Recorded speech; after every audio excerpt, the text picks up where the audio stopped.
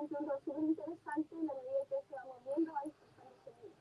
Además que dentro de la cadena trófica o de la red trófica que hay acá, es parte también es alimento.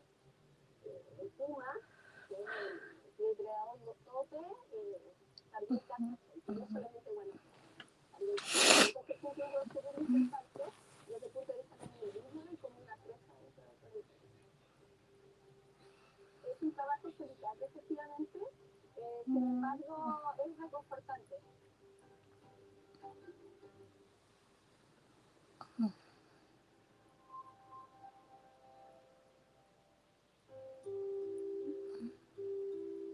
The changes here have brought new opportunities for locals through tourism and a range of things, including that traditional Chilean cultural icon, the gaucho. Don Daniel now helps monitor the native waymill deer. Bueno, a mí me gusta más trabajar con humoles porque me ha cambiado la vida de cierta forma. Eh, si yo hubiese estado trabajando con ganado, o ya sea con vaca o oveja, hubiera sido distinta mi forma de ver el parque o de ver los bonitos quizás también. Traditionally, gauchos are horsemen, skilled at protecting cattle and sometimes hunting predators. But now, Don Daniel has a wider view of the predators as an important part of the animal network.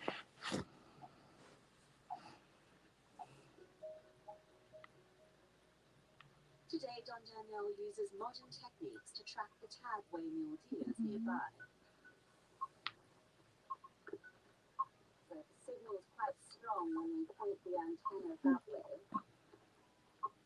It's like one of those TV antennas from the 70s or 80s that you had on your roof. It seems to be doing the job. Oh, yeah, I can hear it.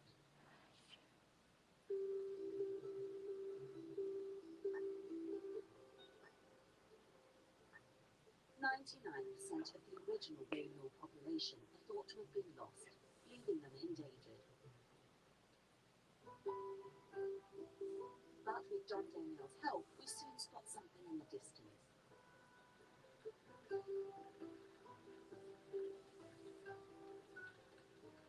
Gosh, look at Don Daniel go.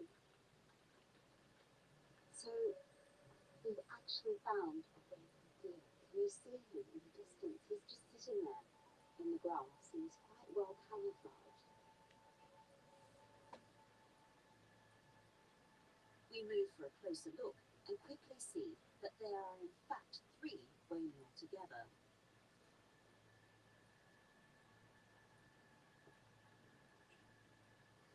So we're approaching the deer from a lower ground angle so we don't scare them.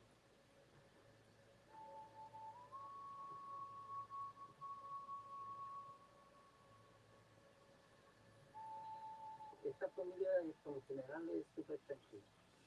La peñita es más curiosa que la lengua, pero la lengua igual se acerca mucho a uno. Por eso, bueno, conozco desde que nació, de cuando tenía un día.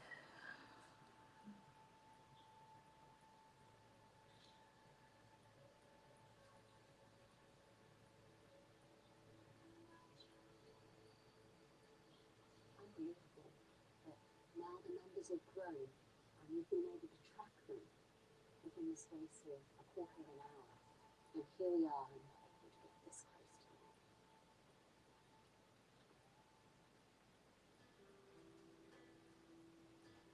In 2017, Tompkins Conservation donated the last of the parks to the Chilean state under the condition that they are protected as national parks. The Chilean government also added to existing national park land to create the Ruta Parks, an area the size of Switzerland. The Tompkins donation was said to be the biggest private land donation to a country in world history, but it was not without controversy. I think that colonization of territory in human history is absolutely discussed as it should be. There's no question about that. I don't think we can roll back the clock and hope that slavery didn't happen, and that almost the entire globe was conquered by 4 or 5 imperialist countries. There's no question about that.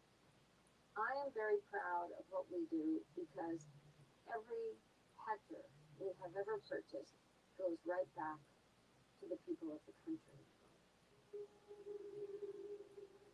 Tragically, Doug never saw the completion of the donation, passing away in 2015. A good friend of mine from New York City wrote to me just a few days after he died, and she said, look, you have a choice here. You can be the long-suffering widow, or you can get out of bed and go do these things. And she was right. That was a conscious decision I was going to have to make. And so I just thought, okay, let's go for it.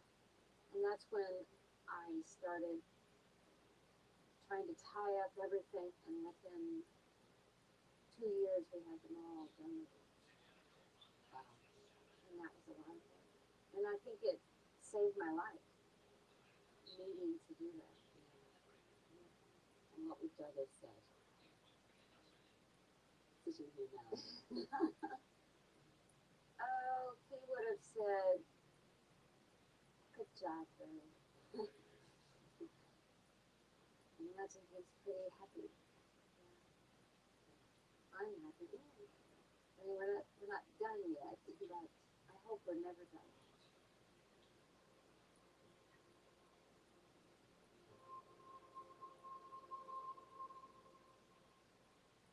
Well, stay with us because still to come on the travel show, the neglected treasures of Tripoli, where with the man who's made it his mission to document these Lebanese artifacts before they disappear forever.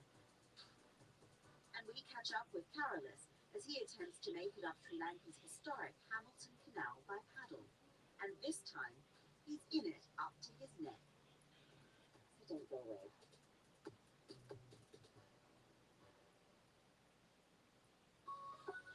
The Travel Show, sponsored by Turkish Airlines.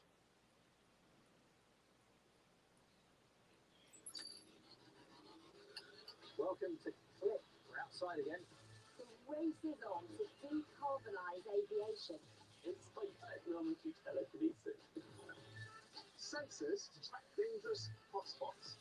We might be able to stop or even reverse the aging process. It won't be long before we're all living in this virtual universe. AI is changing the world. That's Click on BBC World News. Join Simon Sebag Montefiore as he discovers the rise of one of the great cities of the world. Vienna, dynastic city, city of art and music. A metropolis with an imperial past. And a wealth of cultures, religions, and ideas. It all happens here in Vienna, the world city. Vienna, Empire, Dynasty, and Dream on BBC World News. The Travel Show, sponsored by Turkish Airlines.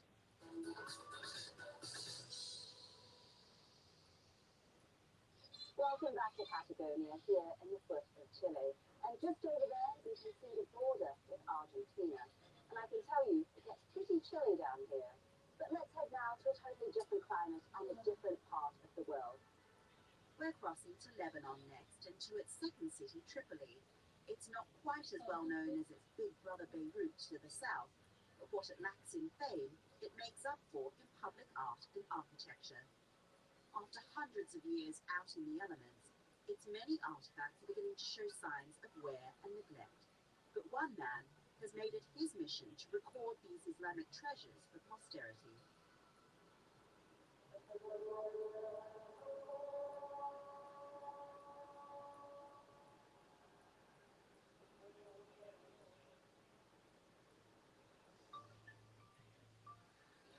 The priority today of the people is not art. It's about finding medicine or finding food to sustain their daily life.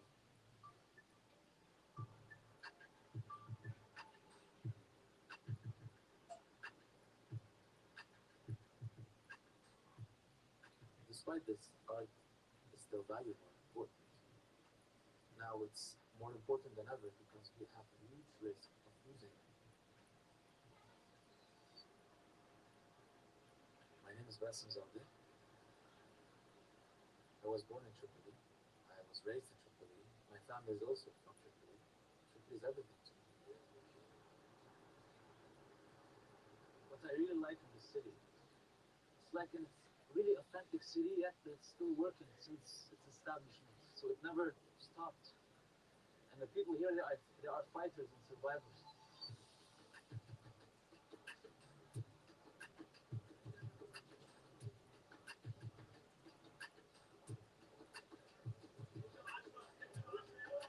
When I started really exploring this city, I just saw how rich the city is, like in art and architecture, culture, and traditions.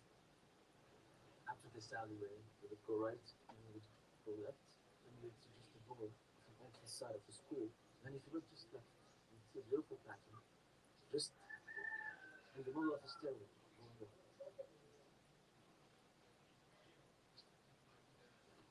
Can you imagine how much work this will take?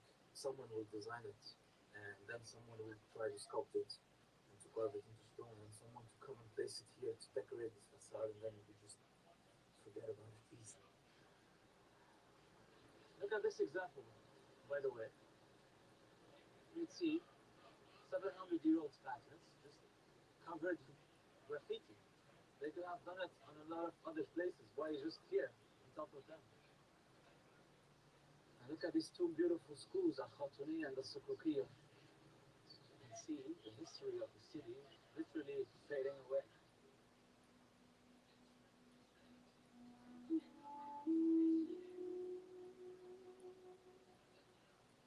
The purpose of this project is to document and digitalize the Islamic art that we have in the city to preserve them for the future generations. One, two, three.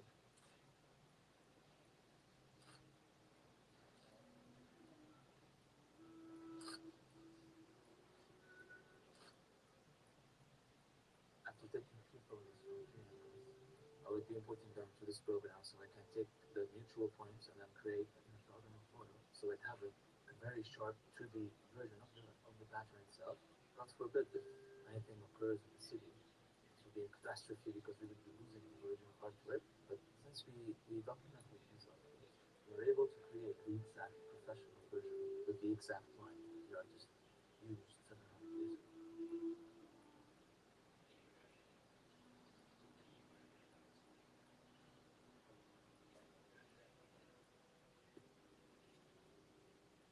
A lot of my work now reflects the history of the art of the city. And working with these old materials and artistic designs, I felt like I was part of history now. Like there's something of me attached to these stone pieces. I wish I could be positive, hoping good things for the future of Lebanon and Tripoli, but the problem is that we are losing a lot of good minds traveling and immigrating everywhere in the world. But I hope one day Tripoli would regain its power and its glory, and that the people would have more time and more energy to respect art and to love the city, and maybe to see it the way I see it.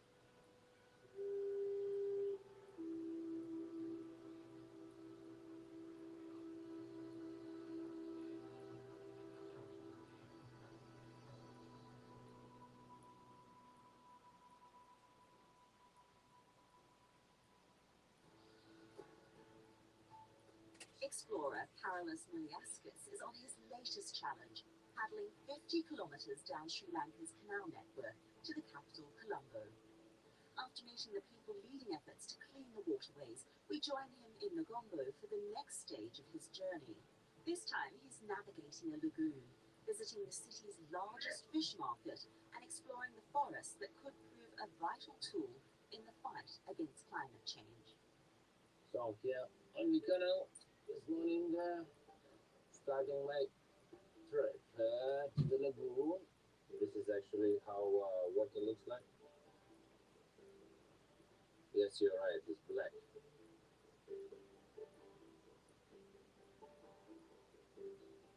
I entered the lagoon just a few hundred meters away. What I expect now, at least a much clear and clean water.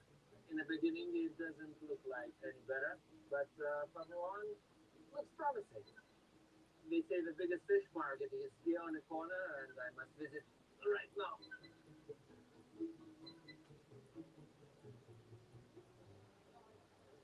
So the biggest fish market here in Igombo. They say most of the products here comes from the lagoon, but some fishermen also come from the ocean. And let's have a look. Looks very busy. I was told that here in Sri Lanka, fish stocks have fallen dramatically in recent years, and that pollution might be part of the problem.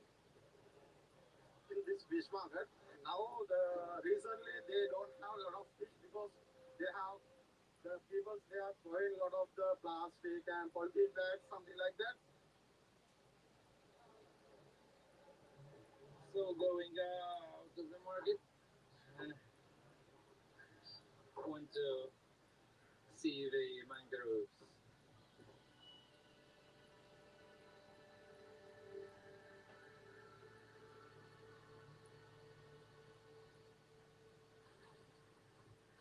I see a little waterway mangroves to go somewhere inside, you know. Mangroves can be a very good weapon in fight against climate change.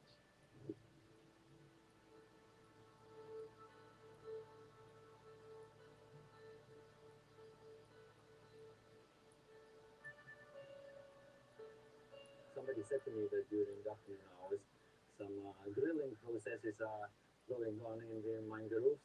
But funny thing is, it's not so easy to see something. Yeah? But I can feel a nice smell of something is drilling. Maybe it's my lunch. What's going on? Food time. Wow, looks amazing. Prawns from the lagoon? Okay, so it's the same as I saw in a market today. I think it's too much for me. Thank you, I appreciate it. With some lime, and fish, and prawns. Good, extremely good.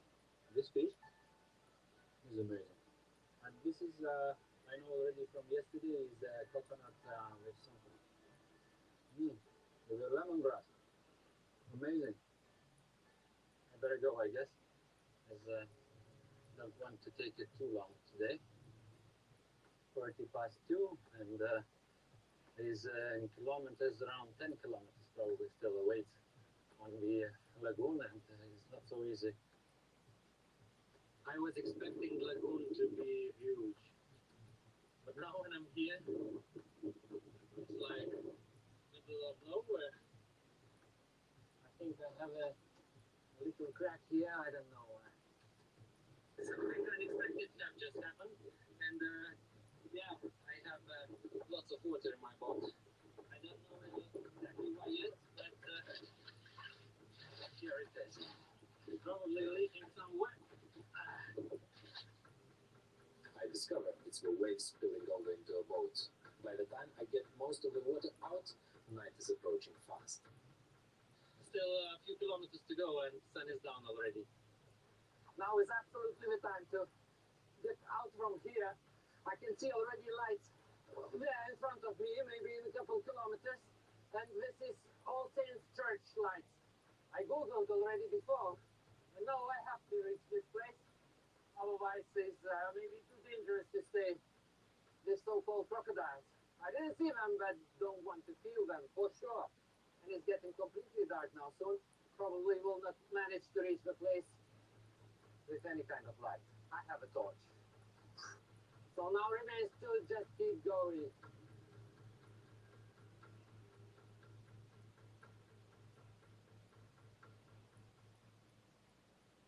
And do join us next week to see if Powerless makes it all the way to the end. Also coming up, Virgins in Dublin on the 100th birthday of one that's best known but most challenging classic novels, and meeting what have to be some of the luckiest librarians in the world. Whoa, look at this. The ceiling is incredible. And it goes on and on for a long, long way. Like at least 60 meters or something. And in the meantime, you can find us on social media. We're on Facebook and Instagram. Just search BBC Travel Show and look for that little blue logo. But until next time, from all of us here in Chilean Patagonia, it's goodbye.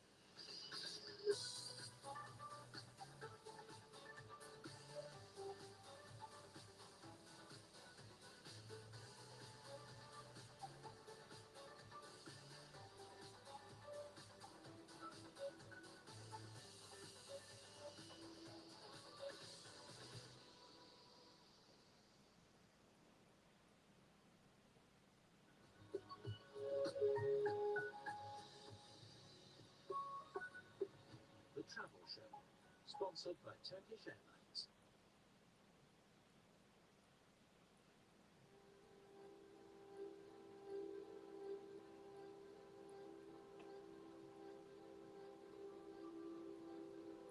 Almost all carbon emissions come from industries that shape our world. But at Standard Chartered, we believe progress doesn't have to cost our planet.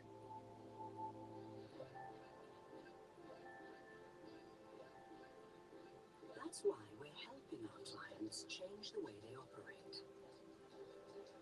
By mobilizing $300 billion in green and transition finance. Accelerating the transition to a net zero world. Because where others see problems, we see potential. We're Standard Chartered, and we're here for good. Hello there, welcome to your global weather updates with me, Matt Taylor. Across the US, Midwest down through the mid-Mississippi Valley towards Texas, some severe storms again on Sunday, a slight risk of tornado development. Snow through central Canada, Manitoba, drier to the west of that, though a few snow flurries through the mid-Rockies, and dry to the south and east of the US and Canada, with temperatures above what we should be for this stage in April. So rain again across central parts of Chile. That could work its way northwards, getting close to a few more showers in Santiago. All of that will be welcome. Dry through Buenos Aires, a few storms through central Brazil and also through Paraguay, and still stormy to northwest Brazil, Venezuela and Colombia. Very heavy rain across parts of Ukraine in towards southwest Poland. Dry and sunny for much of the Balkans down towards Greece and through much of the Mediterranean. Feeling a bit warm in Spain and Portugal. Central parts of Europe, though, lots of clouds and showers around, and on the Alps, a bit of snow too. Things warming up in Morocco and northwest and parts of Africa after the cool conditions of recent days. Still stormy through equatorial regions and towards South Africa, eastern parts, Eastern Cape, also KwaZulu-Natal. Still some cloud and some outbreaks of rain. We could see some thundery rain across parts of Saudi Arabia, but also in towards Iraq, Kuwait, western Iran. Heat still there across southern parts of the Gulf and through much of India, Pakistan. Temperatures continue to rise over the coming days. Heatwave conditions, especially across the north. Monday, though, brings a few showers across the Ghats, also towards the Maldives, 1 or 2 in northeast India as well. Eastern Asia now, and China sees some heavy rain working its way eastwards, just the north of Shanghai. Much of South Korea and Japan will have a dry, sunny, and pretty warm day before that rain arrives through Tuesday and Wednesday. Beijing seeing temperatures above normal as well for this stage in the year. It's cool, but it's dry and bright through much of southeast Australia. A few showers between Sydney and Brisbane, but Queensland, more storms around, more heavy rain, risk of flooding. New Zealand, high pressure in charge, cooler than last week, but most will stay dry. Fine autumn days ahead. That's just looking. See you soon. I've reported for the BBC for around 30 years, looking at global disease threats and innovations in medicine. These girls are benefiting from a vaccine which is offered routinely in wealthier countries. I first became aware of this new coronavirus in early 2020. This has been such a fast-moving story and was relentless. The NHS is now on the brink. There's been a wealth of information. It's my role as medical editor to put that clearly and succinctly for the audience. It is hard to overstate just how important this vaccine could be. It was a privilege to be able to film the very first volunteers to receive one of the vaccines during the trials. It is science we have to thank for giving us this route out of the pandemic. Coronavirus is going to be with us for years to come. We're going to have to learn to live with it, but will not see our lives dominated by it.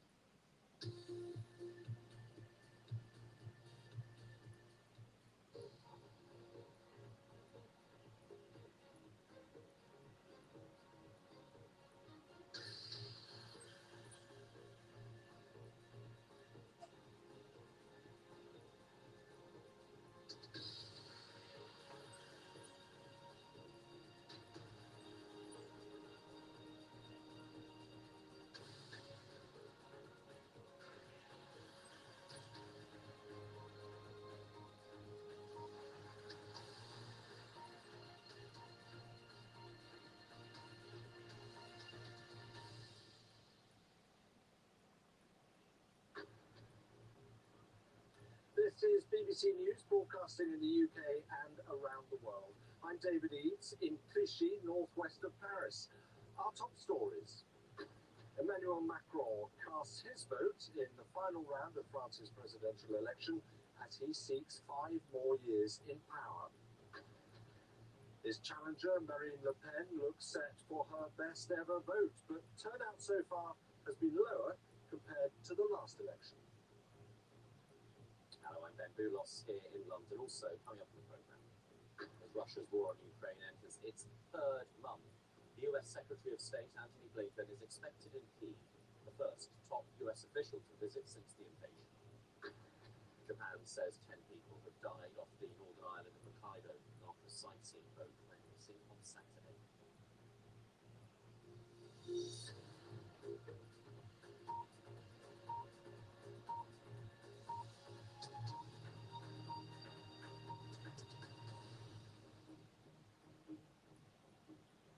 Hello, thanks for joining us. We've come to the suburbs, the Paris suburbs, just northwest of the capital in Clichy, and it's a part of France which generally had more support for the candidate who is not in this final round of the election. That was the left-wing candidate Jean-Luc Mélenchon, which means that Emmanuel Macron and Marine Le Pen, here at least, would be battling for some 50% of the vote. So there is a lot at stake for them here. I should point out Marine Le Pen scored only 7% in that first round, so this is not really her territory. A bit more hope for Emmanuel Macron perhaps here.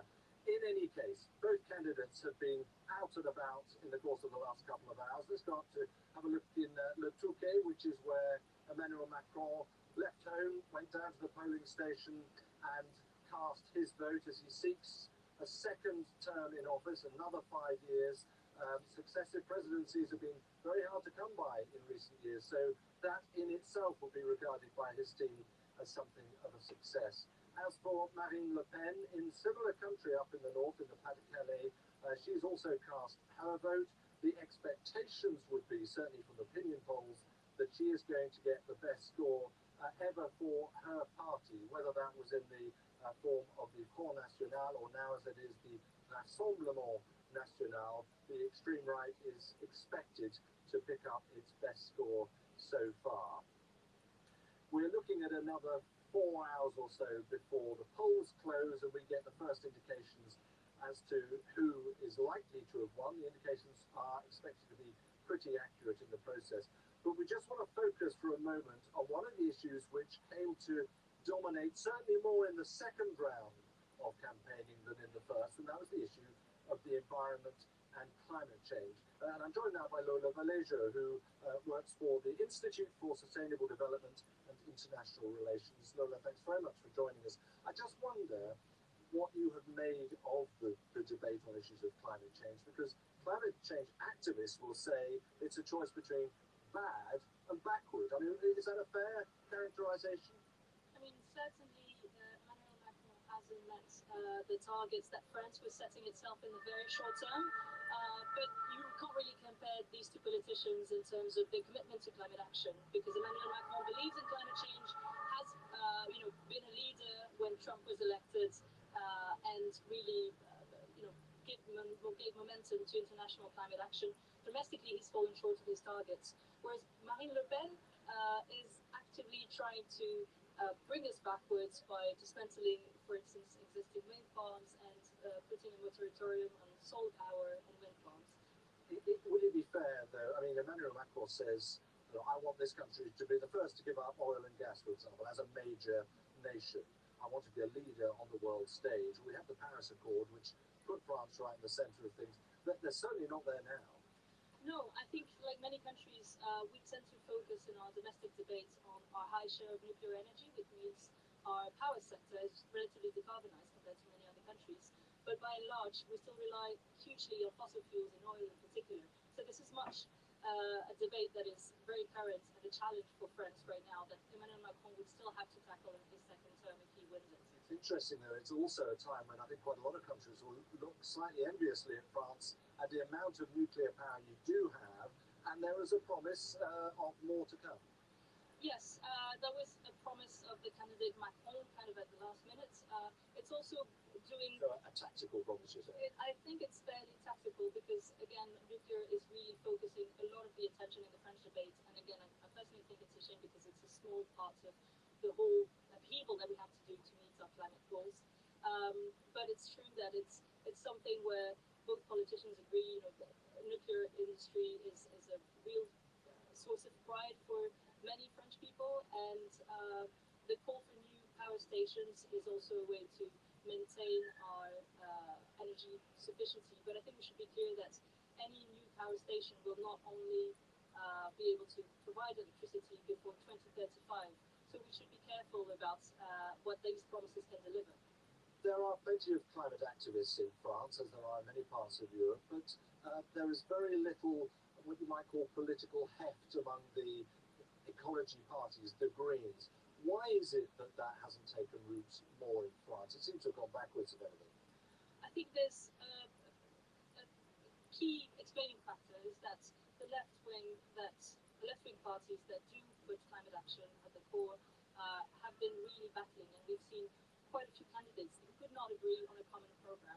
And Mélenchon, who came third, was really the one that carried a lot of this tactical voting from a lot of voters who would otherwise vote for Green parties and put climate action at the forefront, but voted for Mélenchon because they wanted to have a candidate in the second round who cared about climate issues. Right, so we wait to see if that bears out in terms of the way in which the candidates have looked at those topics. Lola, thank you very much indeed for your analysis. It is one of those issues that everyone worries about, but is it top of the priority list? And once again, I think it's true to say in France, cost of living has trumped pretty much everything else. So environmental issues have taken something of a backseat, but we'll see where the votes go. We've got, as I say, just under 4 hours now before we'll get a really clear indicator as to the way this election has gone. For now, though, Ben, back to you in London. David, thanks very much. US Secretary of State Antony Blinken is due to visit Kyiv later. There are renewed calls for peace talks with Ukraine's president, again asking to meet Vladimir Putin. The United Nations is also stepping up its efforts in diplomacy with visits to Moscow and Kyiv this week. It's Easter Sunday in Ukraine. People are reflecting on the war, which today enters its third month. Dan Johnson reports. Vladimir Putin may have been to church this morning to mark the Orthodox Christian celebration, but he won't convince Ukrainians he's a man of peace. Their Easter is about a resurgent defence of their country, rising again in resistance to Russian attacks. At least 8 lives were lost yesterday when an apartment block was hit in Odessa. A 3-month-old baby died here, the latest sacrifice in 8 weeks of war. The president's Easter message was high on symbolism and heavy with condemnation. Our souls are full of fierce hatred for the invaders and all that they have done. Our hearts are full of fierce fury. Don't let fury destroy us from within. Most Ukrainians won't be at home this weekend. Families are scattered and so many people are on the move. Not many have made it out of Mariupol, but the evacuation efforts continue. These are the more fortunate who've reached the relative safety of a temporary shelter. Others will spend Easter Sunday trying to escape Russian shelling. Since the Russian aggression, The US Secretary of State is due to visit Kyiv later, bringing goodwill and support. But the prayers across Ukraine are for peace and for more of the weapons they say are needed to protect it. Dan Johnson, BBC News, Lviv. Elsewhere, Japan says the bodies of 10 people have been recovered after their sightseeing boat sank off the northern island of Hokkaido. The search continues for the other passengers. A total of 26 were on board the vessel, which ran into trouble off Shiratoko Peninsula, an area famous for its wildlife and dramatic coastline. Our Asia Pacific editor, Michael Bristow, reports. This is the boat that went missing while on a sightseeing trip. A camera appears to capture the vessel as it prepares to leave harbour. One by one, the passengers embark. The boat then gently pushes out to sea. All seemed calm, but one local tour operator warned them not to leave. It was clear that the conditions at sea would worsen, so I told them not to go, but they did anyway.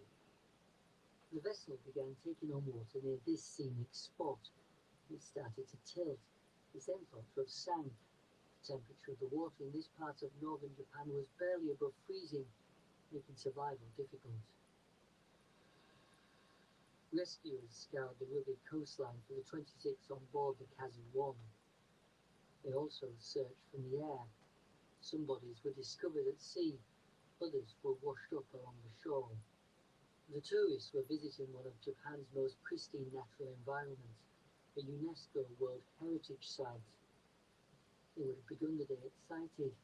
Investigators will now be asking why their captain didn't heed the warnings about the weather.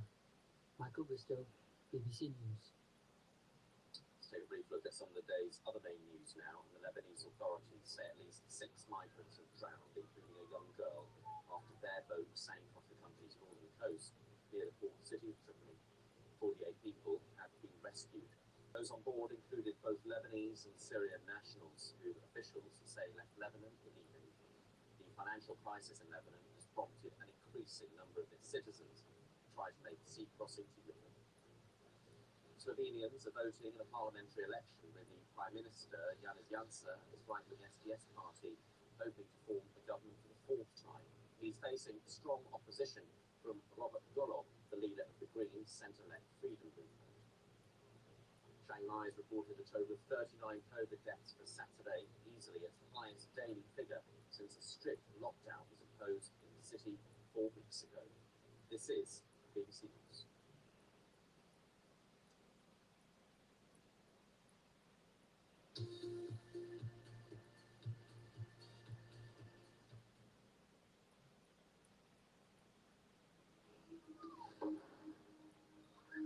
For weeks, Vladimir Zelensky has been leading from the front as Ukraine resists Russia's invasion.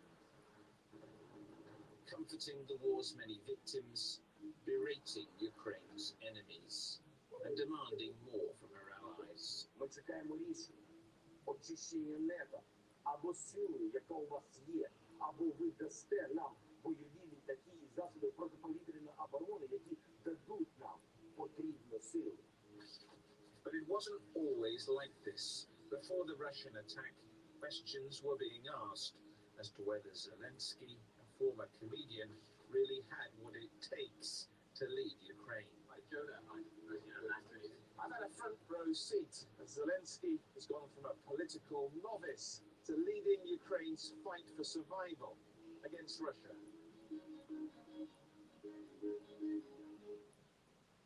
How worried is the WHO? We really need to focus on bringing transmission down. You've been in office for some time. What are you doing about it? This question is around the context. What the turnout was, it was over 70%. You know how many seats your party got? 0, is it?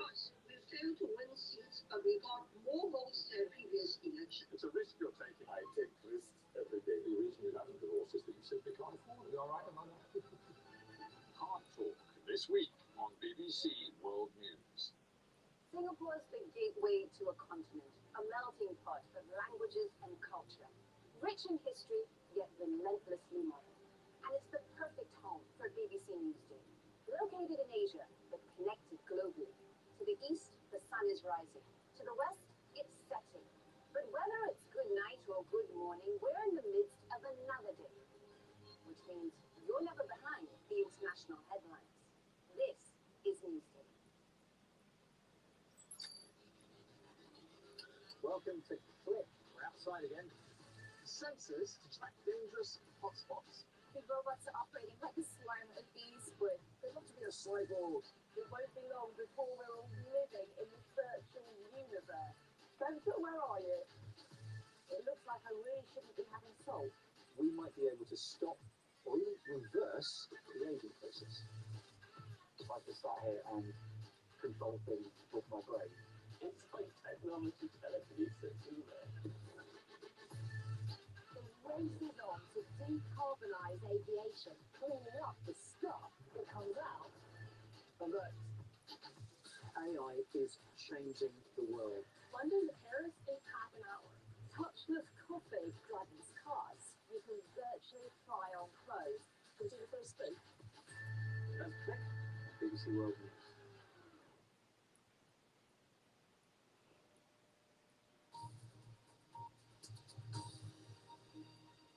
Catch up with all the latest sports news and results from around the globe. Now on BBC World News, Sport Today.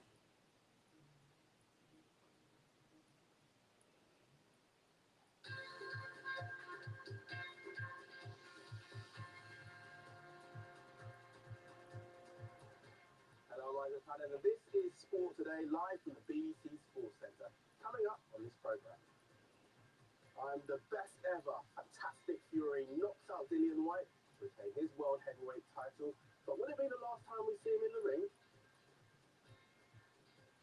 I'm a legend in this game, and you can't deny it. I'm the best heavyweight's ever been. Beers galore for Bayern as they celebrate a 10th consecutive German Bundesliga title. And it's chaos for Cleveland as their outfielders are hit with debris by Yankee fans following their loss in New York.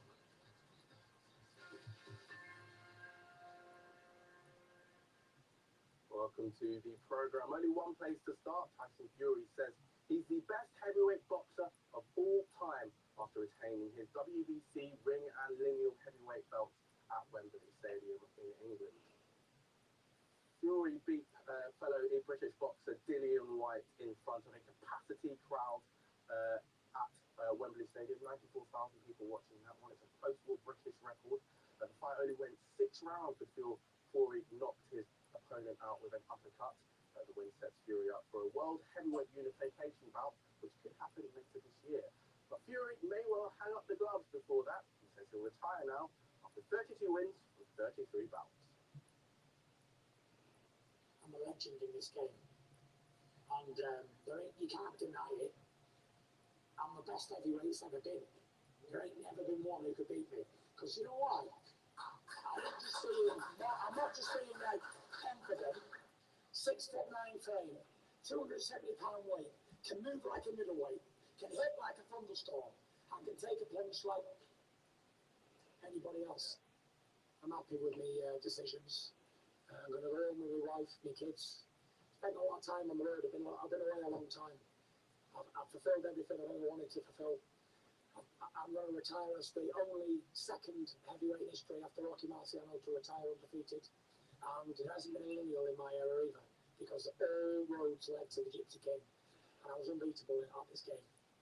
But I will not rule out exhibitions, for sure. You know, I want to have fun. You know, I'm entertaining. You saw tonight, entertaining. It's what I do best. I'm an entertainer. So I want to have a lot of fun. You know, Big Francis Ngannou was here today. He's on my hit list in an exhibition fight. However he wants it, in a cage, in the boxing ring, boxing gloves, UFC gloves. We can make it happen. I think everyone wants to see he's a monster of a guy. I'm a monster of a guy, so it'll be a clash of the titans for sure. To the north of England now, where there is a huge game in the English Premier League kicking off later. Liverpool take on local rivals Everton, knowing they've got to get a win to keep up with leaders Manchester City, who are 4 points clear at the top. For Everton, though, it's the other end of the league they're worried about. They're looking over their shoulders at relegation, just 1 point above the bottom 3. But Klopp says their manager, Frank Lampard, is the right man for the job. I really thought he did a brilliant job at Derby, and I really liked what he did at Chelsea. So yes, in the end, because Chelsea is a club, if you are close to success, and in the past it was like this, it's still too far away, and then they changed things. And Thomas obviously came in and stepped in and did an incredible job when he arrived. But the way Chelsea played, I thought you could see really what they wanted. And at Derby was obviously really good for the first job. So having something completely different. That's a different situation when you are fighting for staying in the league. Now they won and drew the last 2 games, so they will go for it. It's clear. It's not the first time Klopp and Lampard have met on the touchline. The pair clashed when Lampard was in charge of Chelsea, but he says the pair have moved on from that incident. What I know was it was well meaning at the time, probably just badly a bit misguided from my point of view, but I've seen lots of managers do that. And when you actually speak with the manager behind, I've seen Jurgen since then when I was managing Chelsea, and everything's fine. We understand the passionate nature of the game, and that's what I like. But you can maybe get things a little bit wrong, but we all move on because we understand what this game does to you sometimes. So everything could be in the relegation places before they even kick off. Burnley can move out of the bottom three if they beat 3, and you can see there it is 0-0. There's a London derby as Chelsea are playing West Ham 0-0 in that one. The only goal is between Southampton and Brighton 1-0 in that one. Erik ten Hag has said that his focus remains on his current club Ajax, despite being named the incoming Manchester United manager. Ten Hag will join the Premier League side at the end of the season, but wouldn't give an opinion on United's 3-1 defeat to Arsenal on Saturday. I don't have an opinion about that because I show the respect for the people now who are Man United, but I say I'm responsible for Ajax. You always spend time on the future with my head, and my energy is for Ajax. In France, there are 7 matches in Ligue 1 today, with 4 games happening right now, including bottom club Metz against Brest. At the top, Paris Saint-Germain have won a record-equaling 10th French league title with 4 games to spare after a 1-1 draw with 10-man Lens. It's the first title for manager Mauricio Pochettino, but there was little celebration with the PSG supporters who remained dissatisfied with the team. They left early to celebrate outside the stadium on their own. In Germany, it's 10 titles too for Bayern Munich, who completed a decade of dominance in the Bundesliga. They secured a 10th successive league triumph with a 3-1 victory over their bitter rival Borussia Dortmund. Serge Gnabry put Bayern ahead. Robert Lewandowski adding this second before Jamal Musiala wrapped up a victory late on to seal a first Bundesliga title for coach Julian Nagelsmann, who was drenched with beer in the post-match celebrations. Some might call that a waste. It could be a huge day in Italy's Serie A title race, with the top two of the top 3 in action on Sunday. Third place Napoli are in action right now. They face Empoli. It is 0-0 in that one. AC Milan can regain top spot if they beat Lazio later on. While Genoa have to win to keep their survival hopes alive. There's one game in Spain's La Liga on Sunday, with Barcelona taking on Rayo Vallecano later on. Meanwhile, it was a celebration time for Real Betis on Saturday as they won the Copa del Rey. They beat Valencia 5-4 on penalty for the game, which finished 1-0. It was Betis' 3rd Copa del Rey, ending a 17-year wait for a major title for the Seville-based side. Ever since we left the hotel, I saw it would be difficult to lose this game. The support was amazing. The roads were crowded from our stadium to La Catula. The players were motivated and calm, convinced and focused. The game went on until the penalties, but I thought we deserved to win early. After a disrupted and stuttering start to 2022, Novak Djokovic will hope to kickstart his year with his first ATP title of the season on Sunday in front of his home fans. He's in the final of the Serbia Open right now, playing Russian world number 8 Andrei Rublev. He took the first set. Rublev took the first set 6-2, and it is all square in the second set. Meanwhile, fellow world number one, Iga Swiatek has won her 4th WTA title of the year. She defeated Arina Sabalenka in the final of the Stuttgart Open. Swiatek winning 6-2, 6-2 in just under an hour and a half.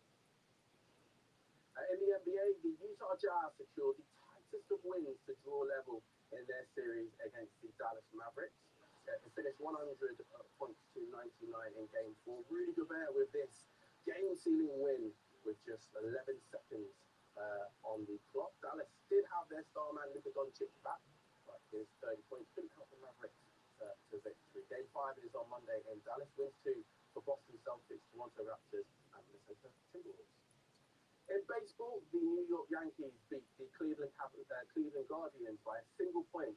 The victory was marred by fans when fans started throwing things at the Cleveland players. It happened after Gleyber Torres clinched the game, winning single for the Yankees. That put them 5-4 in the league. The celebrations were cut short as their fans started throwing beer at Cleveland players who went to collect the ball. Oscar Mercado was amongst the lads, one of the ones who were targeted. BBC.com/sports where you can get the latest sports news. But for me and the rest of the sports day team, goodbye.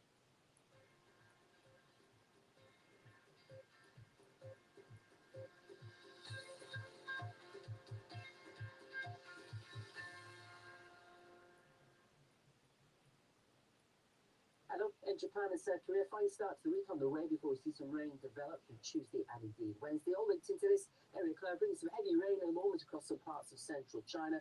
It's on its march eastwards as we speak. Notice the big clear slot across parts of central and southern Indonesia. It's further west we'll see some storms. Now let's focus for Monday afternoon across Japan and South Korea because there's going to be sunshine, a bit of warmth as well. Spring warmth with temperatures 26, 27 degrees as we'll see in Beijing. But between Beijing and Shanghai, we see the heaviest of the rain moving its way out into the Yellow Sea. A few showers and thunderstorms in its wake. Cambodia Laos could see a few downpours, as could the Malay Peninsula. But it's Sumatra and Java across Indonesia where we could see some of the wettest of the conditions here. Bangkok stays dry over the next few days, but South Korea, Seoul, there you go. The rain on Tuesday turns cooler. And for Tokyo, it's Wednesday for you before temperatures drop for the end of the week. Across in Australia now, northerly winds in Perth. It's a reasonably warm autumn day. Some clouds spilling in and some showers on the way here. Lots of rain through parts of Queensland at the moment. So risk of further flash flooding, especially to the north and east. Brisbane, Sydney, a few showers could push in on the onshore breeze, but many will be dry and bright. And it's a dry, bright, pleasant autumn day in New Zealand on Monday.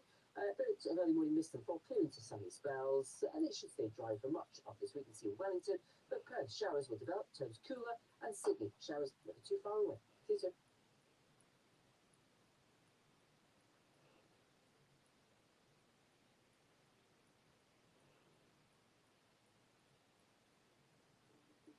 I've reported for the BBC for around 30 years, looking at global disease threats and innovations in medicine. These girls are benefiting from a vaccine which is offered routinely in wealthier countries. I first became aware of this new coronavirus in early 2020. This has been such a fast-moving story and was relentless. The NHS is now on the brink. There's been a wealth of information. It's my role as medical editor to put that clearly and succinctly for the audience. It is hard to overstate just how important this vaccine could be. It was a privilege to be able to film the very first volunteers to receive one of the vaccines during the trials. It is science we have to thank for giving us this route out of the pandemic. Coronavirus is going to be with us for years to come. We're going to have to learn to live with it, but will not see our lives dominated by it.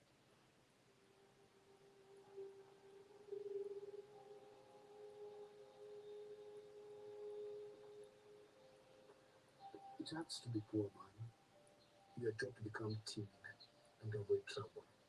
As like a default setting, when you see trouble, you see problems, you run away. I was the softest child, or the smallest child, and they thought I was very weak. So they would call me softy. I was born poor, I grew up poor, single mother, 7 kids. I want better for my country. A country where everyone has a decent shot in life. Doesn't matter if you're poor, doesn't matter if you're what tribe or what gender. That you matter to this country, and this country knows that you exist.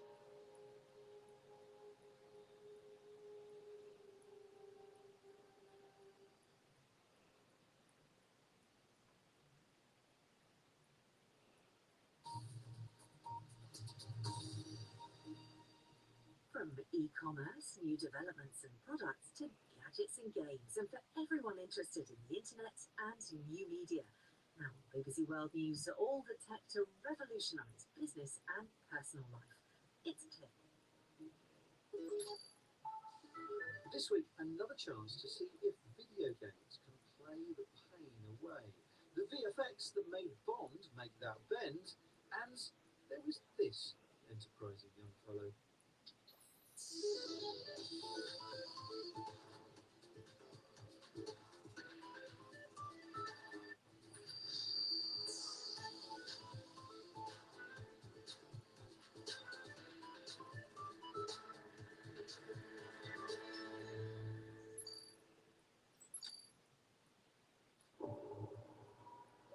shadow of Battersea Power Station in London, the future of mankind hangs in the balance. Our two heroes are on a desperate mission to save the Earth from being wiped out by an asteroid. Hang on, you're bashing some boxes around now. What's this? Oh, okay, well done. Yeah, Oh. And quite frankly, they're being hopeless about it. Do you want some nitrogen? Can I throw it to you? Okay, I've got those feet. Yes, throw it to me. Let me catch it. Got it. Okay, well, what am I actually doing with it now? I don't know, hang on to it, I suppose. Well, that's why you give it to me, because you don't know what to do with it.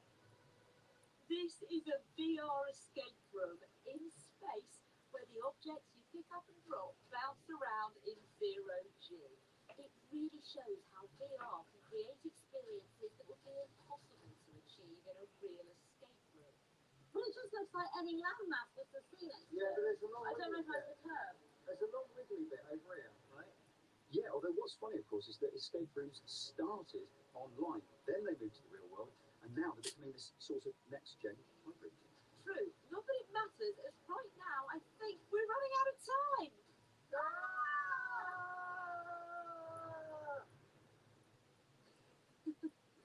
Oh, we didn't manage to save the world, I'm sorry. Yeah, you all got away with the dinosaurs, I'm afraid. Apologies. We've known for some time now that video games can help alleviate stress and anxiety. And only last year we looked at a device called the Endolores, which is usually used by doctors to see whether patients who are sedated are feeling pain or not. Yeah, but they've also been conducting other studies using the machine, specifically with kids who have cancer, to find out whether playing video games could do more for them than just being fun. They're not necessarily from finding out. Nervous. I'm pumped. I'm excited. A little bit nervous. We've arrived at the Hospital La Paz in Madrid, and we're here to meet the kids fighting cancer. Hello. Why is that? Well, it's because I'm about to play some video games with them. This here is my new friend, Marco. How long have you been in the hospital?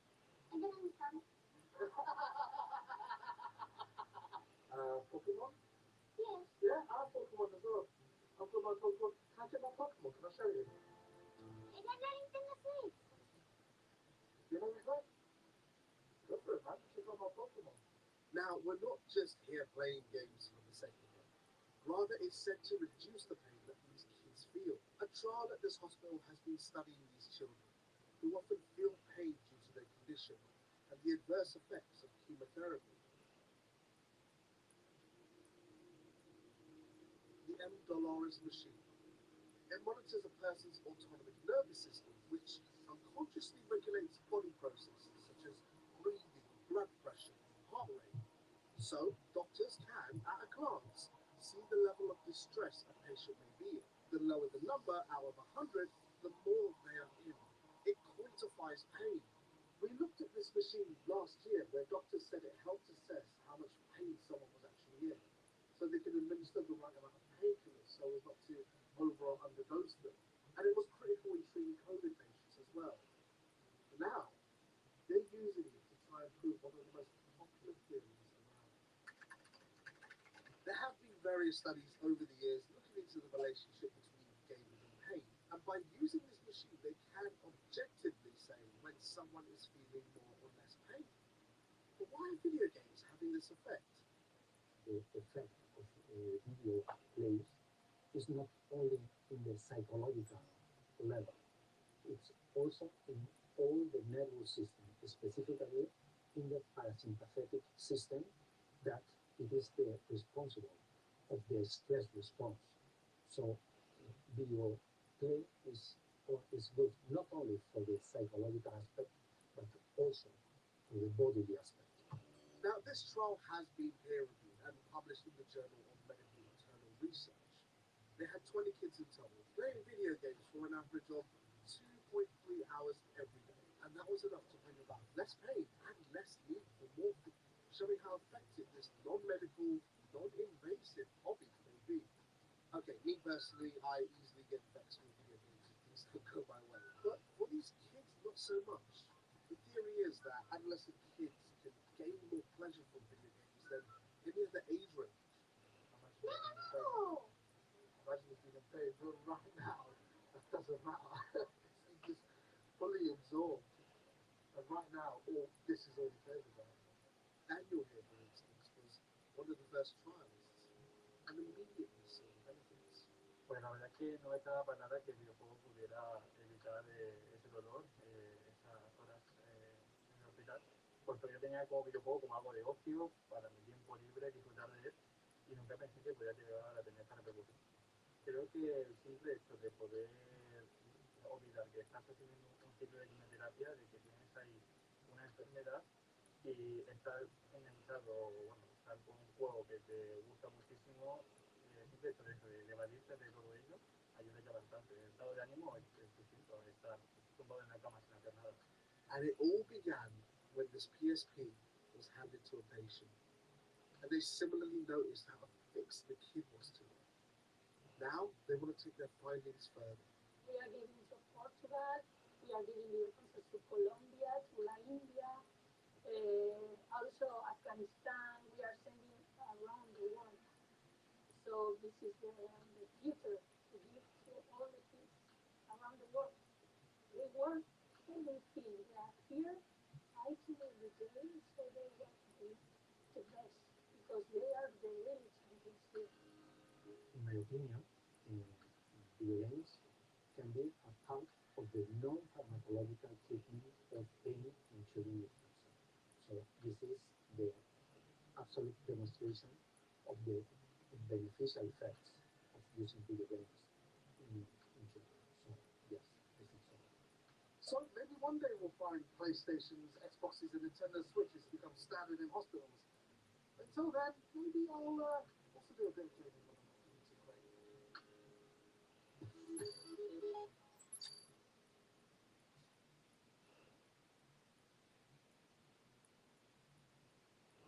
300 million years ago, there was no Africa, Asia, Americas, or Europe. Just one big supercontinent, Pangaea.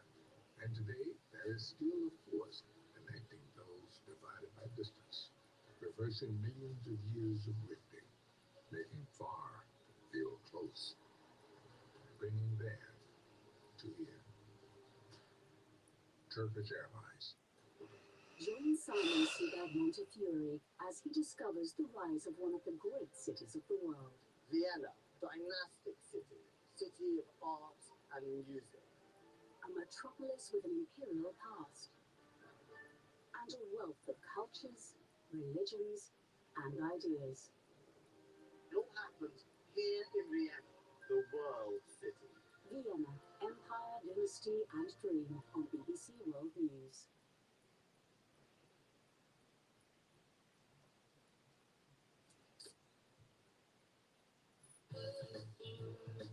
After a 3-year-long COVID-enforced hiatus, South by Southwest and its creative crowd are once more converging upon the Lone Star State.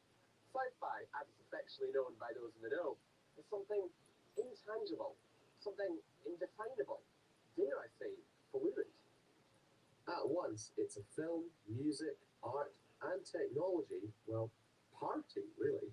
It's neat to, in a world that is largely fractured and divided, to see a lot of different cultures coming together, meeting each other, making new connections. So much of what we do here is content, creativity, but even more so inspiration. Now in its 35th year, on everyone's mind is, what's next? Unsurprisingly, the big talk this year is all about something beginning with the letter N. How it's going to affect entertainment and storytelling in the future.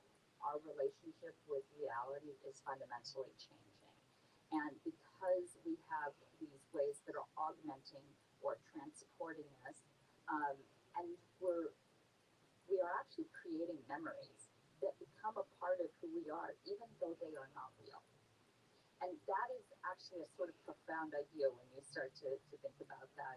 Disney's ILM X Lab has been crafting mixed reality experiences to expand its Star Wars and Marvel franchises for years, but now it's focused on bringing the magic to your everyday.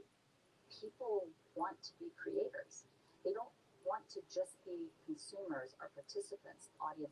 more sophisticated and their expectations are increasing, and they do want this connected storytelling.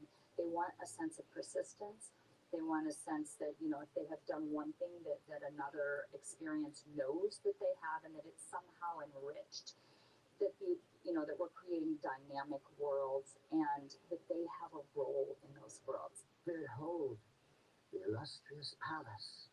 VR's theatre troupe, the Ferryman Collective, is premiering their latest interactive show, Gumball Dreams. The 25 cents, and unfortunately I have no cash on me. It's kind of like a virtual version of Secret Cinema, but the stage here is made of pixels, and the live performers are robots and blue aliens.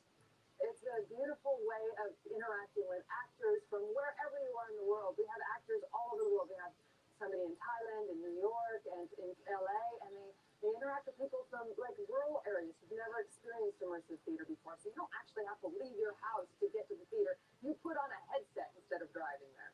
He's got a Rubik's Cube. He's very happy with that. You can do things in VR that you could never do in real life. You can make a book turn into a house right in front of your eyes, or travel through time and space into one room to the next. You know, you can get as much out of it as you put into it. I must stay behind, for I have many preparations. No! Off you go. Don't make me.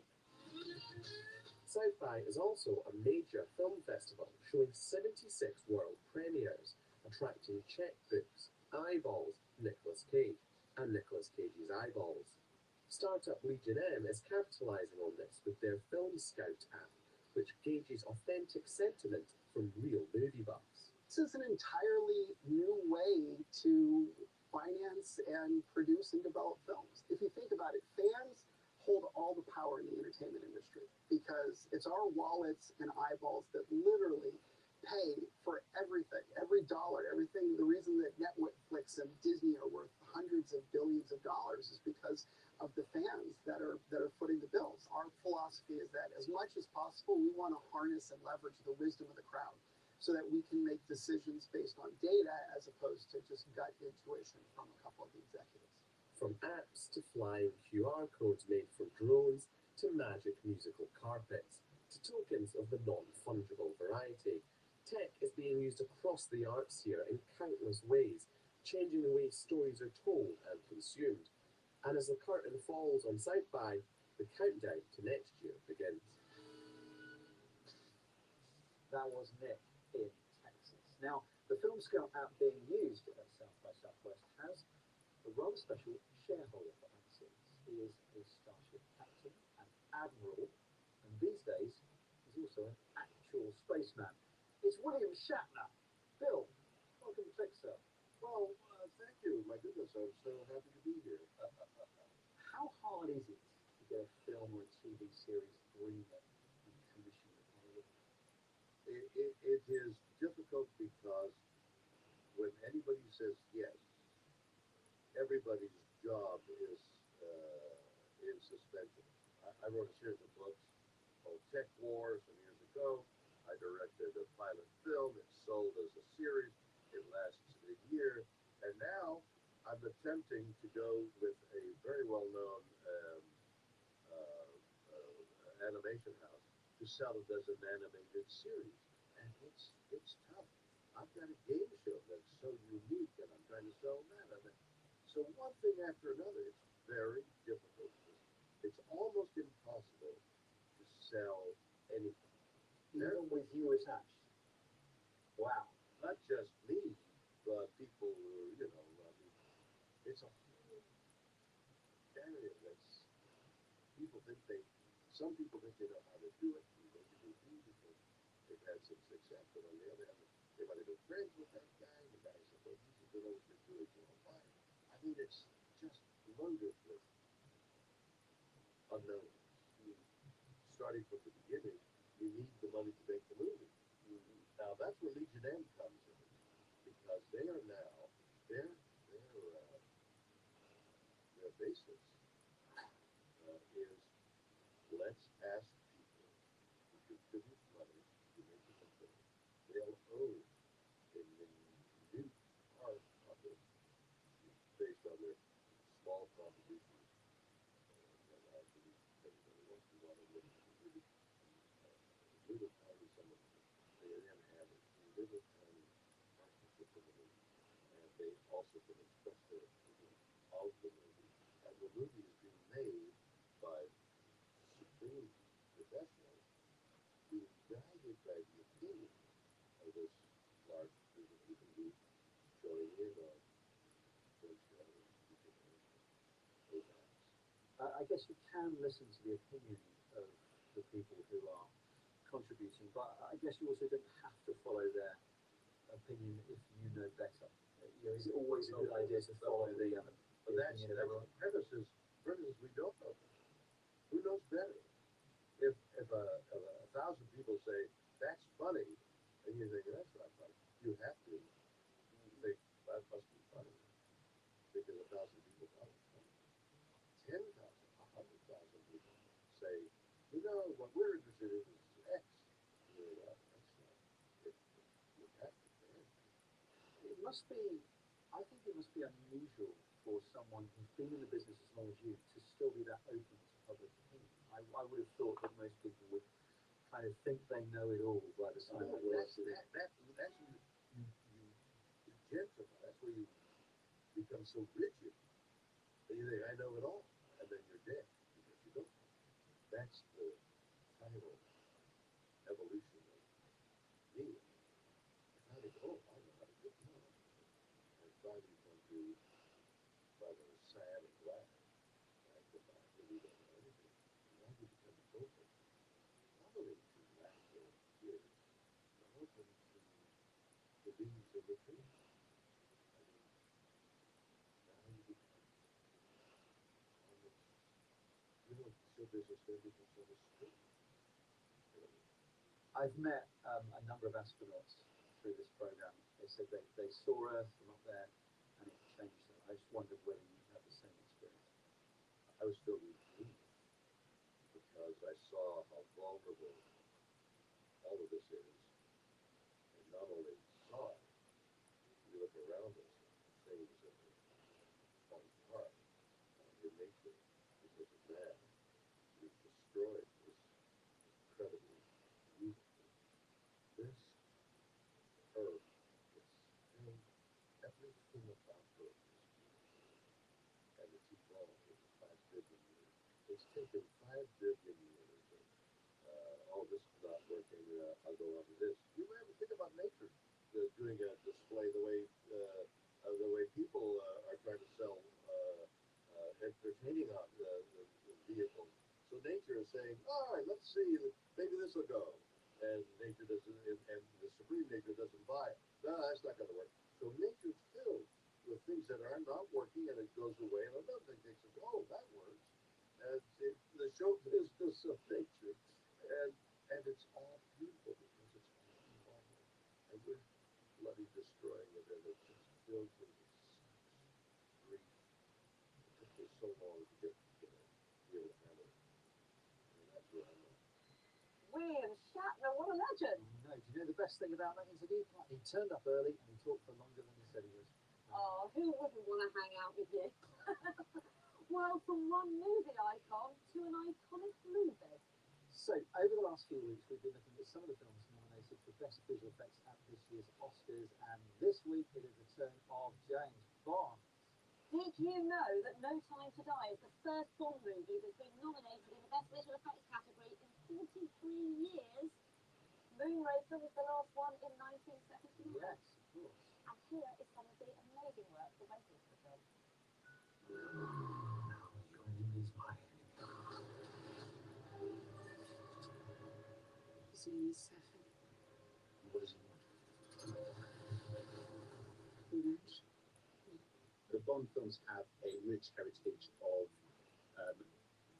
shooting all of their extraordinary action for real, and this film was absolutely no different. There was visual effects in it, but they were not up front and center. So, for instance, in the Norway lake sequence, the production actually went to Norway and they filmed on a real lake, a real frozen lake in Norway. But as with any production, when you shoot throughout the day, the footage looks different from shot to shot. There was kind of one or maybe two shots which everyone was happy with the lighting conditions. We had a task to try and match the lighting across all of the shots, And in order to do that, we simulated a CG world where the lighting was exactly the same. And then we used a number of techniques to copy and mimic what we were seeing in the computer. So rather than, we still used the photography and built on top of it, rather than replacing it whole, but we used the simulation to tell us what that should look like.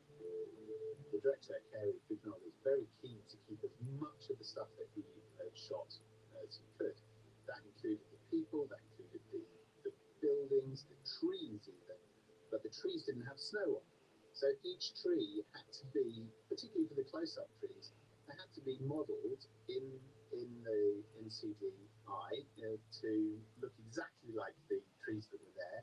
We put snow on them digitally, but then lifted the digital snow off and put them on top of the real trees that were in the plate. We had an amazing special effects team that really did, a stunt team that really did jump Land Rovers through the air.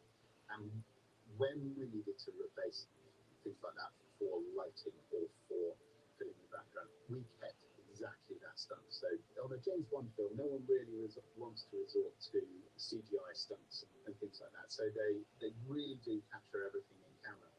But when they, for sort of timing reasons, they take a chunk out of the middle of a chase, suddenly the continuity of where those vehicles are and where they need to be sort of goes out the window. That's when we do come in and we find a plate that maybe has got the Toyota in it, which is Bond's car, but doesn't have the Land Rovers there. So had a motorbike, so we'll erase the motorbike, but we'll put the Land Rovers in, and that's the kind of work that we are doing. It's not very flashy work to put in the grass that was completely chewed up by the stunt team and to replace that. But it does need to look really accurate, and the attention to detail that our environments team had to go to model the tufts of the grass that matched the Scottish Highlands where they were shooting. Unless we go to those sort of lengths, you don't end up believing it, and it all feels like a bit of a fudge. And we're not interested in fudging it in 2022.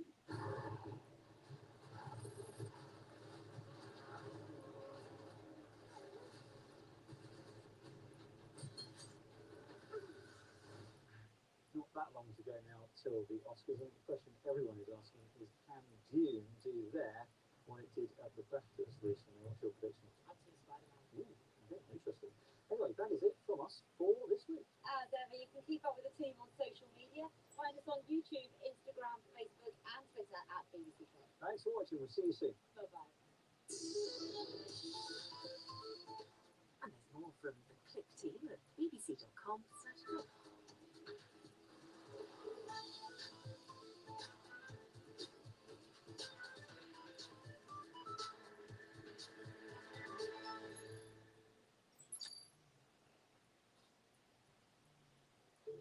The global supply chain is under pressure and it's leading to shortages around the world. So what is happening and what could that mean for you? We're buying more and more things online, and that means a surge in demand for products made here in Asia. But the world is running out of warehouse space like this. With so much congestion at many ports lately, we've got a big reminder of just how important cargo shipping is to the global economy. And here in India, the shortage of chips caused by pandemic disruption has hit the country's largest car manufacturer, with production plummeting. The fragility of the global supply chain has been exposed by a combination of factors, and it's being felt across the world. Is the chain broken forever, or can it be fixed for a more sustainable future? Business on the BBC. Make the connection.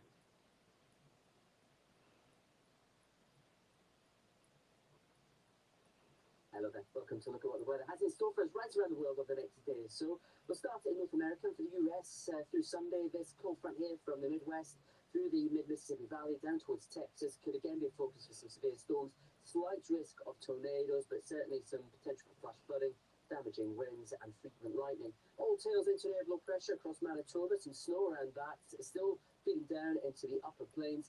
To the east of it, warm day for many for the stage in April. Lots of sunshine. To the west, lots of sunshine. British Columbia though sees a return of some rain. A few showers dotted around Mexico, still pretty hot here at the moment.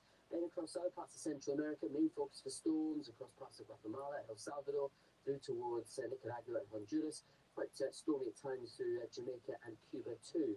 We'll see some rather lively showers and thunderstorms in the north of Peru, but mainly into parts of Colombia, Ecuador and southern Venezuela. And a few more showers brewing later in the day as temperatures build across Paraguay and southern Brazil. It's looking dry in Buenos Aires.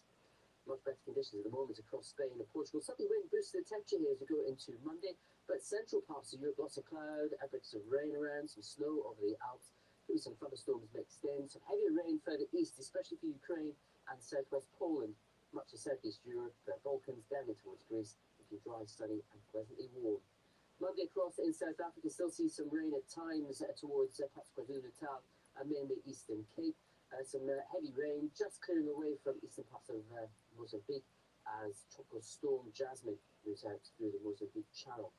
And across much of the Middle East, it's looking dry for many, but through central parts of Saudi Arabia, through towards Kuwait and Iraq. This is where we focus on some storms, turning hotter still across southern parts of the Gulf. And heat continues to build across parts of central northern Pakistan and India this week. We'll see temperatures well above levels we should for the stage in April. Could give a health risk, and we'll see a few showers further south, also across the Maldives.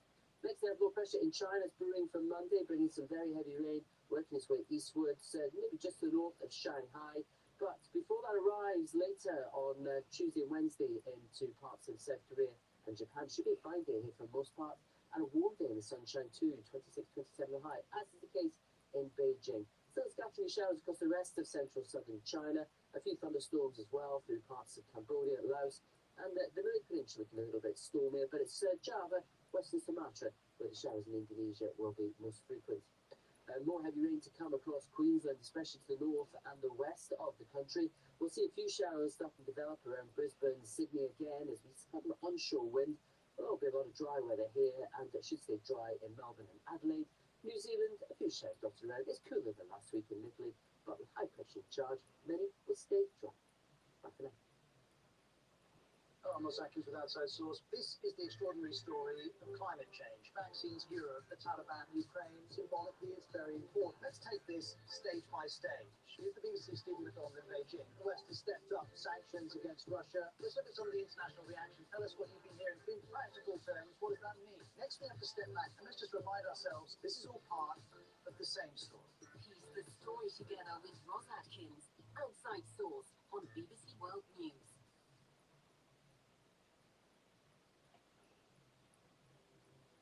When you come to this contemporary period, they are unafraid to address issues such as gender or politics, and very often the works test the boundaries of censorship and control. There it is. Beautiful, beautiful, so enigmatic. A Neanderthal woman or man or child made those marks for a reason. Well, I try to paint the act of someone laughing. And what I love about when somebody really laughs is the chaos of the features and the abandon. This is a magnificent view. The thing to remember about this column is that nothing like it had ever appeared before in the history of art. The vehicle in which people are being created is not what we should focus on. What we should focus on is the talent and the creativity itself. Inspiring arts and culture on BBC World News.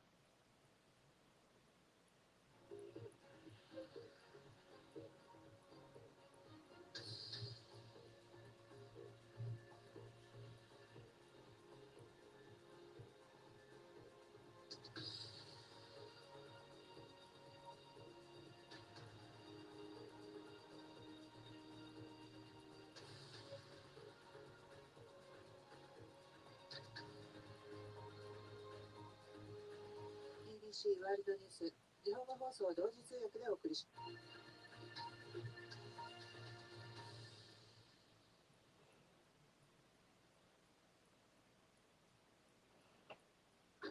Hello, this is BBC News. Very warm welcome if you're watching here in the UK or around the world. I'm Ben Boulos, our top stories. Voters in France cast their ballots in the final round of the country's presidential election. Emmanuel Macron looks to extend his premiership. The challenger, Marine Le Pen, seeks to replace the incumbent. The voter turnout so far has been lower compared to the last election. As Russia's war on Ukraine enters its third month, the US Secretary of State Antony Blinken is expected in Kyiv, the first top US official to visit since the invasion. Japan says 10 people have died off the northern island of Hokkaido after a sightseeing boat went missing on Saturday.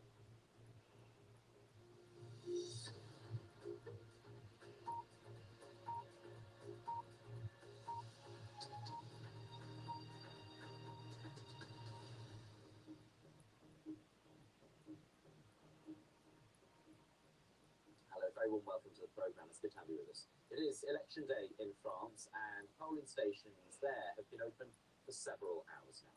In the second and final round of voting, the incumbent President Emmanuel Macron is being challenged by the far-right leader Marine Le Pen. Turnout at midday was almost 2 percentage points lower than at the same stage of the last presidential election in 2017, but it was marginally higher than in the first round 2 weeks ago. A short while ago, the centrist Emmanuel Macron left the home that he and his wife have been staying at in Le Touquet and cast his vote. He's hoping to become the country's first sitting president to win a second term in 20 years. Meanwhile, his rival, the far-right candidate Marine Le Pen, is hoping to win her first. She was out earlier in Beaumont, where she voted. Today's election will be like a déjà vu for the electorate because the pair went head-to-head in the second round of the last election back in 2017. This is Marine Le Pen's third attempt at the presidency, and if she fails, it could potentially be her last. Europe correspondent Nick Beat has the latest on the presidential runoff. Emmanuel Macron cast his ballot this morning, hoping to become the first French president to be re-elected in 20 years. But many voters believe he's failed to deliver on big promises during his first term. Marine Le Pen also wants to make history by becoming the first French woman to be president. She's tried to present a softer image, but is accused of holding on to racist policies, including banning Muslim women from wearing a headscarf in public. The French aren't exactly thrilled with what's on offer this election. The frustration we found at this market in Paris tells a similar story across the country. Just listen to Patrick, a retired fireman, and Joël, an office worker. They won't be voting for anyone. I won't vote for Marine because I hate the far right. But Macron is not that different. He's president of the rich, arrogant, contemptuous. I don't hate Marine. She's got better, she's calmer, more mature. Her speech is more poised, but I don't agree with her on the more sensitive policies.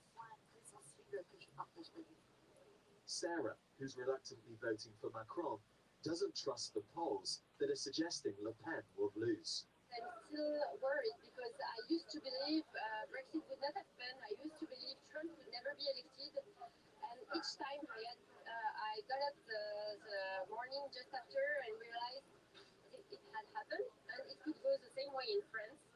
A Le Pen presidency wouldn't just have an impact on communities across this country, it would also change France's position in the world. That's because she wants to replace the European Union with something else and to pull out French troops from the NATO military command. These are radical ideas, particularly at a time when there is war in Europe.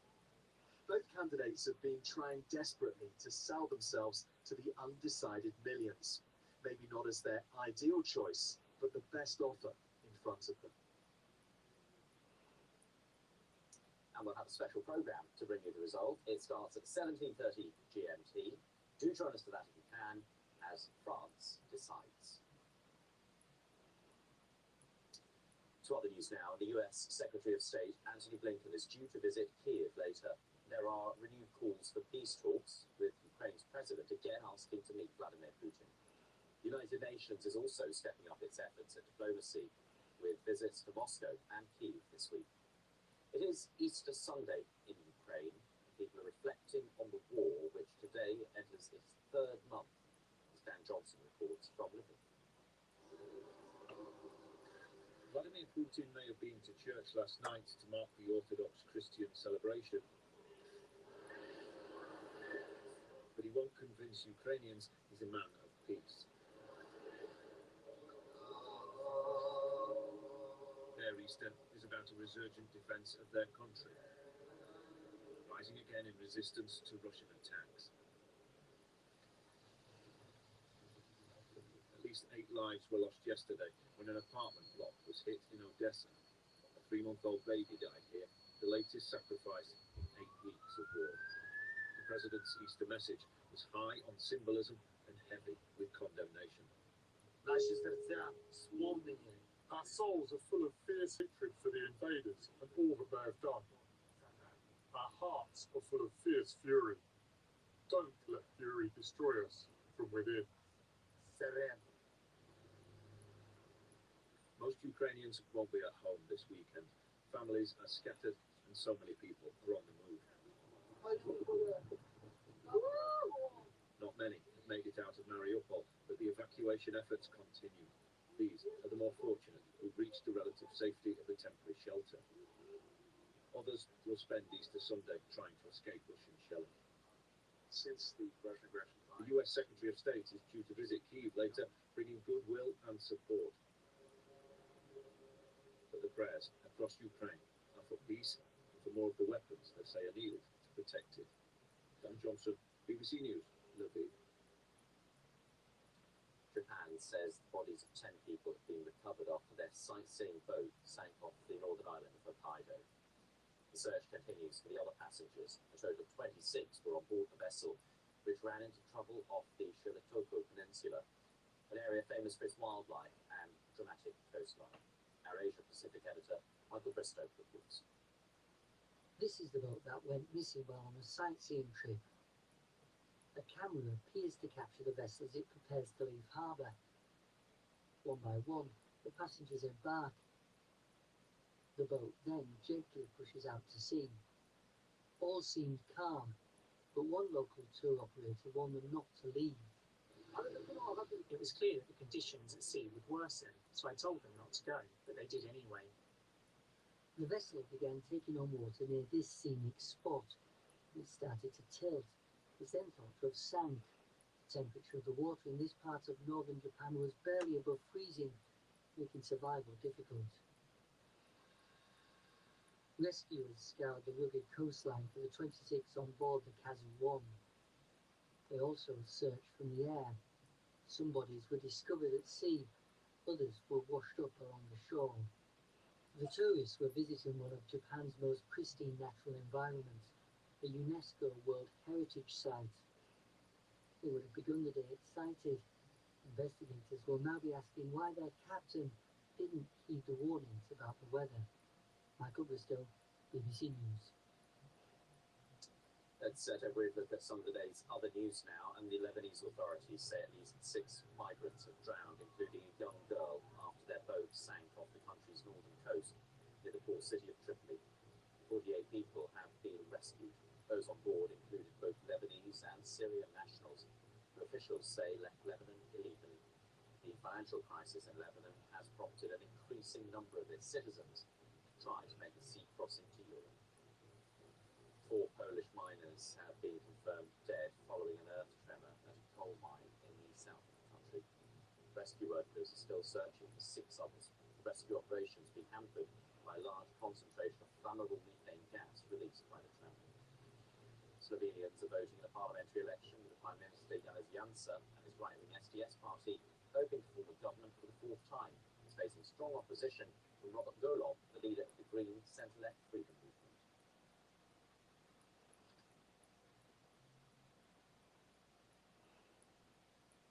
Hello, in Japan and South Korea, fine start to the week on the way before we see some rain develop from Tuesday and indeed Wednesday. All linked into this area cloud bringing some heavy rain at the moment across some parts of central China. It's on its march eastwards as we speak.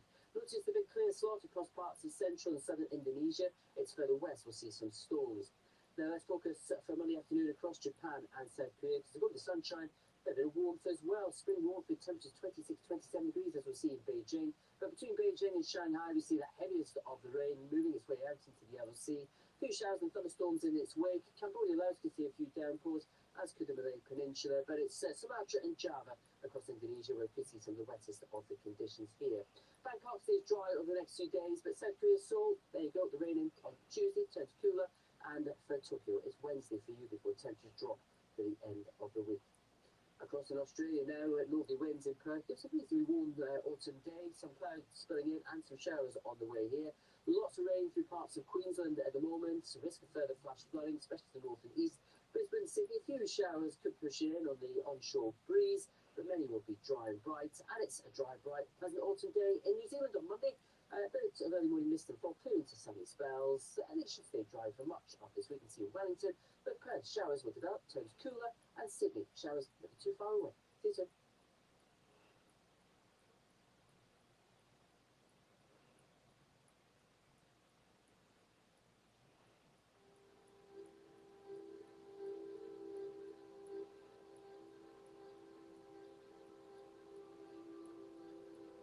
Almost all carbon emissions come from industries that shape our world.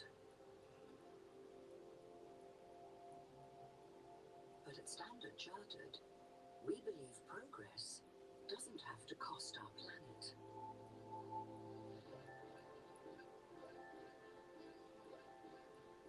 That's why we're helping our clients change the way they operate. By mobilizing $300 billion in green and transition finance. Accelerating the transition to a net zero world. Because where others see problems, we see potential. We're Standard Chartered, and we're here for good. Are companies doing enough to make a stand against Russia? I get a view from the man behind B-List on corporate action and inaction. I also speak to the boss of Ukraine's top energy firm about restricting the flow of gas funds to Russia. Join me, Aaron Hesselhurst, on Talking Business Weekly, here on BBC World News. In Myanmar, we go inside the resistance, a people's army prepared to sacrifice everything to restore democracy. Our world, Myanmar, inside the resistance on BBC World News. Next on Hard Talk, my guest is former Russian oligarch turned arch-Putin foe, Mikhail Khodorkovsky. He wants more sanctions on Russia, more weapons to Ukraine, and he says Putin is vulnerable. But is that wishful thinking?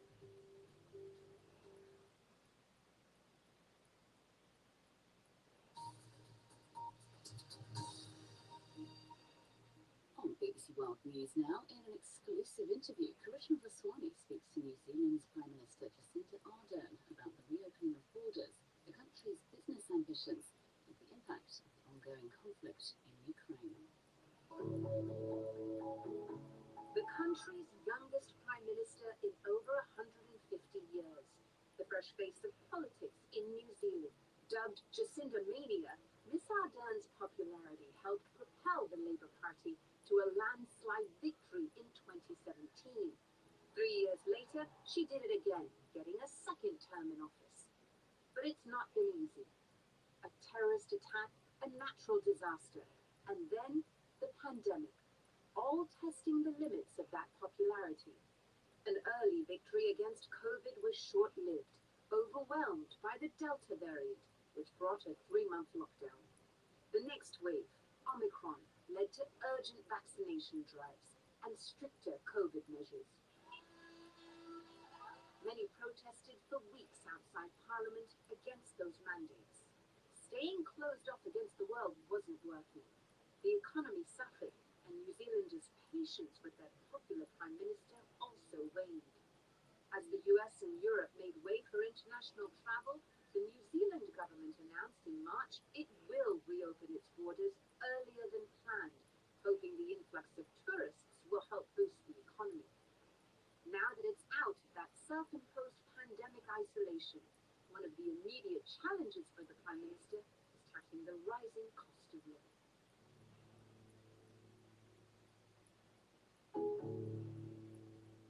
Welcome Welcome to BBC News and this special edition of the interview with New Zealand's Prime Minister Jacinda Ardern. Thank you for joining us, Prime Minister. Sure. I'd like to start by saying, this is your first international trip post-COVID. At one point, New Zealand was certainly seen as the success story of the world when it came to COVID, but then after that, you had lockdowns that went on possibly far longer than most people would have wanted. Now you're finally opening up. Do you think that you opened up too slowly? No, I would argue that when you look at the markers of a successful COVID response, none were without cost. When we cast our eyes around the world, we've seen every economy take a hit, health systems come under pressure, and devastatingly the loss of life. So no country has been free of that.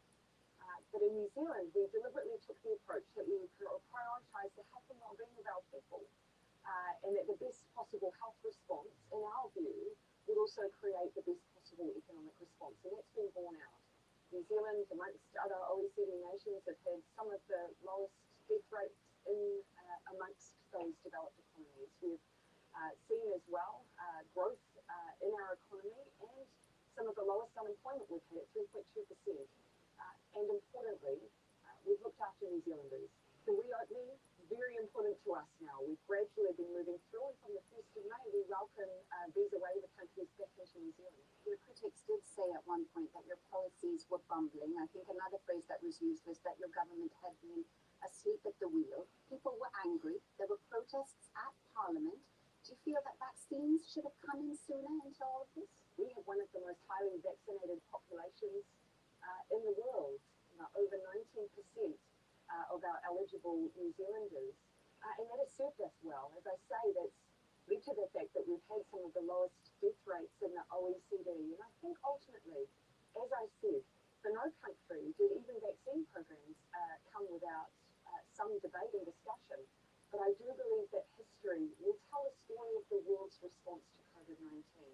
And when it tells New Zealand's story, I'll be proud of the fact that it demonstrated that for us, people came first. Now that we're reopening our borders, we will show that same care to those who come and visit us, knowing that they'll be coming to a safe environment. But your popularity has fallen as a result. I think in recent data that I've seen suggests it is at its lowest since 2017. How concerned are you about that and the fact that people are expressing this unhappiness in New Zealand? There is huge COVID fatigue around the world, and you can see that being borne out in many different ways. And so New Zealand is no different. But if the price that we pay for the most successful pandemic response that we could possibly generate under the circumstances is that politically that there is a change in polls, that is a price we pay. But we have to ultimately make sure that we've made the right decisions along the way and that we can sleep at night. You talk about the fatigue that people have had with COVID restrictions, and I'm sure you can understand why people are fed up of that, but it's not just COVID. It's also the cost of living too, isn't it, Prime Minister? In a recent poll that I've seen in New Zealand, I believe that almost half of those surveyed thought that the economy there would get worse because of the cost of living crisis. And yet, in recent interviews in New Zealand, you refuse to use the word crisis to describe what's going on with the cost of living. Quite the contrary.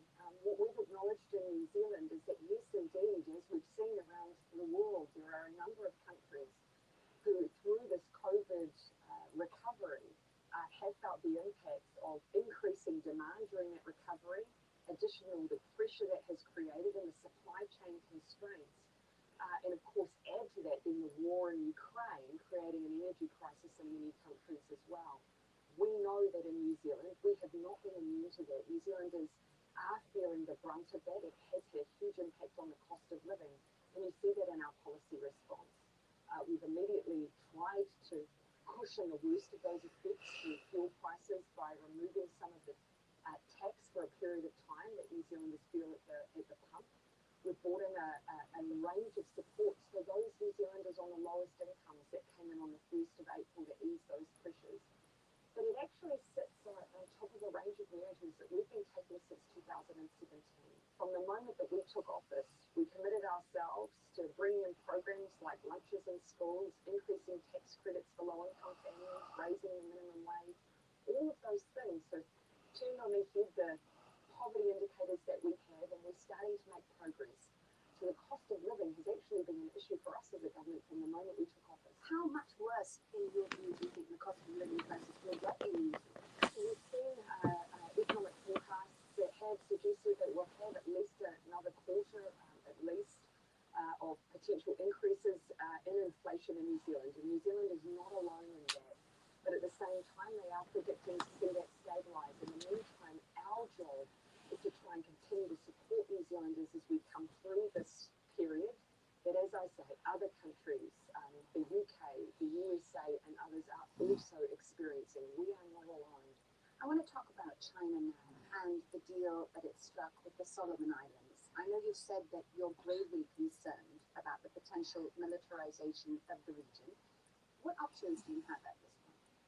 Of course, in our region, we take a collaborative approach as a region. In fact, one of the reasons we've expressed this disappointment at the fact that we have seen now this agreement emerge and supported by both the Solomons and China has been because through the Bihitala Declaration, it's a declaration that as Pacific Island Forum members we signed up to, explicitly sets an expectation that we look to provide for our own security needs together as a region. And you can see that we have done that. And the Solomons explicitly, Australia and New Zealand both have heeded the call of the Solomons in support during recent disruption. And we've again highlighted that should any extended need exist, we are there to help and support. So that does then leave the question, what gap remains that requires such an agreement with China? So our response is again just to call back to the Solomons to come with Pacific Island Forum members and seek an approach as a region. As we're small island nations, we lean on one another in good times and in bad. You see that in COVID-19 with the sharing of vaccinations, support, medical supplies. We simply ask that for security arrangements, we take that same collaborative and collective approach. Would you consider forging closer links, military links with the US, the way Australia has done, joining AUKUS, for instance, in an attempt to sort of ward off the influence in the region from China? We've been clear that for some time now we have seen growing assertiveness in our region, growing interest from in the China. region. Explicitly we have seen from China, but we've also seen greater collaboration from, be it from an economic or humanitarian perspective from other nations as well. We have to look to the good that can be gained from greater collaboration in our region. There is need. We can work together on those areas of natural mutual interest. Has this been a sort of wake-up call for you when it comes to Beijing and its role in the area, where New Zealand is geographically? I know in the past, your government hasn't been as vocal as Australia has when it comes to relations with Beijing. I would contest that. And no, I don't consider it a wake-up call at all. For some time, we have been pointing to the fact that we are in a highly contested region. The world is changing around us, and our region is a manifestation of that. And for some time, we've also been calling on the United States, the EU, and others to ensure that they look to our region as an area where, as I say, we build those economic relationships as much as we build those other relationships. On our specific relationship with China, we have a fiercely independent foreign policy, and I'm proud of the position New Zealand takes. Yes, China is a very important trading partner for us, but it's also a mature relationship for us. We have always been consistent. Where there are areas that we can work together, we will. But there will always be areas in which we will not necessarily agree. And when those areas arise, we are very forthright and clear on our position, and that includes human rights issues. I want to talk about the war in Ukraine now. New Zealand has sent military and financial aid, and there's more sanctions now on Russia, I believe. In your view, is there a diplomatic way out of this conflict?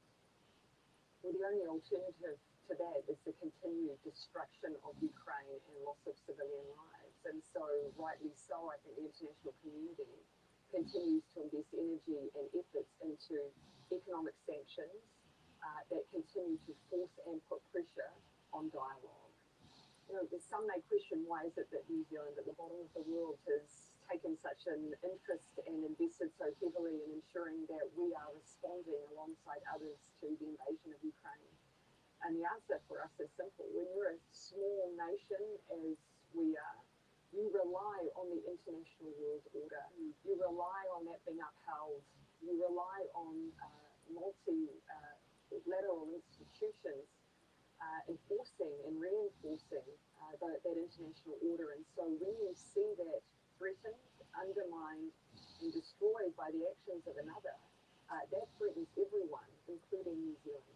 Are we facing, I suppose, a world where it is being split into two sides, as you've described, one that follows the multilateral international order and another that could be defined as autocracies? And it's a choice between democracies and autocracies that countries now need to make. I think we should instead, at this juncture in history, instead view that we currently see the world speaking forcefully against what we are seeing from Russia against the international rules-based order. And let's not be quick to create a binary situation between two differing schisms in the world, and instead actually focus in on the perpetrator of this violence, the perpetrator of the removal of another nation's territorial integrity, and that is at the hands of Russia. I think we would exercise caution in being too quick to then, alongside that, turn this into a war of ideology. It is Russia who has perpetrated this. It is Russia who must be spoken firmly against. And let's do everything we can diplomatically to ensure that that doesn't grow beyond Russia. It's often discussed the leadership style, which is seen as quite different from what's on offer today, shall we say. How effective have you found it as a way to govern? And if you could sort of reflect on any of the drawbacks that you think it also has. I'm just being myself. And so I don't sit down and necessarily analyze the intricacies of that. All I know is that I want to, the best of my ability, model the traits that I consider important enough to teach my own daughter. And when you think about the things that we teach our children, traits like kindness, gratitude, when it's a toddler, sharing. And yet somehow, when we reflect on the expectations of our political leaders, the character traits we expect are almost the opposite of those we treat our children. We have an expectation around seeing a level of confidence that we almost describe as arrogant, forthright, almost a sense of being assertive and directive. I would like to think that we can see a new range of leadership traits being modelled where kindness isn't seen as weakness, where empathy is actually how we understand our decisions' impact on our people. And when we start to model those, I hope then that within the public they see a little bit more of themselves, and that perhaps we attract then more people to leadership roles who believe that they can be themselves in roles of leadership. Maybe we'll see more women too. A lot of our viewers are interested, I believe. You know, you had to postpone your wedding because of COVID. Yes. Any plans to reschedule now that you're sort of coming out onto the international stage? You're traveling again? Yes. Traveling again doesn't mean there's a lot of time for wedding planning or indeed the right weather for an outdoor wedding. So no set date, just intention. And that's, I think, when you live together, have a child together, actually just intention is enough. Thank you very much, Prime Minister, for joining us today on The Interview and this special edition on BBC News. Thank you.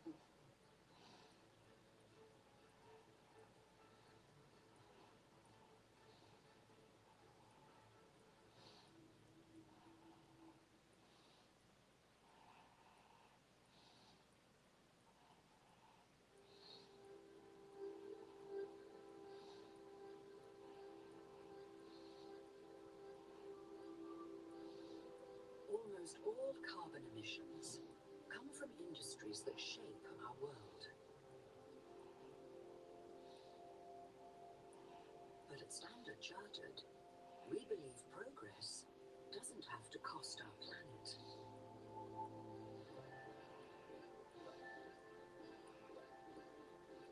That's why we're helping our clients change the way they operate. By mobilizing $300 billion in green and transition finance.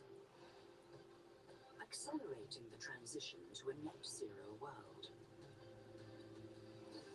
Because where others see problems, we see potential. We're Standard Chartered, and we're here for good. The book's sculptures are a gift to the city of Edinburgh that has produced so many great writers and so many great pieces of writing. They're just a joyous piece of creative imagining. How many people know who the artist is? I would think possibly a handful at most. I haven't decided she's going to remain anonymous. She has sent me a fairly anonymous letter that I'm going to read out. One day you wake up and decide that maybe you can do a bit more than sign a petition. In 2011, many library doors were being shut for the very last time, while others were under threat. I have been lucky. My life is undoubtedly richer because I have been armed throughout with a little card that has let me borrow books for free. Universal entry to libraries has to have been one of our best ideas, so to see it threatened was a call to action.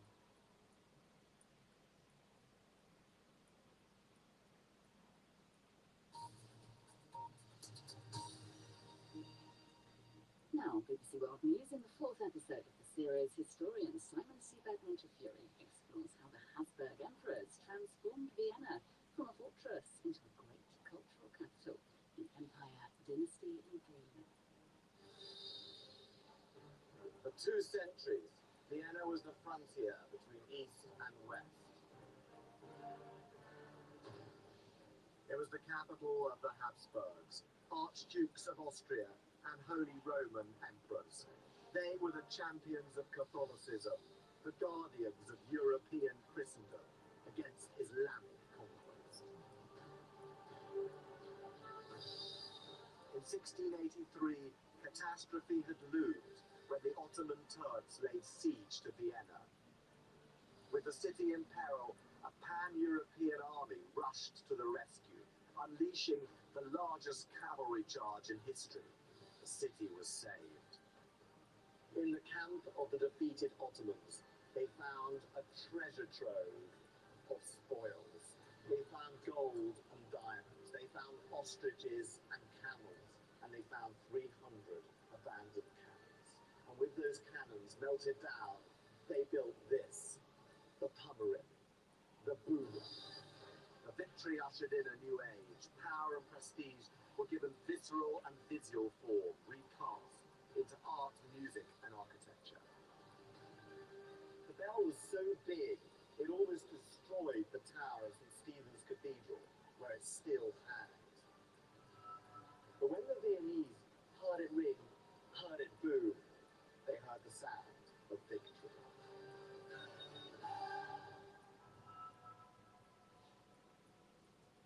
This is the story of Vienna triumphant, the House of Habsburg in its golden age. The emperors now surged east and west, dreaming of European supremacy. Wealth and power awoke Vienna. Artists projected Habsburg majesty. The fortress city became a cosmopolitan capital. Vienna was reborn, a city of palaces, peoples, ideas. A beacon of the arts, a capital of music, and a laboratory of enlightened and despotic ideologies. I'll see how Vienna will inspire the incandescent genius of Mozart, survive the depredations of Napoleon Bonaparte, and become the cultural and diplomatic capital of the world. Vienna, imperial city, dynastic city, city of art and music, city of ideas. This is the crucible and the crossroads of the great struggles of history. Protestantism versus Catholicism, Islam versus Christendom, democracy and tolerance versus nationalism and intolerance. This is the story of the city where the modern world was invented and poisoned. Vienna, the capital of annihilation civilization.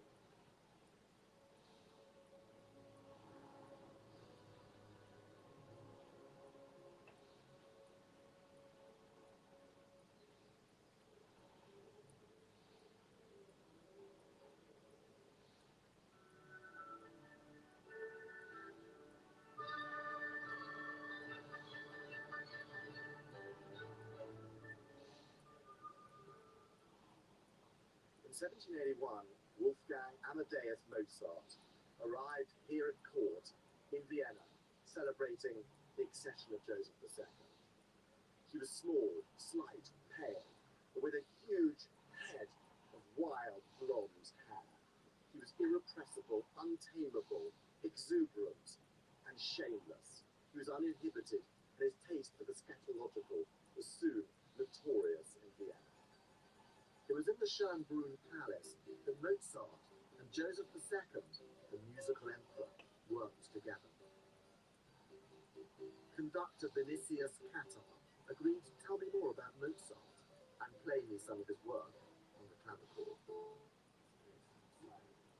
Nice to see you. Nice to see you. Lovely to hear you play. Thank you. So let me ask you first of all, why did Mozart come to Vienna? Vienna was, I think, still is the world capital of music, and Mozart wanted to come to Vienna to become the court composer, and of course Mozart wanted to present his art to the musical emperor Joseph II. What in Mozart's music, what in his personality, what in his talent made him so special? So what Mozart did was just improvise, is that somebody would give to him just small thing like, and tell him just with those 4 notes, improvise and do something. So he would sit on the piano and play something like that.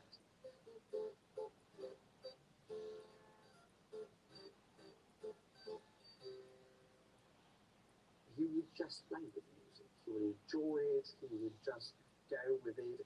Mozart was always known man. He was for sure really somebody who had a lot of energy. And he was, I would say, he was a rock star. I would say he was something like a jazz musician from nowadays. How did Vienna, this great cosmopolitan city, how did it influence Mozart's music? Well, Vienna was huge at that time, so you had a lot of influences from Germany, Turkey, and everything. So, for example, you would hear a German dance in his music. Then you would hear also an Italian canzonetta.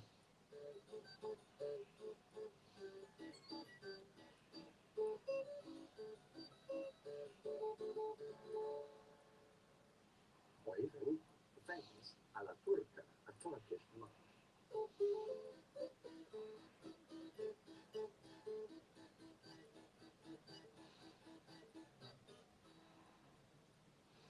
I think only in Vienna you could have such a huge diversity of music, and Mozart was clever enough to write it down. I love that.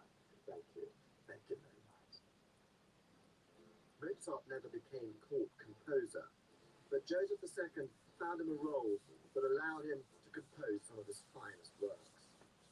But much of what we remember of Mozart today, historically, is based on the great film and play, Amadeus. Joseph II appears as the bumbling, simplistic emperor who complains that Mozart's music has too many notes, but in fact, actually meant exactly the opposite. He was complaining that the Viennese audiences might not appreciate Mozart's music as much as he did. Joseph wanted the Viennese to rethink everything. As well as appreciating new artists, he issued an edict of tolerance that gave unprecedented rights to religious minorities. He reformed the legal system. He abolished serfdom. He even wanted to challenge the Viennese obsession with death.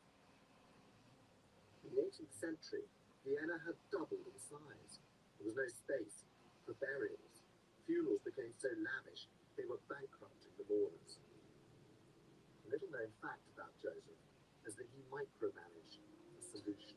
To see it, I've come to one of his new cemeteries that he established on the outskirts of Vienna. Hidden in its storage is the emperor's ingenious attempt to revolutionize the coffin. From now on, he decreed, everyone must be buried stark naked in a sack, and they must use this new design of coffin. All this was to accelerate decomposition and save wood. And this is how it worked. The body was placed inside, it was lowered into the grave, and then this lever was pulled to open it, and out would fall the body.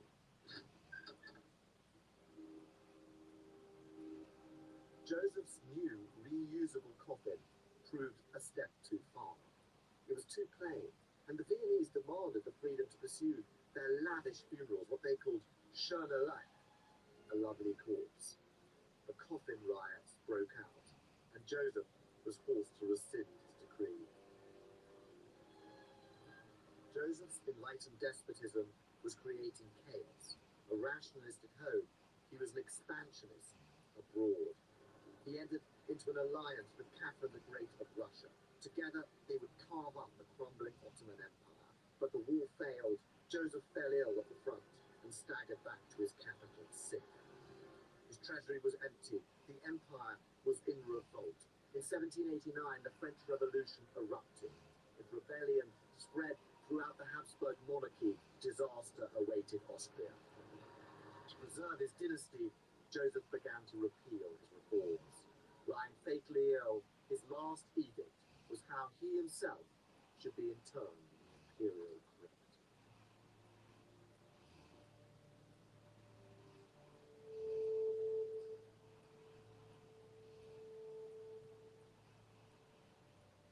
Here's his coffin, designed by the emperor himself, and its simple austerity is in marked contrast to the sarcophagus of his mother, Maria Theresa. Look at its macabre magnificence. And yet Joseph II himself was much more impressive than history has given him credit for. He was an autocrat, but he was way ahead of his time. His emancipation of minorities, especially the Jews, helped create the unique Viennese culture of the late 19th century. And he felt himself a terrible failure. He wrote his own epitaph, and this is what it reads: "Here lies a prince whose intentions were pure, but who had the misfortune to see every one of his projects collapse. And yet, he was more successful than he ever knew." Joseph's radical reforms dragged Austria into the modern age. Although many laws were repealed, his reign introduced new ideas and changed Viennese attitudes. As for Mozart, he barely outlived the musical emperor. While the myth persists that Mozart was buried like a pauper, he actually chose to have a rational burial in one of Joseph's unmarked mass graves.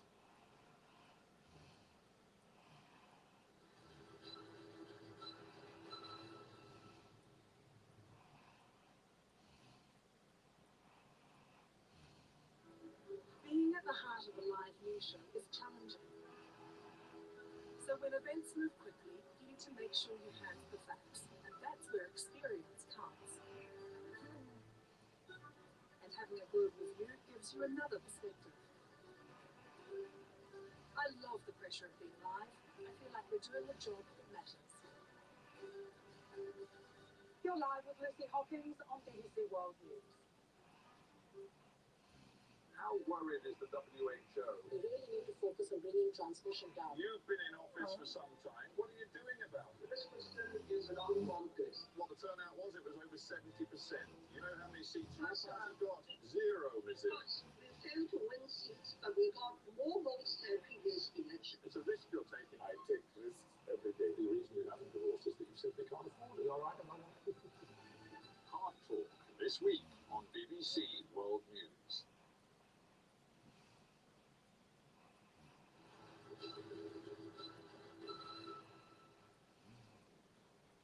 The French revolutionaries despised the traditional order of kings and queens, and they especially loathed their own Austrian queen, Marie Antoinette. Indeed, they hated everything Austria and the Habsburgs stood for. In 1792, their aggression led to war. Austria failed to contain the energies of the French Revolution. Many battles and lands were lost, and finally, to the horror of the Habsburgs, Louis XVI and Marie Antoinette were beheaded for guilt.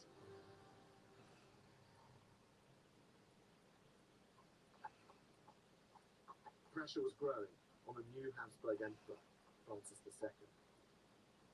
He vowed to annihilate the French, but to do so, he would have to beat the embodiment of the revolution, Napoleon Bonaparte. The brilliant General Napoleon was the Superman of his age, representing the dynamism of the new. The Holy Roman Emperor Francis represented the obsolescence and weakness of the old. They were complete opposites. While Napoleon wanted to rule the world and win battles, Francis was happiest boiling toffee in the imperial kitchens. In 1804, Napoleon crowned himself Emperor of the French. He already dominated Germany and Italy at the expense of the Habsburgs. And when Francis challenged him again on the battlefield, Napoleon defeated the Austrians and the Russians at the Battle of Austerlitz, his greatest battle at the height of his genius. Whilst many now feared Napoleon's expansionist ambitions, he was welcomed when he rode into Vienna triumphant. The Viennese watched him with a surprising degree of admiration and fascination. Francis had to sue for peace, but now even he realized that the Holy Roman Empire was finished. He'd already given himself a grand new title, Emperor of Austria, but it was a sign of his own embarrassment that he chose this beautiful but obscure church to announce the end of an institution that had lasted 1,000 years. Francis was defeated.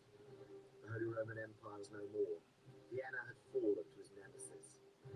Francis's vast empire was crumbling, and he believed its culprit was diversity. His troops came from so many different territories. They had their own languages, cultures, traditions.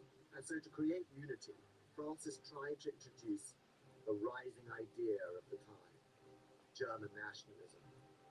By 1809, Francis was able to assemble a new army, and once again declared war on France.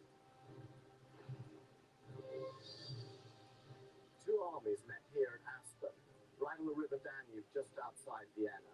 The Austrian commander was Archduke Charles, a much more intelligent and dynamic brother of the plodding Emperor Francis.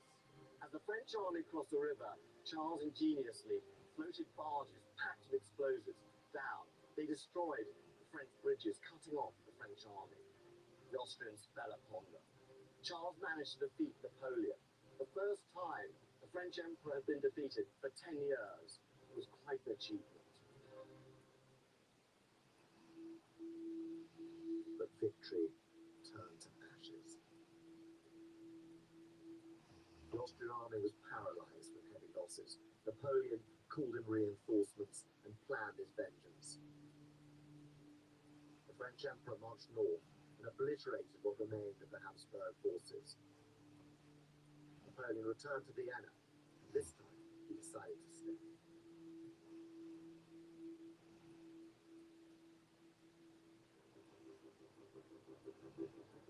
In the coffee houses, palaces, and theatres of French-occupied Vienna, ideas flourished. The French idealized free thinking. Nationalism, romanticism, rationalism intermingled and surged in popularity, and this had the most lasting impact on the city's greatest product, music.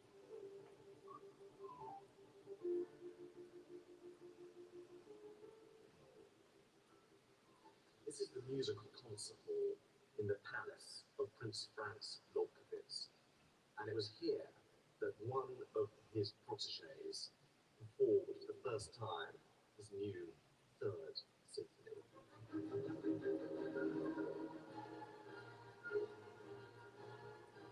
His name was Ludwig van Beethoven. He was famously irascible. If anyone talked and laughed during one of his concerts, he would storm out. He had produced a great symphony that celebrated the new, rational, enlightened, revolutionary age that he so admired. And to him, the personification of this age was Napoleon Bonaparte, and hence he named the symphony the Bonaparte. But when he saw Napoleon not only crown himself emperor, but was set on conquering a personal empire across the whole of Europe, he was disgusted, and the irascible Beethoven furiously crossed out the name Bonaparte on his script so hard it went through the page, and he renamed this celebration of the heroic age the Eroica, and that's how it's known to posterity.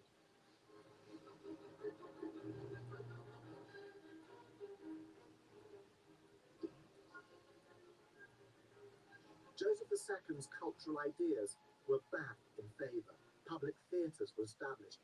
The arts became accessible to the masses. And Beethoven, he became a Viennese star.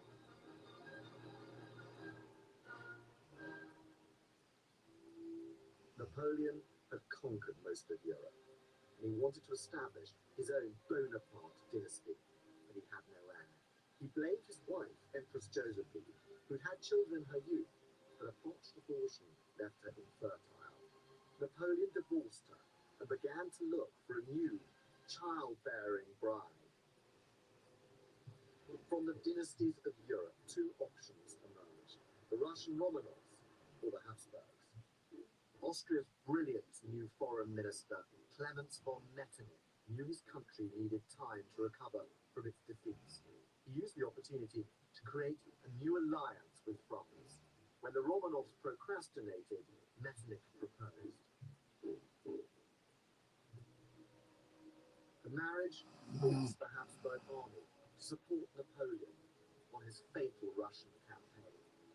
But after Napoleon catastrophically retreated from Moscow, Metternich switched sides. Austria joined a new anti-French coalition, and in 1814, the coalition army, proudly commanded by the Austrian Field Marshal, Prince Schwarzenberg, defeated Napoleon and took Paris. Napoleon, ranting against Austrian betrayal, abdicated.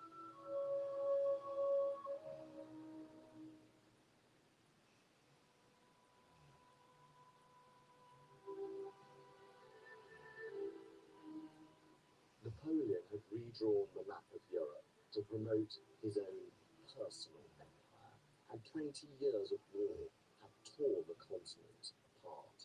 Now, the Austrian minister, Metternich, would invite all the rulers of the continent to Vienna to put it back together again. This Congress would be the greatest summit meeting in history, and the most decadent junket, unparalleled in its power-breaking and pleasure-seeking. Emperor Francis would be the host of Europe. Metternich would be the arbiter of Europe, and for 6 months in 1814, Vienna would be the capital of the world.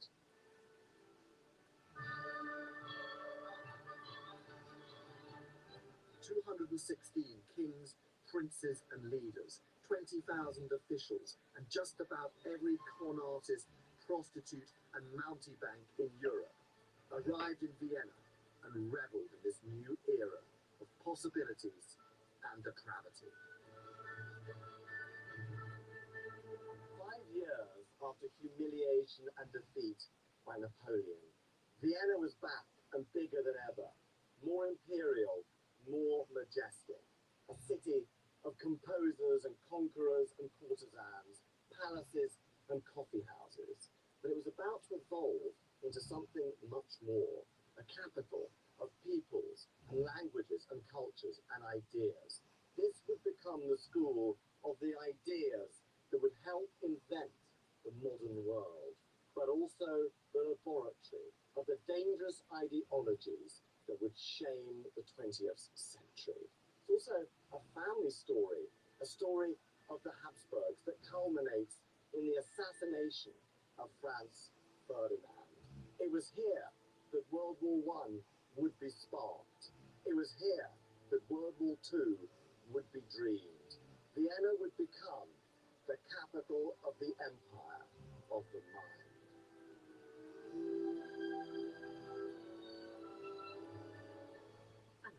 culture at bbc.com/culture.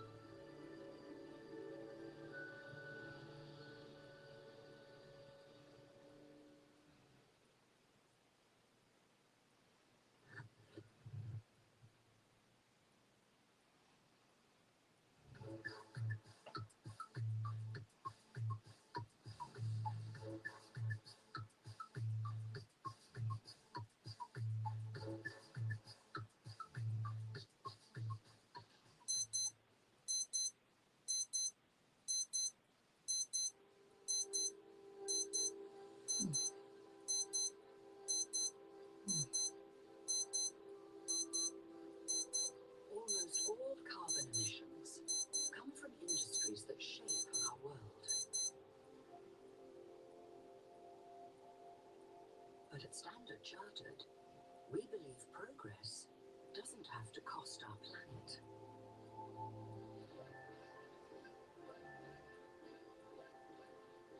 That's why we're helping our clients change the way they operate.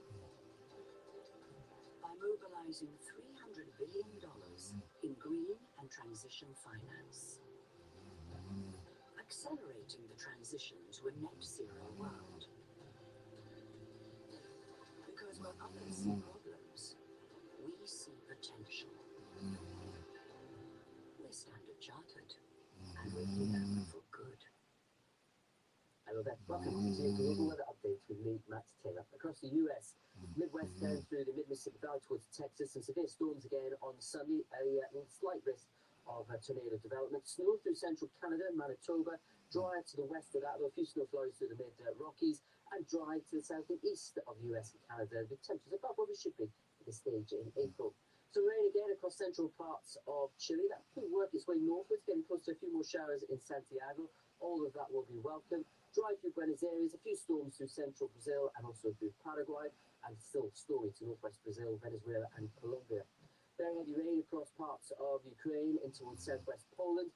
Dry and sunny from much of the Balkans down towards Greece and through much of the Mediterranean. Feeling a bit warm in Spain and Portugal. Central parts of Europe, though, lots of clouds and showers around, and on the Alps, a bit of snow too.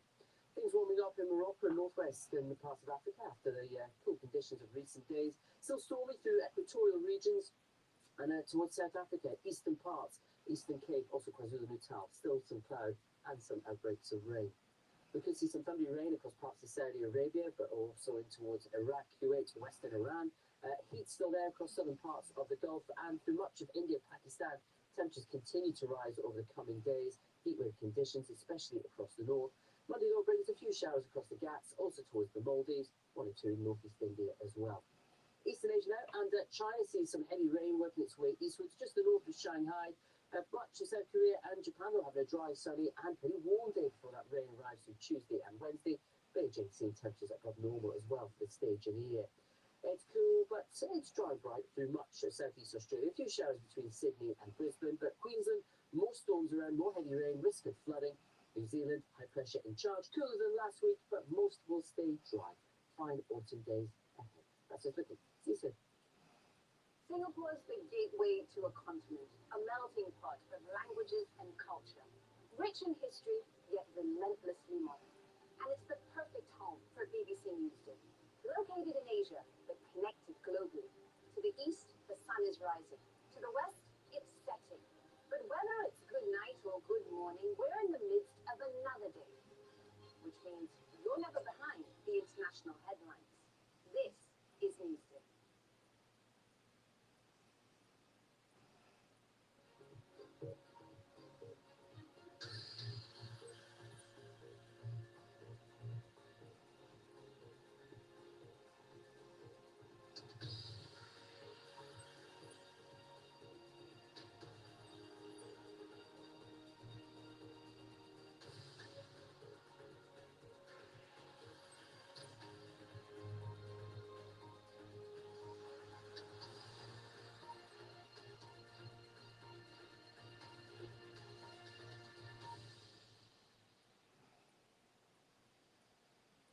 This is BBC News. Welcome if you're watching here in the UK or around the world. I'm Sean Fox. Our top stories. Voters in France cast their ballot in the final round of the country's presidential election. Incumbent Emmanuel Macron is hoping for a second term in office. His challenger, Marine Le Pen, seeks to replace him. Voter turnout lower than 5 years ago, the result could be unpredictable. As Russia's war on Ukraine enters its third month, US Secretary of State Antony Blinken is expected in Kyiv, the first top US official to go there since the invasion. Japan says 10 people have died off the northern island of Hokkaido after a sightseeing boat went missing on Saturday.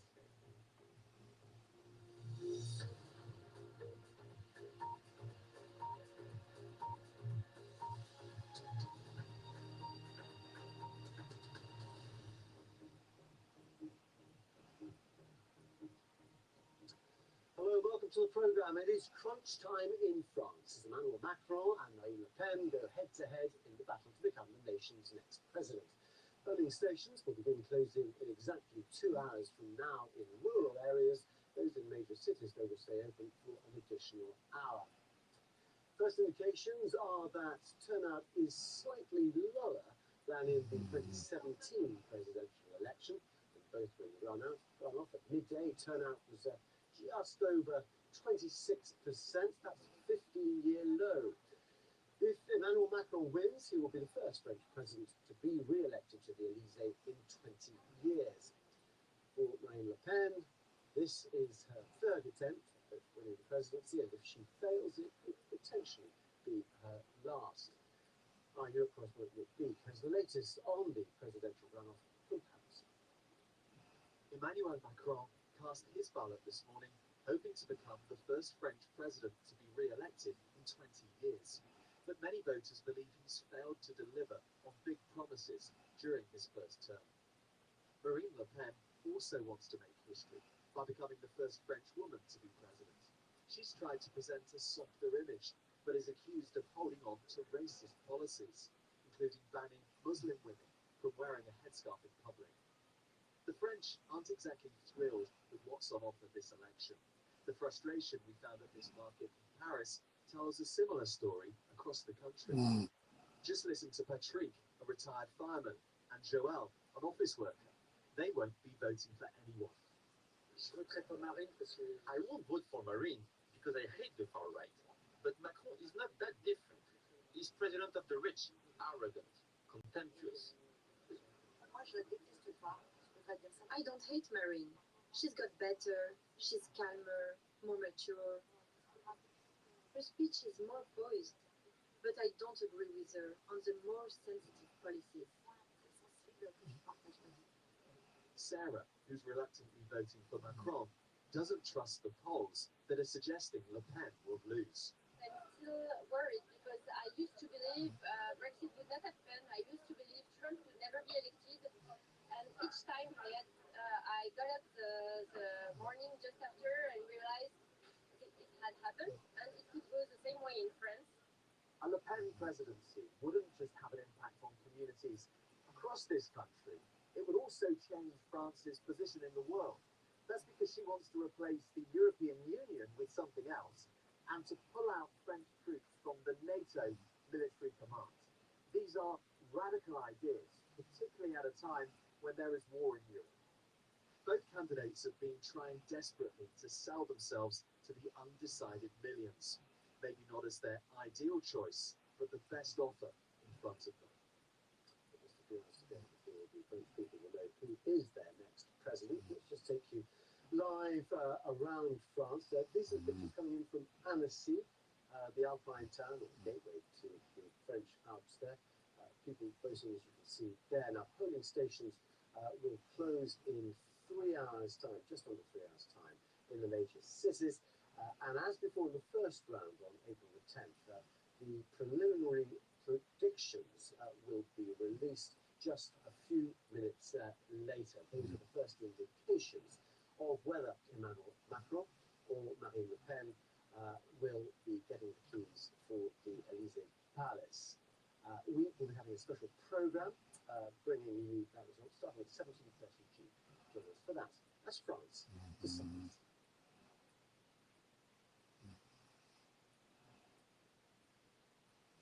Hello. In Japan and South Korea, fine start to the week on the way before we see some rain develop from Tuesday and indeed Wednesday. All linked into this area cloud brings some heavy rain at the moment across some parts of central China. It's on its march eastwards as we speak. Notice the big clear slot across parts of central and southern Indonesia. It's further west we'll see some storms. Now let's focus for Monday afternoon across Japan and South Korea because we've got the sunshine. A bit of warmth as well. Spring warmth with temperatures 26, 27 degrees as we see in Beijing. But between Beijing and Shanghai, we see the heaviest of the rain moving its way out into the Yellow Sea. A few showers and thunderstorms in its wake. Cambodia Laos can see a few downpours, as could the Malay Peninsula. But it's Sumatra and Java across Indonesia where we could see some of the wettest of the conditions here. Bangkok stays dry over the next few days, but South Korea, Seoul, there you go. The rain on Tuesday turns cooler. And for Tokyo, it's Wednesday for you before temperatures drop to the end of the week. Across in Australia now, northerly winds in Perth. It's a reasonably warm autumn day. Some clouds spilling in and some showers on the way here. Lots of rain through parts of Queensland at the moment. Some risk of further flash flooding, especially to the north and east. Brisbane, Sydney, a few showers could push in on the onshore breeze, but many will be dry and bright. And it's a dry, bright, pleasant autumn day in New Zealand on Monday.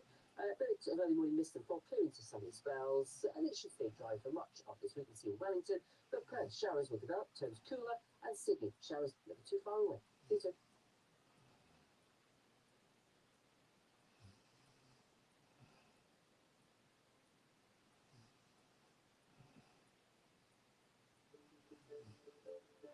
I've reported on health and medicine for the BBC for around 30 years, and that's taken me around the world looking at global disease threats and innovations in medicine. These girls are benefiting from a vaccine which is offered routinely in wealthier countries.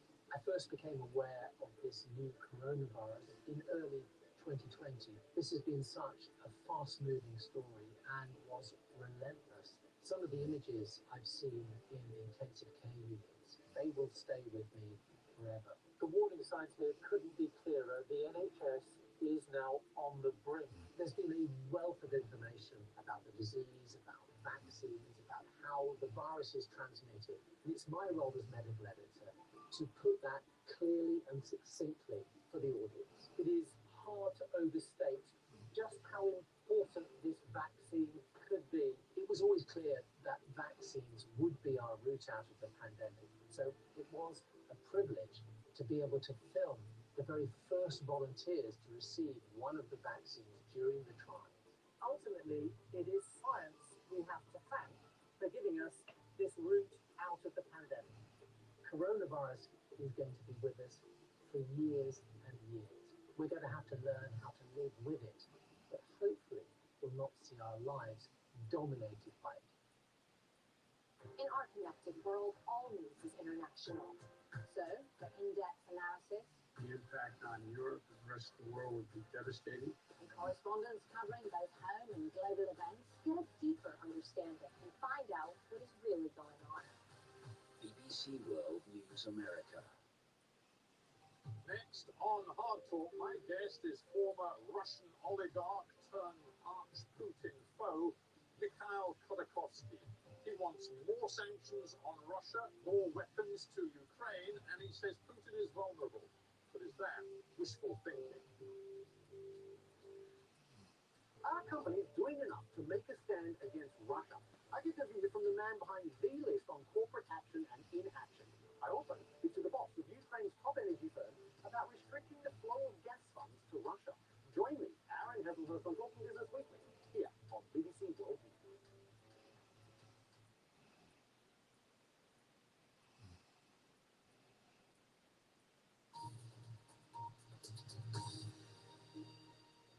Now, BBC World News follows a fearless man who's fought injustices in his country, Kenya, as a political activist. Now he's taking the next step by running for office in a regional Kenyan election. We profile Boniface Softy Mwangi in Wise Stories.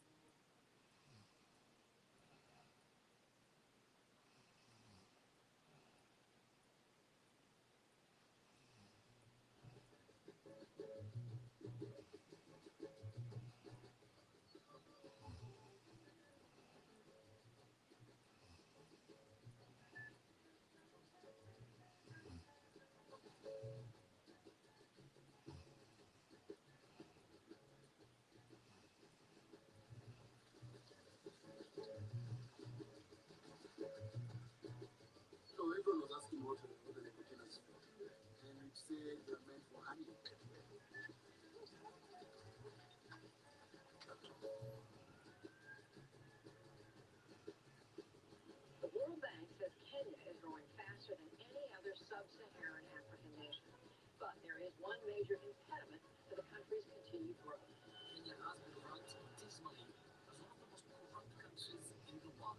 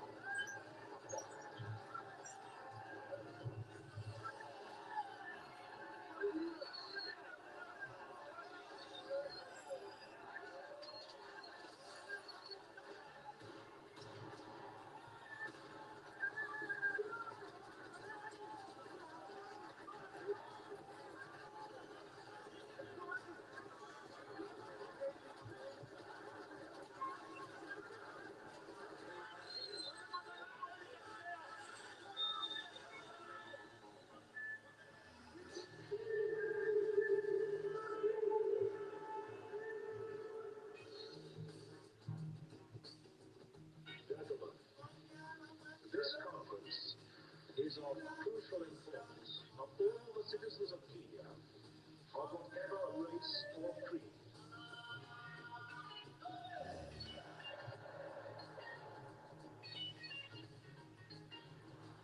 Kenya's Vice President has denied orchestrating post-election violence in 2007 that left more than 1,000 dead and 500,000 homeless.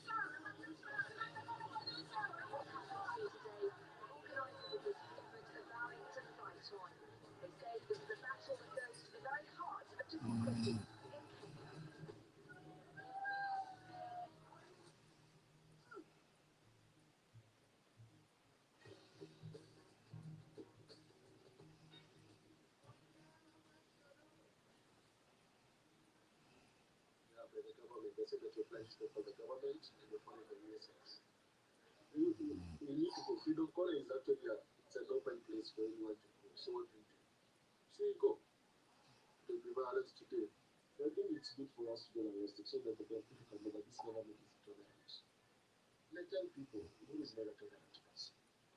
They don't believe.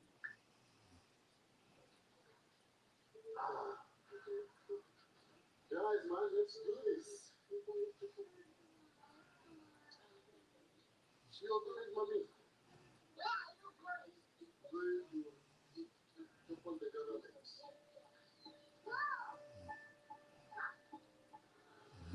As a news photographer, I would cover action, violence. 2007 was a life-changing year for me. Immediately after the next elections, there was burning and violence. The very first photo was a man who was coming home from work. And some people stopped him and asked him, "What tribe are you?" And when he said he's Luo, they cut him with machetes. They just messed him up. He showed his ID saying, "I'm a Kenyan." And the police looked at him, they did not do anything because of his tribe. For Kenyans, your tribe betrays you. What that means that when I meet you and ask you, "Hey, what's your name?" And you say, "My name is Boniface, or my name is David, or my name is Sarah, or Rachel." They're like, "No, what's your name?" They want to get your last name so they can be able to place you tribally. And so the identity in Kenyan politics is not nationalism, patriotism, core values, a bigger vision for a better Kenya. The identity of this country is tribe. Because you go take pictures in the slums of Mathare, Kibera, then come back to the newsroom in the city center and there's a cup of coffee. Like everything is normal. Every day covered violence, every day find my pictures, every day is decided to publish my photos because they're not too violent. And the violence ended on February 28th, and about 7-8 months later I quit my job. I was like, I can't stand politicians.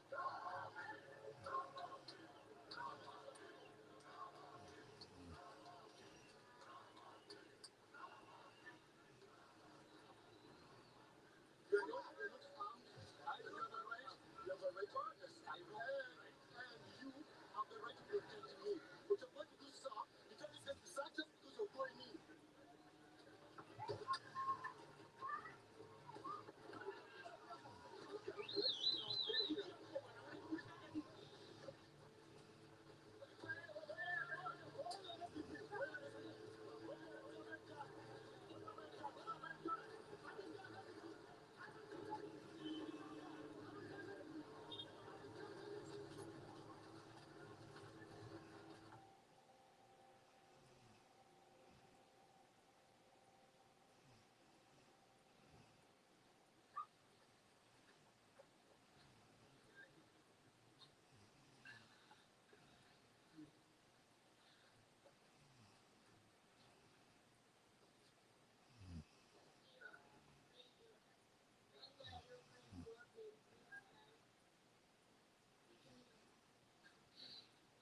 I can't protect him. I've never been able to protect him.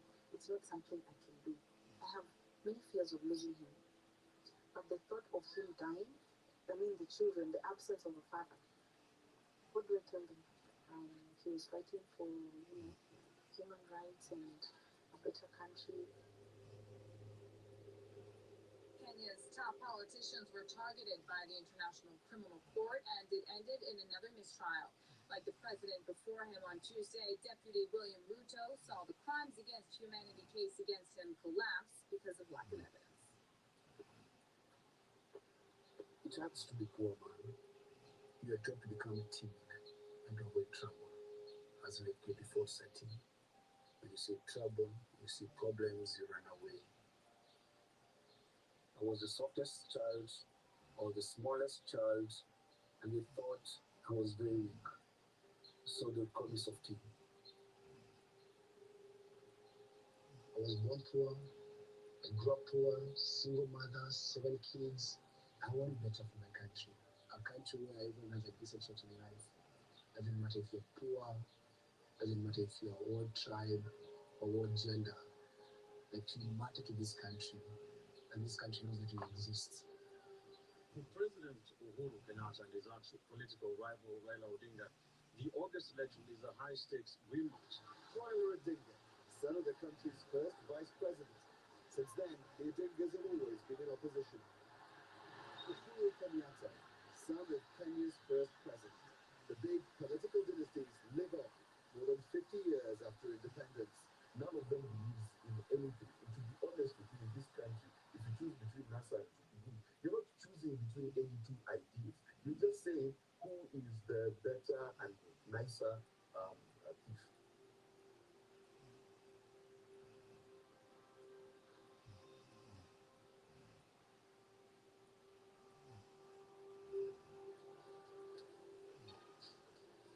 So, this is the journey that begins. What do you mean the journey that begins?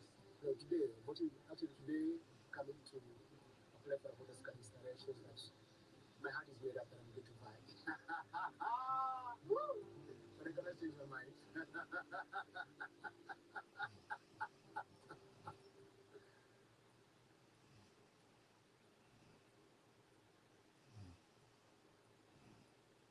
Thank you so much for coming today.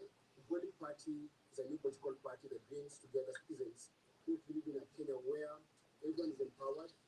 We may sound like the lone voice in the wilderness, but we're here to stay and reclaim our country.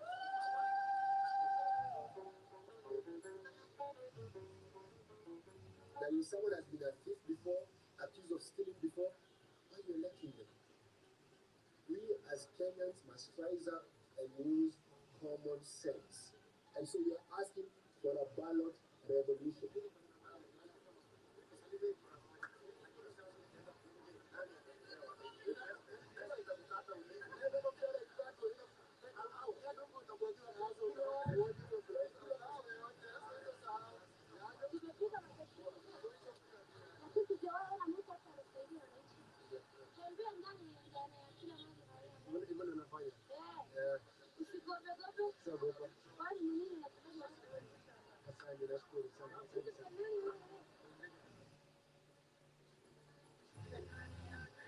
is how I'm feeling. Tired, afraid. So, we're going to every day.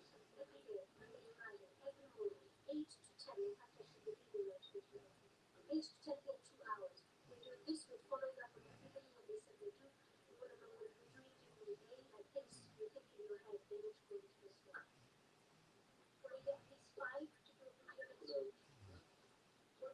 Concentrate. Concentrate, Matt. Concentrate. Here. I'm listening to you. I'm looking at you. Yes. Think quick. Only you have a job to do. Hurry up. Listen up. He's really easily distracted. Boniface, he's a great guy, but he's easily distracted and he has a lot of things on his mind, so he's not able to plan ahead.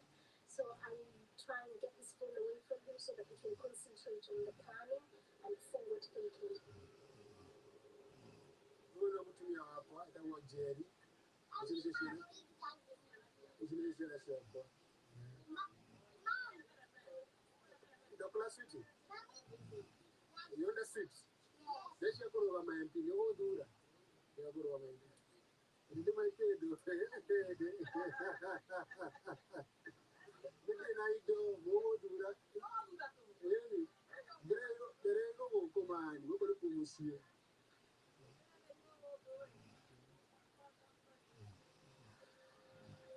My house was very small. When my mom was alive, we had a double decker, so I used to sleep on top, then my mom down here, then we cook outside.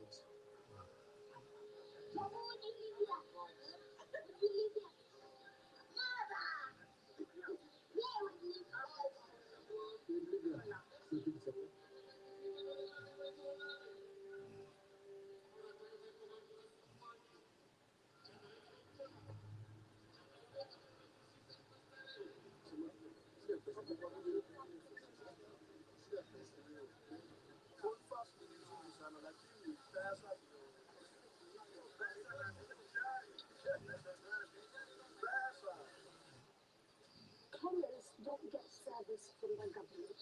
So what happens is every 5 years when a politician comes to you to ask for vote, that's when you ask for everything that the person is supposed to do in 5 years.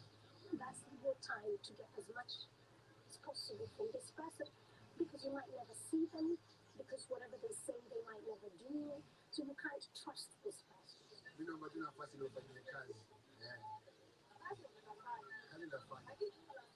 And the thing that we're trying to say is all those things can be done, but they can't be done after this person gets into parliament because that's where the money and the resources are. They wave, they play t-shirts, they throw a bit of money, and off they go.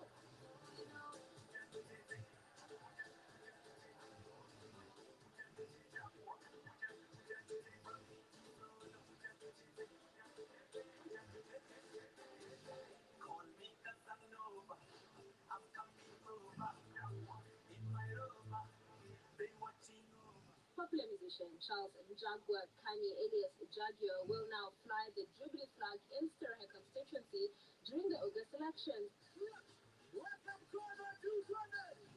So we have a guy called Jaguar, very dodgy, has a lot of money, no one knows from where. Track record, maybe one song. You know, musician who produced one song. You want him to manage the CDF fans? Come on, people of Starehe, you can be better than that.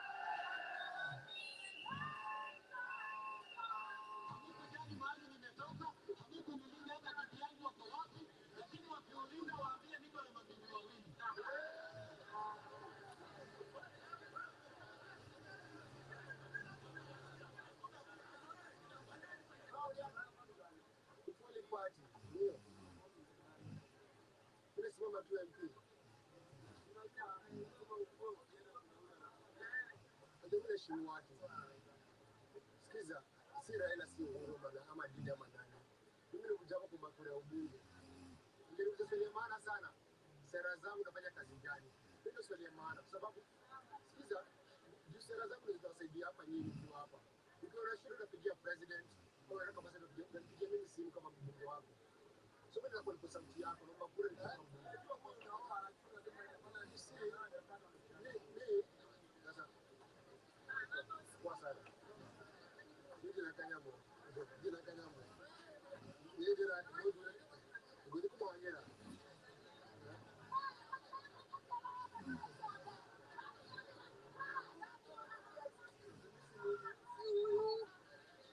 Why am I doing this? Why am I doing this to yourself? You're doing a lot of silliness and stupidity.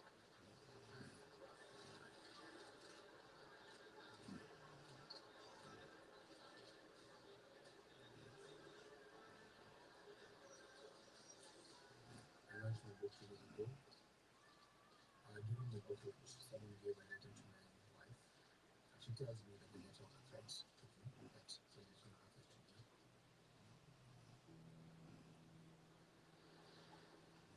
Unexplained deaths are becoming commonplace as we get into the conflict. Executions or police or security agencies killing is nothing.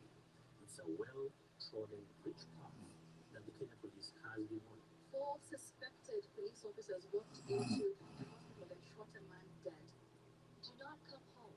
They will kill you. Activist Boniface Mwangi says he fears for his life after receiving death threats and for the first time targeting wife and children as well.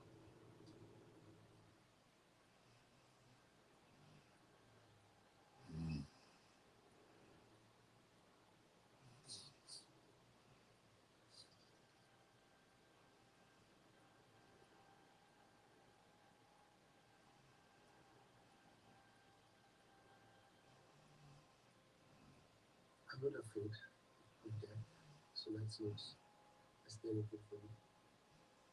Just because I believe I'm living a good life and As you're dying, my well-being not connected. you need to have an idea or an ability to live a decent life. I'm not here for the country. You use me there for getting better for my kids and all that. You think it will be better if you die? I don't want to die, but if I die and my death changes a few things. What if it doesn't? If it doesn't, I think it's the worst.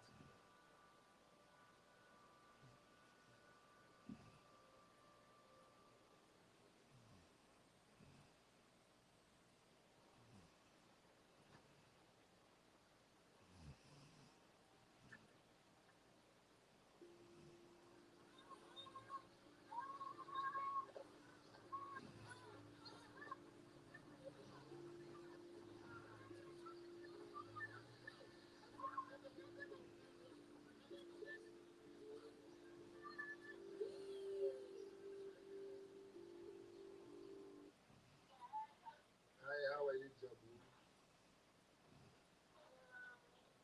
Habari ya Amerika? Mimi ndo kulala. Mziki na music, I did it for the songs, the music video. Boni boni, yeah, ikapura stare, stroke zadi stare, pati magizuri stare, na mumbas mongi, shite akizetu stare. Aha, nianza sasa. Naitwa Boniface Mwangi. Nasema tu asante sana kwako na watu wasi for your continuous support. Give whatever you can. 10 bob, 20 bob, 30 bob. Support this campaign. We are winning Starehe. We are going to become the next member of Parliament of Starehe. Boniface has been revolutionized the way that political party campaigns are funded in Kenya, so he's able to raise about 1.6 million shillings from individual donors, especially small donors. Give up on voting. Just vote for the person you trust in. The one day will change this country. Sawa.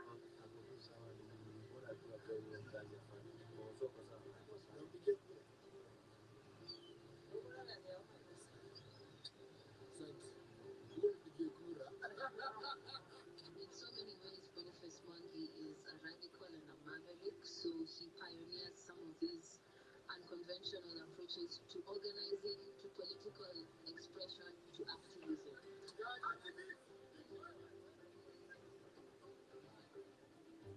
He just crossed over the 1 million shilling mark. Okay, here's the thing. Boniface Mwangi is trying to do politics the right way. If a voter is willing to put his money to a candidate, he's most likely also to put his vote to the same candidate.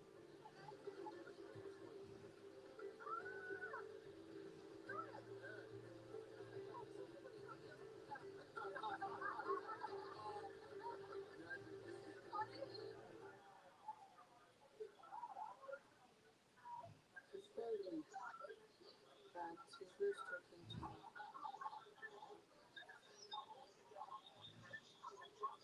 He's forgotten his calling. But he said hi and tell me to be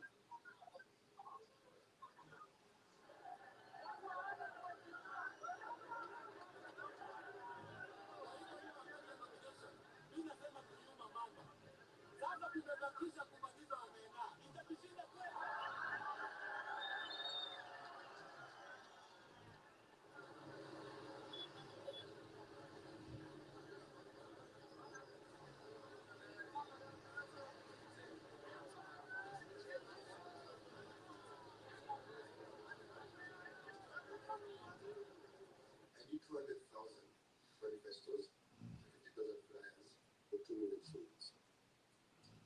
Flyers. Posters and manifesto. Why is that not in the list of actions? It's supposed to do this. Everything has to be on that list. If it's not on that list, if it was a Kano, we don't know. We can't chase you. Every street, there's photos of ugly Jaguar, like it's as if there's no other competitor. You keep up to Andy Street. So we're not going to do it. I'm sorry. There is no way we will win if they're all over the place. People don't even remember what you look like.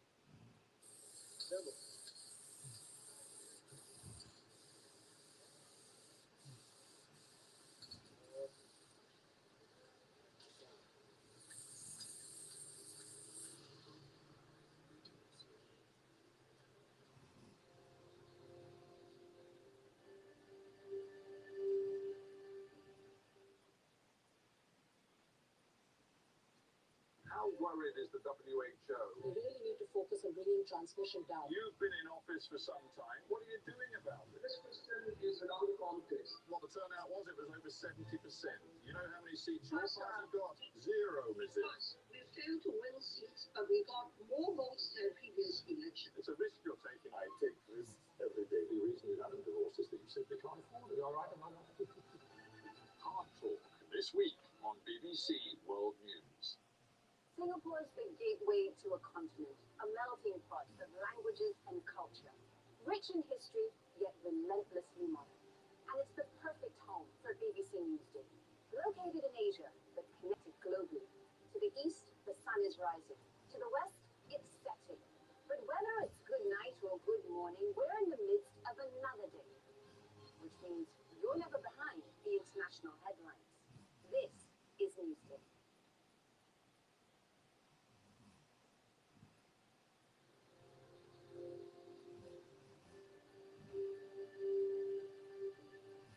Just 32 days before the country heads to the polls, the Electoral Commission is expressing confidence that the technology to be used during the process will not fail. The success of this whole ballot depends on what happens in this building. The Independent Electoral and Boundaries Commission, or IEBC, is the arbiter of the whole process. There is no room for manipulation of numbers here. What are we saying? What we are saying is that the results transmitted from the polling station outside, immediately they're transmitted. It will be available to Kenyans, it will be available to the media, and it will be available to all the stakeholders in the process.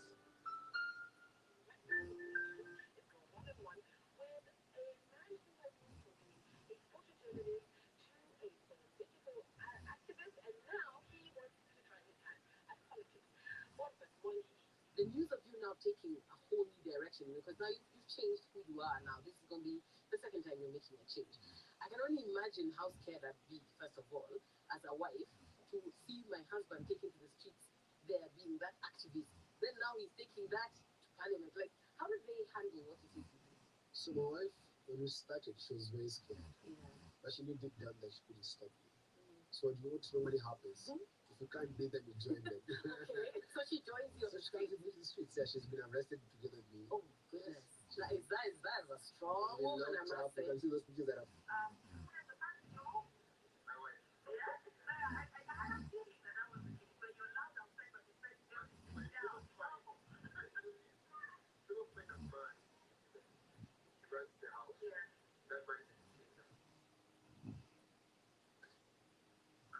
ukikuwa sasa mzee mmoja I want to ask you no Put words into what you're thinking so that I hear what is on your mind.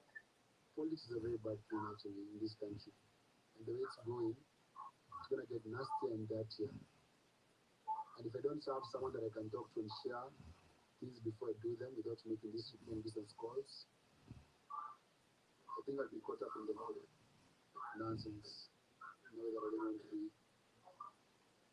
So that's why I prefer that you come back. I want to be there for you. Like totally, like in a heartbeat. But I need you to be there for me.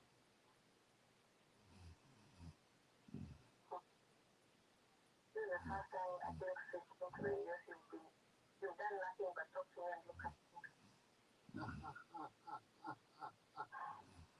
Because no one ever on my phone. Or in the dark, sleeping. Okay. And I'm talking to myself. Because I want to hear your voice before I go to bed. Okay. Bye for now. Love you. I want another baby.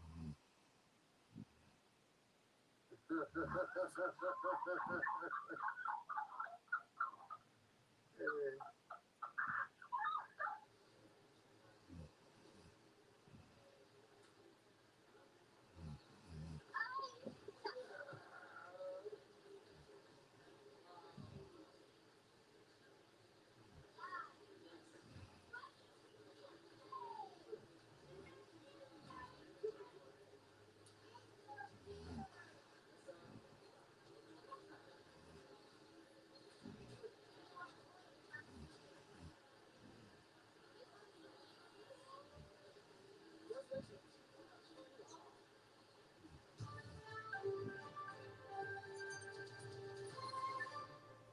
Welcome back. This is our continuing coverage of the breaking news on the shock death of Yusuf Sanga, the data center and infrastructure manager at the IEBC.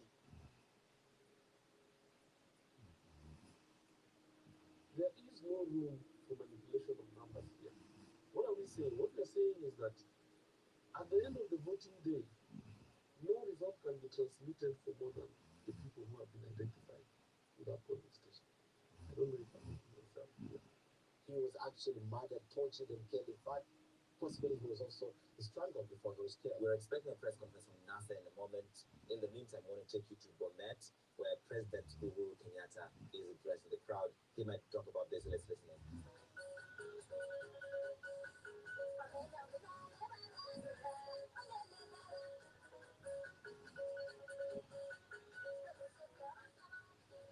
Ken Mutungu is still here with me. We're following that. President Kenyatta and his deputy William Ruto Gomez did not mention in the entire speech with reporters that they did not talk about this breaking news out of the IBC. Oh my gosh. These guys will do anything. And I don't know who these guys are, but there are people who will do anything at any cost. In terms of the thing that I feared the most, causing panic, I mean, the youth, they scored 101%. Because they did cause panic. So why would they kill him? Who killed him and why? Then they cut his hands so that what? Biometric fingerprints. They want to use his fingerprints for what? Altering the system. Why?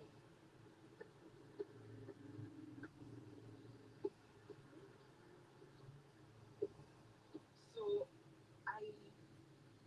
it makes me question a lot of things because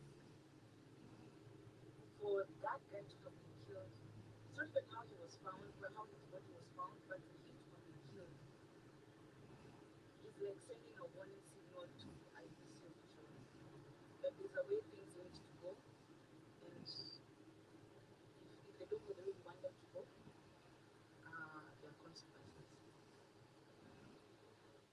What does your gut tell you about the election?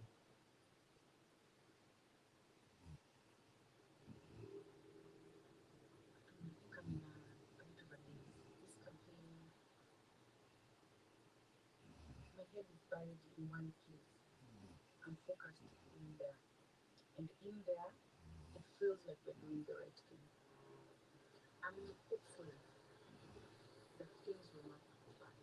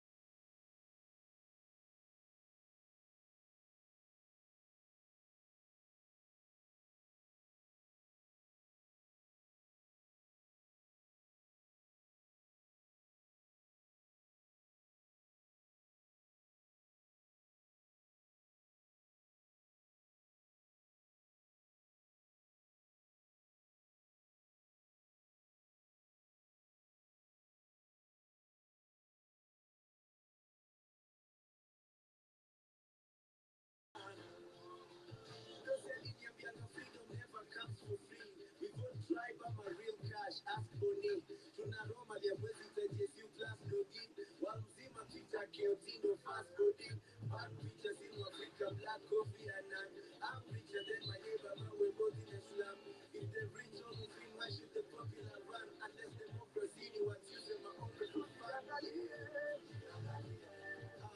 weekend tuko church tunauza sura kabisa kwa haga wenda kwa sana na caption ya scripture kayo ndo gospel kutisha baki ya sadaka kwa club traffic madrag unaendai traffic mandai zina drag kwa maya mwizi amemeki stories za shamba amegrab kono inahonga imevaa bracelet ya colors of flag yeah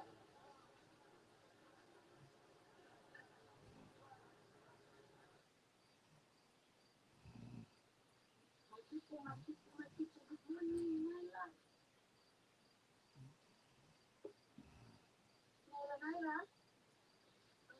wiki come here, we're gonna vote for that. You go there, vote for this. And it's only the money.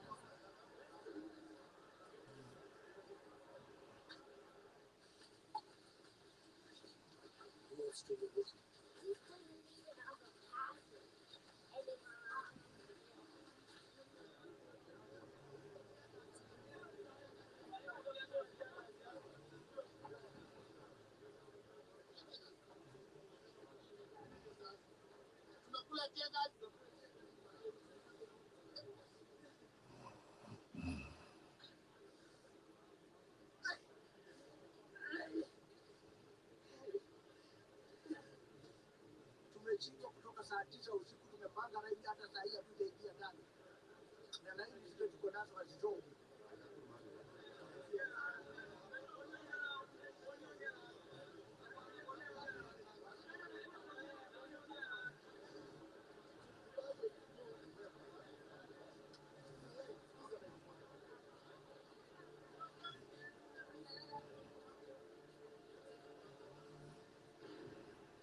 Violence has broken out in Kenya following yesterday's general election after the leader of the opposition, Raila Odinga, said that the Electoral Commission's IT system had been hacked to manipulate results.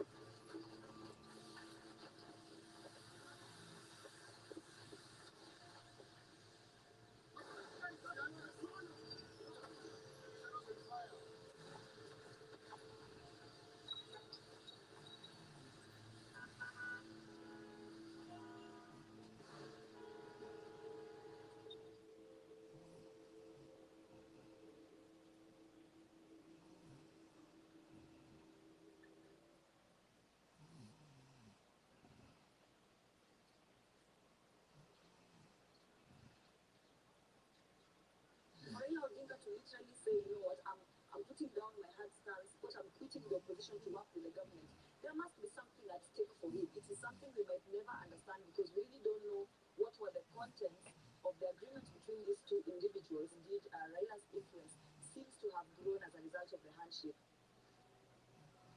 People died for Raila Odinga, but he's forgotten.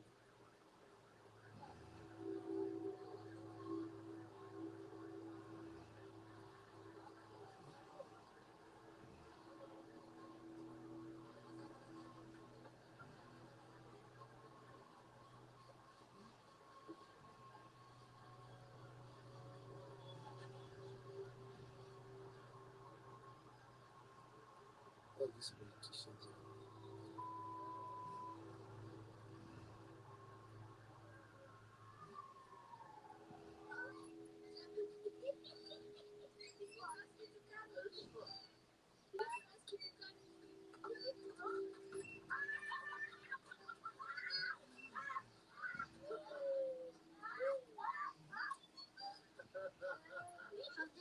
Pronounced the letter. yes,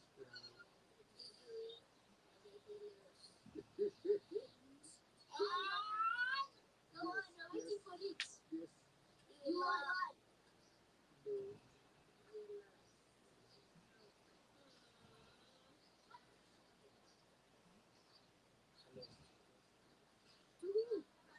Jaguar. So, your team to win the jungle, the winner, not the you are high.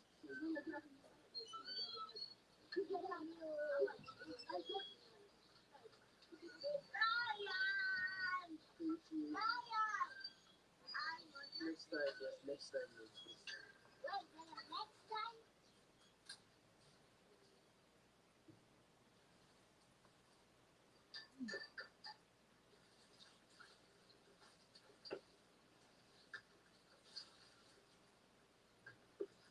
I think I'm secretly happy that he lost.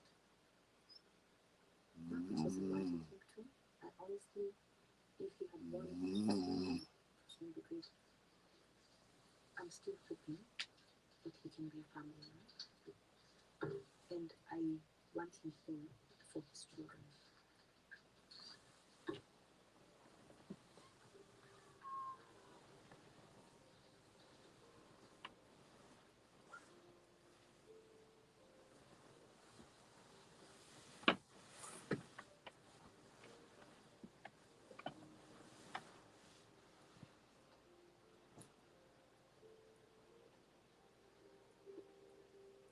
We were fighting for country. We were fighting for a better world, a better Kenya.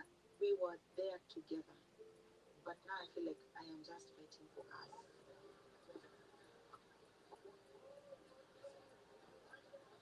What is it? I know it didn't work very well, Yeah. but maybe there's always a next time. We really wanted change, okay? Yes. It's okay. There will always be a next time. That's good, okay? Okay. George. George Boniface. Yes, I know you're Boniface. I think I need to stay here and fight.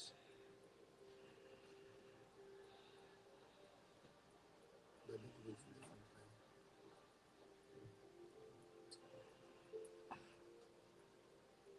I think really I need to fight for my family.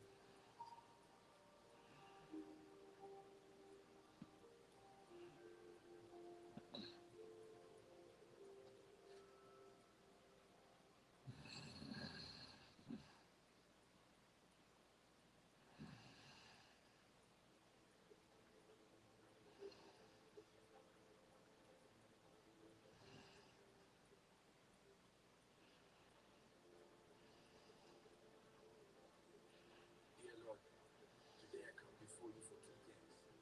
Grateful for keeping me alive even though unajua my day nakutupea Wakenya wa Asia.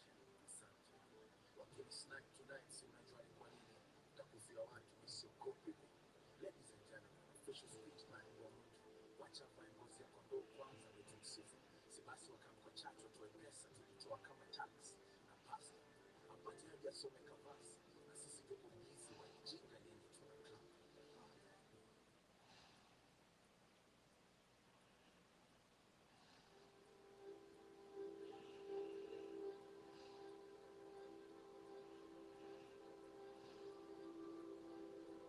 Almost Almost all carbon emissions come from industries that shape our world.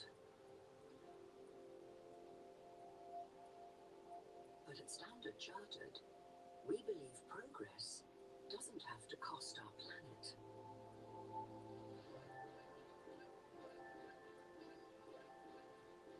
That's why we're helping our clients change the way they operate. By mobilizing $300 billion in green and transition finance. Accelerating the transition to a net zero world. Because where others see problems, we see potential. We're Standard Chartered, and we're here for good.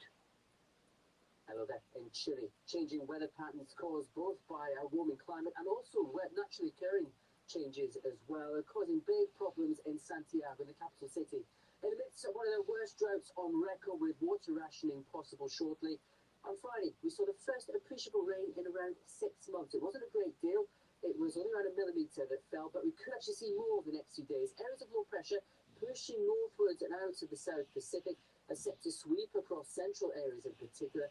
300 millimetres of rain possible, maybe a metre's worth of snow for some, and some of that wet weather could just push northwards at times towards Santiago itself. Now, it looks like the greatest chance of rain will be through Monday night and into Tuesday. We can see several millimetres of rain.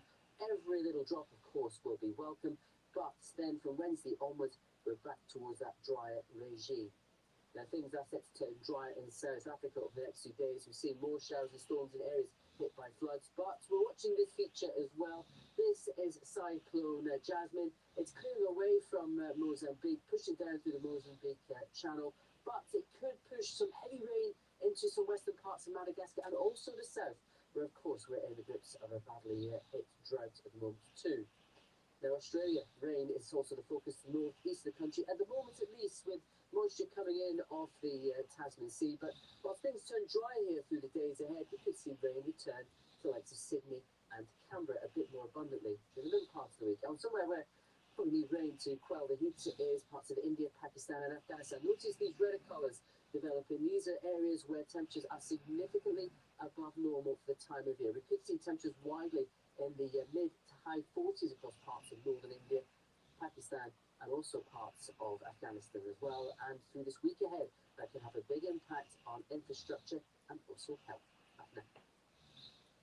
I'm Mosakis with Outside Source. This is the extraordinary story of climate change. Vaccines, Europe, the Taliban, Ukraine. Symbolically, it's very important. Let's take this stage by stage. Here's the BBC Stephen McDonald in Beijing. The West has stepped up sanctions against Russia. Let's look at some of the international reaction. Tell us what you've been hearing in practical terms. What does that mean? Next, we have to step back and let's just remind ourselves this is all part of the same story. Piece the story together with Roz Atkins. Outside Source on BBC World News.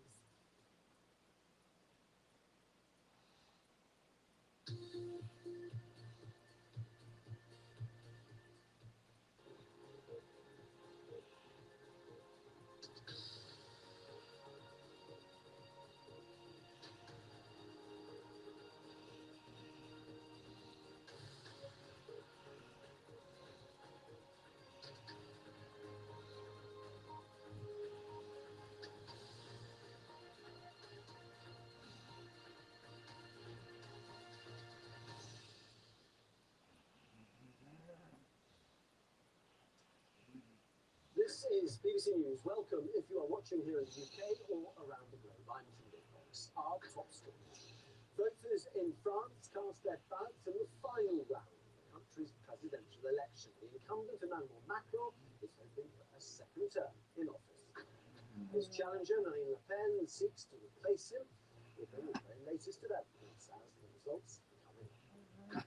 As Russia's war on Ukraine enters its third month, US Secretary of State Antony Blinken is expecting in Kyiv, the first top US official to visit since the invasion. And Japan says 10 people have died off the northern island of Hokkaido after a sightseeing boat went missing on Saturday.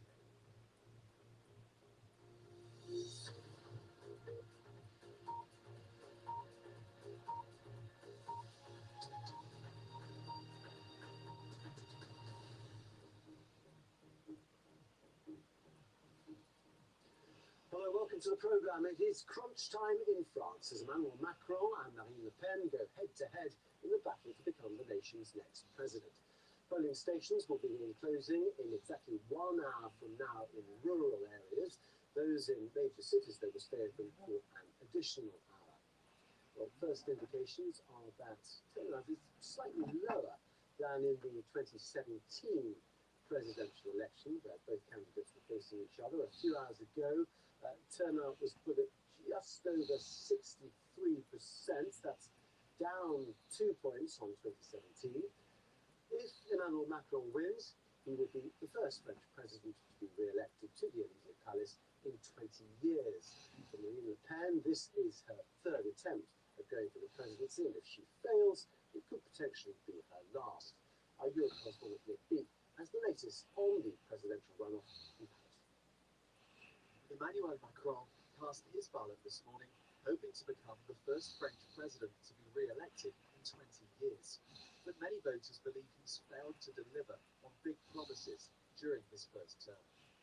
Marine Le Pen also wants to make history by becoming the first French woman to be president. She's tried to present a softer image, but is accused of holding on to racist policies, including banning Muslim women from wearing a headscarf in public. The French aren't exactly thrilled with what's on offer this election. The frustration we found at this market in Paris tells a similar story across the country. Just listen to Patrick, a retired fireman, and Joël, an office worker. They won't be voting for anyone. I won't vote for Marine because I hate the far right. But Macron is not that different. He's president of the rich, arrogant, contemptuous. I don't hate Marine. She's got better, she's calmer, more mature. Her speech is more poised, but I don't agree with her on the more sensitive policies. Sarah, who's reluctantly voting for Macron, doesn't trust the polls that are suggesting Le Pen will lose. I'm still worried because I used to believe Brexit would not happen. I used to believe Trump would never be elected. And each time I got up the morning just after and realized it had happened, and it could go the same way in France. A Le Pen presidency wouldn't just have an impact on communities across this country, it would also change France's position in the world. That's because she wants to replace the European Union with something else and to pull out French troops from the NATO military command. These are radical ideas, particularly at a time when there is war in Europe. Both candidates have been trying desperately to sell themselves to the undecided millions. Maybe not as their ideal choice, but the best offer in front of them. Well, let's go live now to our correspondent Anna Holligan, who's in the northern town of Hénin-Beaumont, where Marine Le Pen casts her vote a little earlier. I trust your drink is out of shot, Anna. Take it away. Sadly, none of these drinks are mine. This is the Bellon Place in a former mining community recently switched from socialist to far right. We'll be speaking to some voters in just a moment, but first, here is a picture of what happened when Marine Le Pen came to cast her ballot.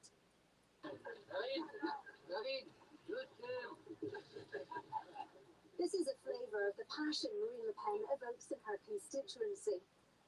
Many people here are struggling with the rising cost of food and fuel, and they feel other politicians aren't aware or just don't care.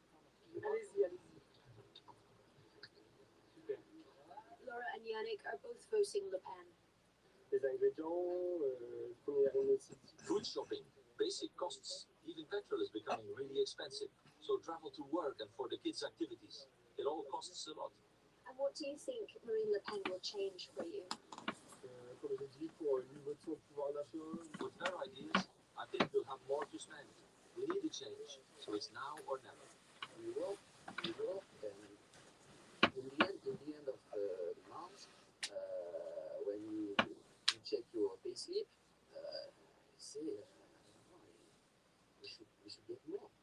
I'm not sure if Marine Le Pen can do the job, but we could maybe let her a chance, if I can say that. So why not?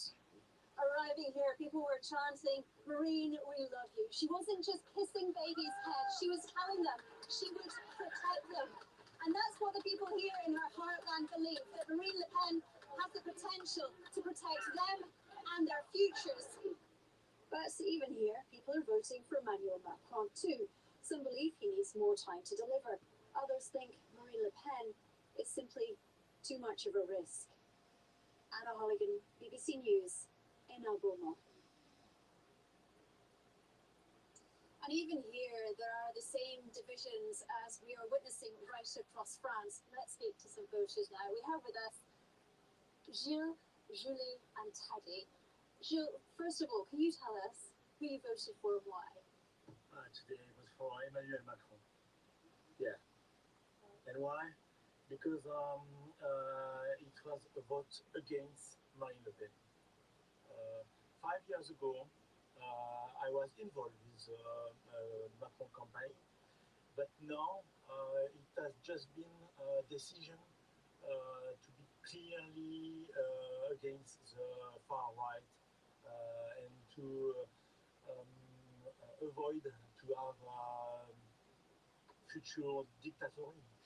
And Julie, you also voted for Macron. Yes, you fear what a Le Pen presidency would bring to your country? Yes, I would, because I don't want to live in a country that's ruled by extremists and people with hate. And I agree with the statement. It's also a vote against, but we're waiting for someone who represents us more than other parties, I guess, because no one was there. And Teddy, I know you share Julie's sentiment, actually. You voted for Macron, you told me, but with a broken heart.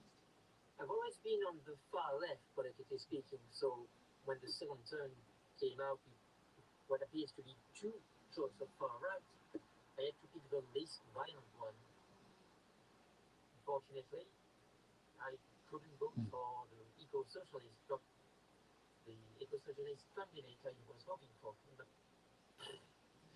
and why do you think so many people have switched from socialist to far right here?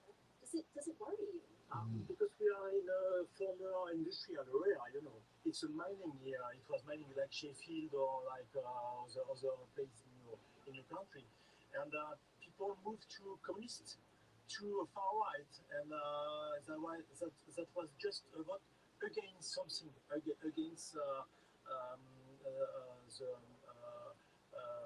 capitalism, against and Marine Le Pen used this way of speaking about social, and she forgot to speak that 20 years ago his father was against Jacques Chirac, and it was just a far right position against people Arabian or coming from Morocco or coming from Algeria here, and a lot of them are here because we need them in the mine extraction at the beginning.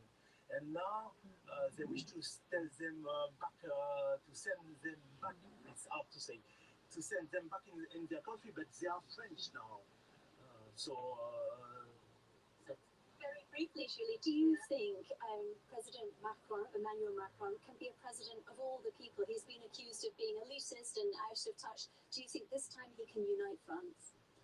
I'm not sure, but like I told you before, once again, I think we're just missing some people on other parties, and that's why, yes, it's scary, but I hope the next election in 5 years we'll have more choice. So there is a lot of expectation and anticipation here. 2 hours to go until we start to get the results in.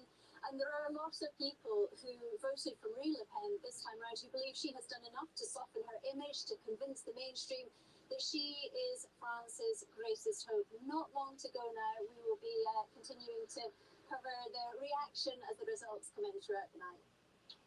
Thank you very much indeed. As Anna was saying, we have a special programme starting in a while. The results starting at 17:30 G. That is our election special programme as France decides. Right, let's turn our attention now to Ukraine, because the US Secretary of State Antony Blinken is due to visit Kyiv today. There are renewed calls for peace talks with Ukraine's president again, asking to meet Vladimir Putin. The United Nations is also stepping up its efforts of diplomacy with visits from Moscow and Kyiv this week.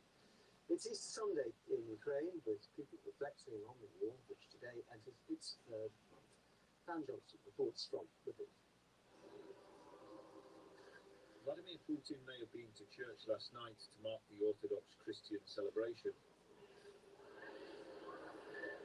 but he won't convince Ukrainians he's a man of peace. Their Easter is about a resurgent defence of their country, rising again in resistance to Russian attacks.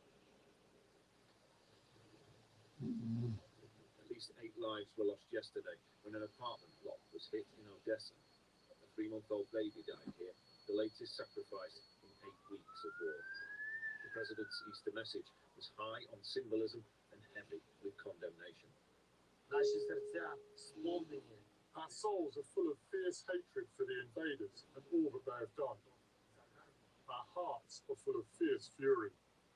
Don't let fury destroy us from within. Most Ukrainians won't be at home this weekend. Families are scattered and so many people are on the move. Not many have made it out of Mariupol, but the evacuation efforts continue. These are the more fortunate who've reached the relative safety of the temporary shelter. Others will spend Easter Sunday trying to escape Russian shelling. Since the Russian aggression, The US Secretary of State is due to visit Kyiv later, bringing goodwill and support. But the prayers across Ukraine are for peace and for more of the weapons they say are needed to protect it. Dan Johnson, BBC News, Lviv. In the last hour or so, I've been speaking to our correspondent Anna Foster, who is in Kyiv, and I asked her about that supposed visit by the US delegation.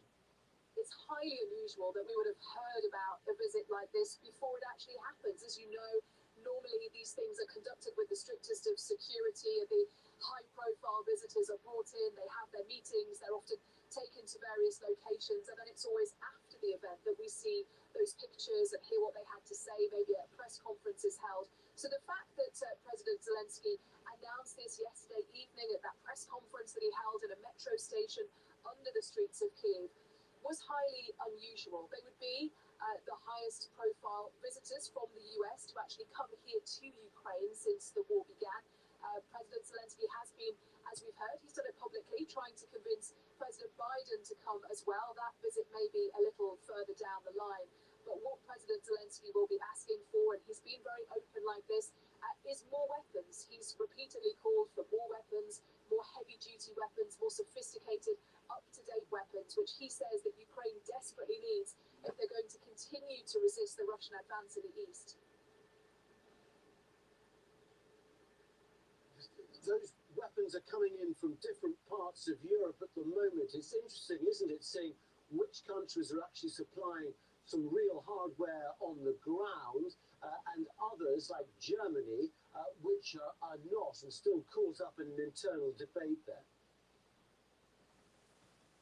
You're right, that is a source of great debate in Germany and around the world, in fact. And world leaders are, in some ways, almost trying to outdo each other in what they're giving. We see different things coming from different countries. We heard from the UK just a few days ago that they are going to send their old Challenger 2 tanks to Poland, and then Poland are going to send these T-72s into Ukraine.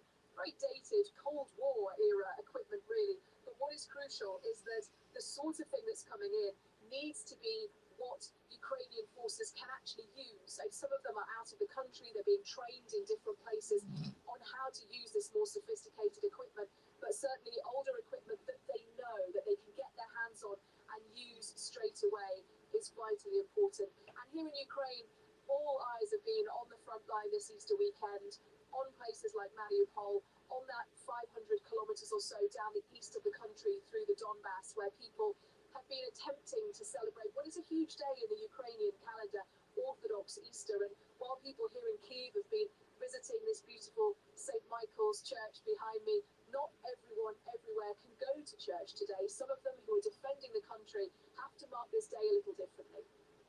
Anna Foster reporting from Kyiv. Japan says the bodies of 10 people have been recovered after their sightseeing boat sank off the northern island of Hokkaido.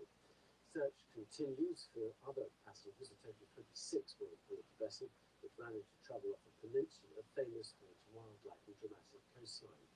Our Asia Pacific editor Michael Bristol has this report. This is the boat that went missing while on a sightseeing trip. A camera appears to capture the vessel as it prepares to leave harbour. One by one, the passengers embark. The boat then gently pushes out to sea. All seemed calm, but one local tour operator warned them not to leave.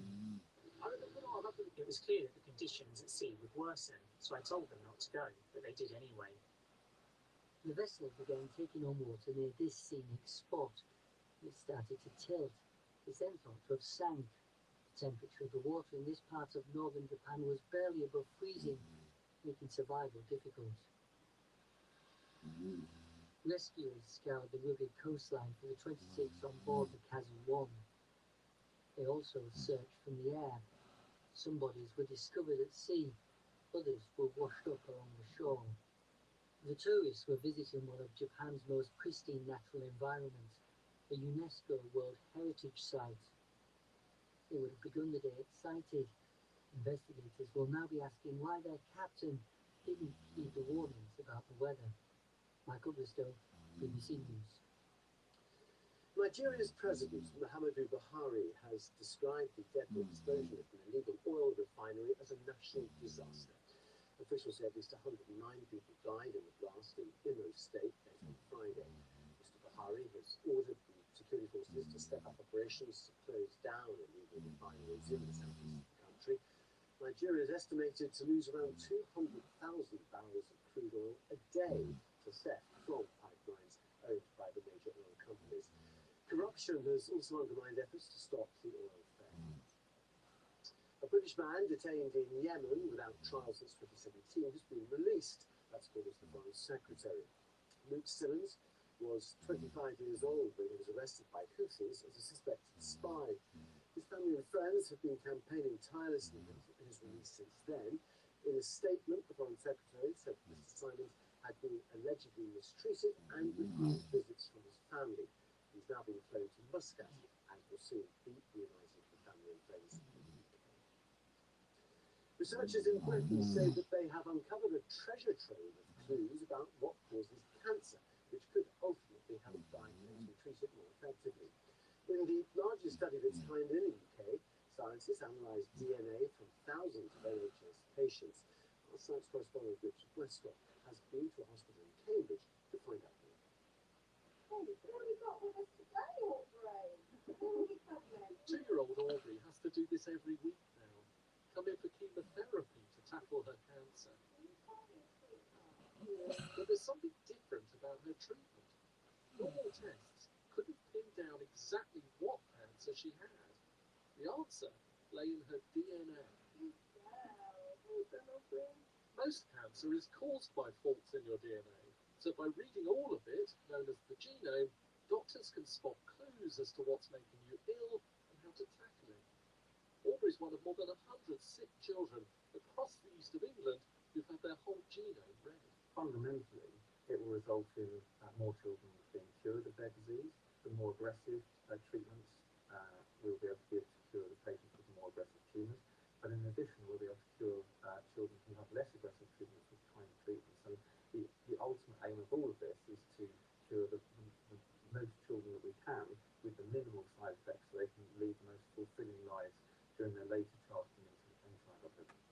Finding out she had cancer in the first place was absolutely heartbreaking, but not knowing what time and how to move forward with it, that was a massive struggle as well. So it was, it was sort of relief to know what it was, as that we thought, well, okay, they can treat her as best as they can now and get a treatment plan together that's going to work well for her. So Paul, it changed how they treated her, did it? Finding out exactly what the cancer was. Yes, goes on a different treatment plan, different course, different timescales, everything sort of changed really, depending on what you sort of got to be honest. And the key thing you found out was that it's not inherited effectively, so you knew your son would be okay. Yes. In a lab around the corner, they've just analysed the genomes of 12,000 NHS cancer patients. It's the biggest study of its kind in the world, and it's produced incredible results, spotting 58 new causes of the disease. The huge growth in DNA technology is transforming modern medicine, and right now Britain is leading the way in the research. How have you found the filming today? What was I thinking? Yeah, about something up. Richard Westcott, BBC News, Cambridge. The Conservative MP Caroline Noakes, who chairs the Commons Women's and Equalities Committee, has asked the Speaker whether the Mail on Sunday's political editor should have his parliamentary pass, his lovely pass.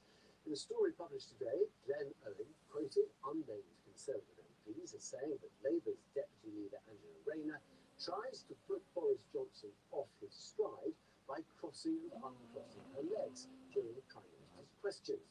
Ms Rayner has condemned the claims as vile lies, while the Prime Minister said he would do as well, what he called the misogyny directed anonymously at her.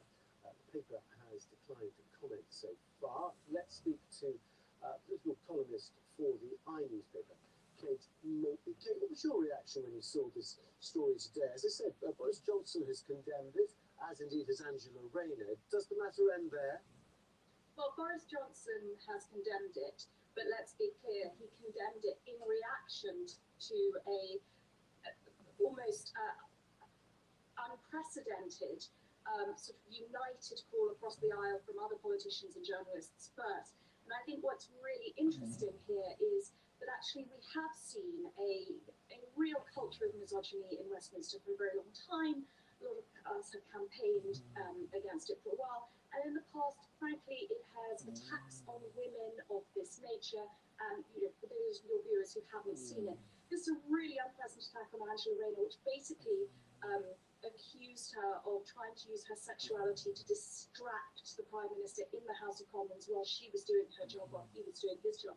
I think in the past, some of these attacks on women have often been tacitly condoned by senior male opponents, and indeed this Mail on Sunday article quotes Tory MPs, unnamed Tory MPs, as pushing this line in a way that for lots of us read as if it was actually breathed out by the Tory party itself.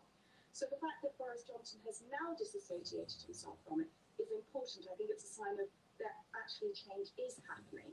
But I don't think we can sort of let him off the hook entirely and pretend that this stuff hasn't been coming from his government and his party for quite some time. Is this a Westminster problem, or is this an issue with what used to be known as Fleet Street? Oh, sexism and misogyny is something that we all experience, not just in Westminster, not just in Fleet Street, but around, you know, in all walks of life. But I think there is something very particular about Westminster, and I think some of your viewers maybe, you know, may feel that even in their own workplaces, there are things they can't say that used to be acceptable. They might think political correctness has gone too far. They might actually find it quite frustrating that there's this new breed of feminists, and sometimes we might sound like we're about to jump down all their necks. But I have to say, and I have to say to those viewers, those of us who are familiar with Westminster, the reason we get so angry and the reason this story has touched a nerve, because it really has touched a nerve, is I think we're all just sick and tired of a place that feels like a 70s throwback. And while the rest of the country has gone the other way, and it's, you know, there's been this massive progressive culture shift, Westminster, you step foot in it, and it really is like a 70s throwback. Now that's reflected in the political lobby, which is the group of journalists who live in Westminster, who work in Westminster, who have offices in the parliamentary building. That is still a heavily male, although not exclusively male group, and a lot of them are basically living and working in the same culture that sort of fuels misogyny in Westminster. But it's not fair to say I think that's true of all of Fleet Street. And sorry, let's be completely frank. I mean, I think the Mail on Sunday has been a repeat offender. I would just say you started this section by talking about Caroline Noakes, who I respect enormously, suggesting that Glenn Owen maybe might not be a suitable person at the parliamentary pass. I actually think that's not the right response. I'm a journalist myself, and I believe passionately in the freedom of expression of journalists. You know, to have access and to write what they want to write. I think the right response for us as feminist journalists is simply to write better than the Glenn Owens of the world, to do better. I'm really sorry. I'm going to have to cut you off because we are out of time. But thank you very much indeed for joining us here on BBC.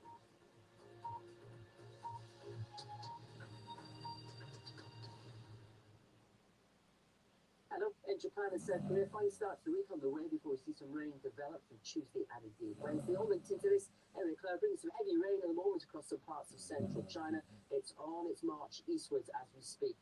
Notice the big clear slot across parts of central and southern Indonesia. It's further west we'll see some storms. Now let's focus for Monday afternoon across Japan and South Korea because we've got the sunshine, a bit of warmth as well. Spring warmth with temperatures 26, 27 degrees as we'll see in Beijing. But between Beijing and Shanghai, we see the heaviest of the rain moving its way out into the Yellow Sea. A few showers and thunderstorms in its wake. Cambodia Laos can see a few downpours, as could the Malay Peninsula. But it's Sumatra and Java across Indonesia where we could see some of the wettest of the conditions here. Bangkok stays dry over the next few days, but South Korea, Seoul, there you go, the rain in on Tuesday turns cooler, and for Tokyo it's Wednesday for you before temperatures drop for the end of the week. Across in Australia now, northerly winds in Perth. It's a reasonably warm autumn day, some clouds spilling in and some showers on the way here. Lots of rain through parts of Queensland at the moment, so risk of further flash flooding, especially to the north and east. Brisbane, Sydney, a few showers could push in on the onshore breeze, but many will be dry and bright. And it's a dry, bright, pleasant autumn day in New Zealand on Monday. A bit of early morning mist and fog clearing to sunny spells, and it should stay dry for much of this week. We can see in Wellington, but Perth showers will develop, turns cooler, and Sydney showers never too far away. See you soon.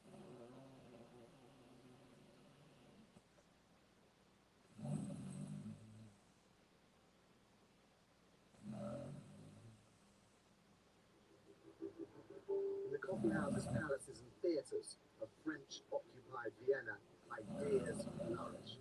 The French idealized free thinking. Nationalism, romanticism, rationalism intermingled and surged in popularity, and this had the most lasting impact on the city's greatest product, music.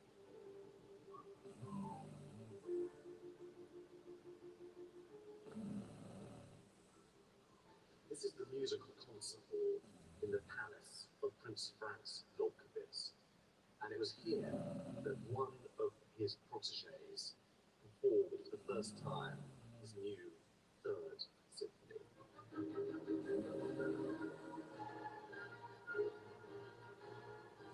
His name was Ludwig van Beethoven.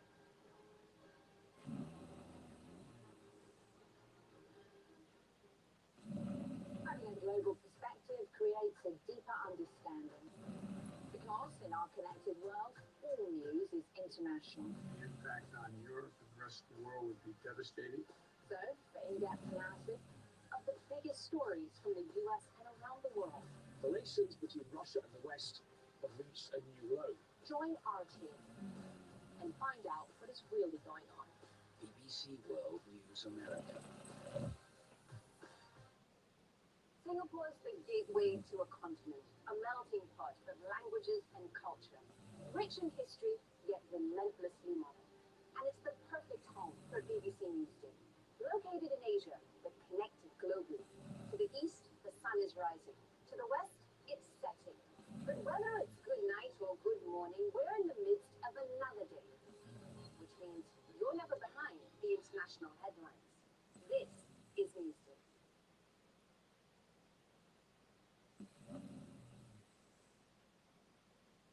In our connected world, all news is international. So, for in-depth analysis The impact on Europe and the rest of the world would be devastating. and correspondents covering both home and global events, get a deeper understanding and find out what is really going on. BBC World News America.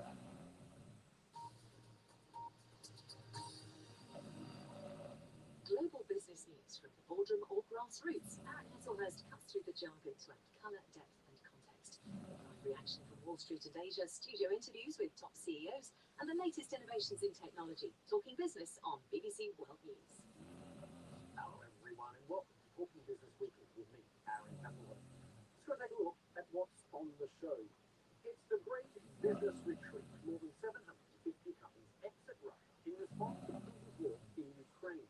But many still remain. Will those making a stand really make a difference, or is it more symbolic? I'm going to find out just how important these foreign brands are to the Russians and their economy. I'll be discussing all of that with these two experts. One who's been naming and shaming corporate inaction, and one who's been helping companies make these big decisions. Also on the show, mounting calls for a full embargo on Russian energy. The boss of Ukraine's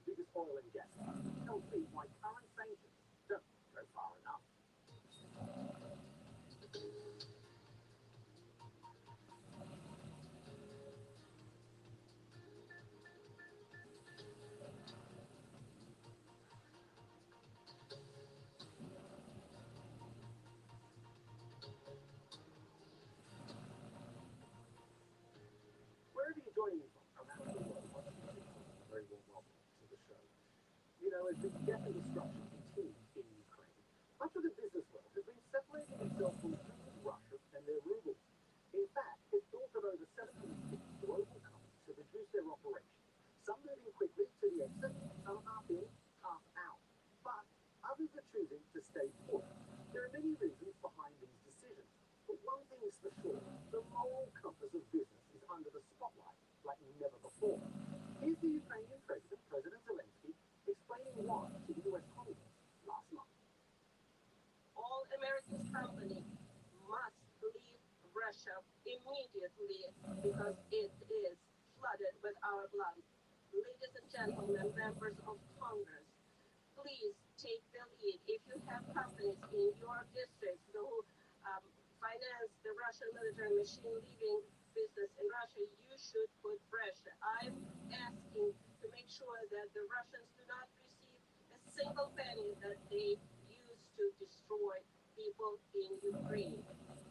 So let's remind ourselves of what's been happening here. Since the beginning of the invasion in late February, Western sanctions have effectively shut Russia out of one swathe of the global economy, and some companies quickly followed suit. Petrochemical giants like BP and ExxonMobil led the way, announcing that they were settling joint Russian ventures, costing them billions of dollars. Payments companies like Visa and MasterCard suspended operations, and Hollywood's Disney and Warner Studios halted new releases into Russia. Tech giants like Apple and Google limited their services. Then came the moves from a number of big professional services firms like Accenture shutting down in Russia and McKinsey suspending operations. And then investment banks like JP Morgan and Goldman Sachs saying that they would begin winding down their operations in that country. The Russian Main Street has been transformed with many West pull down their shutters. American icons like Ben & Jerry's and Starbucks halted their operations. And most symbolic, the closure of McDonald's, a powerful emblem of an open and post-Soviet life.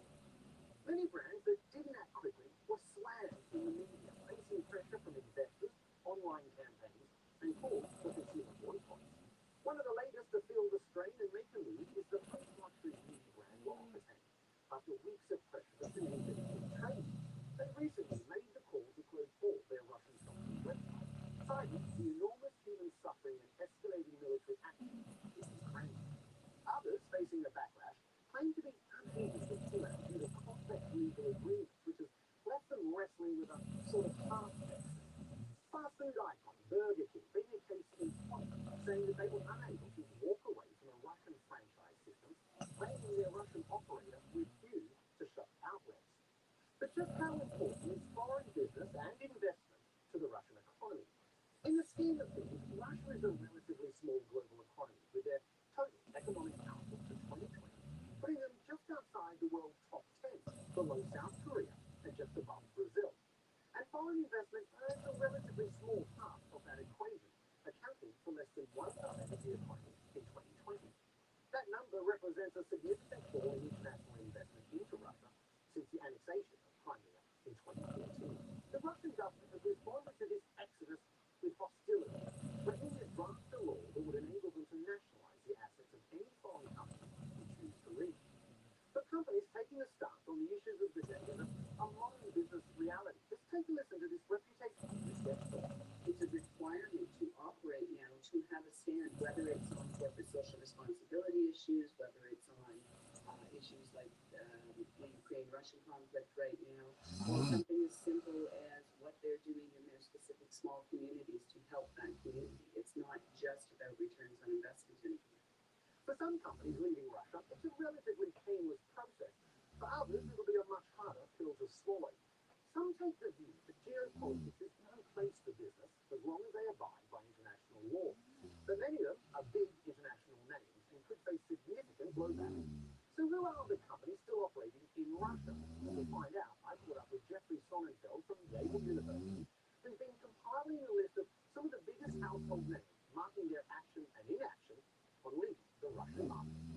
Jeffrey, a real pleasure having you on the show. Thanks very much for your time. Let's start with this, Jeffrey. So you and your team have been compiling this list of companies and their actions over the war in Ukraine. Just explain, how does it work? We have classified companies into 5 different categories because we're a schoolhouse. We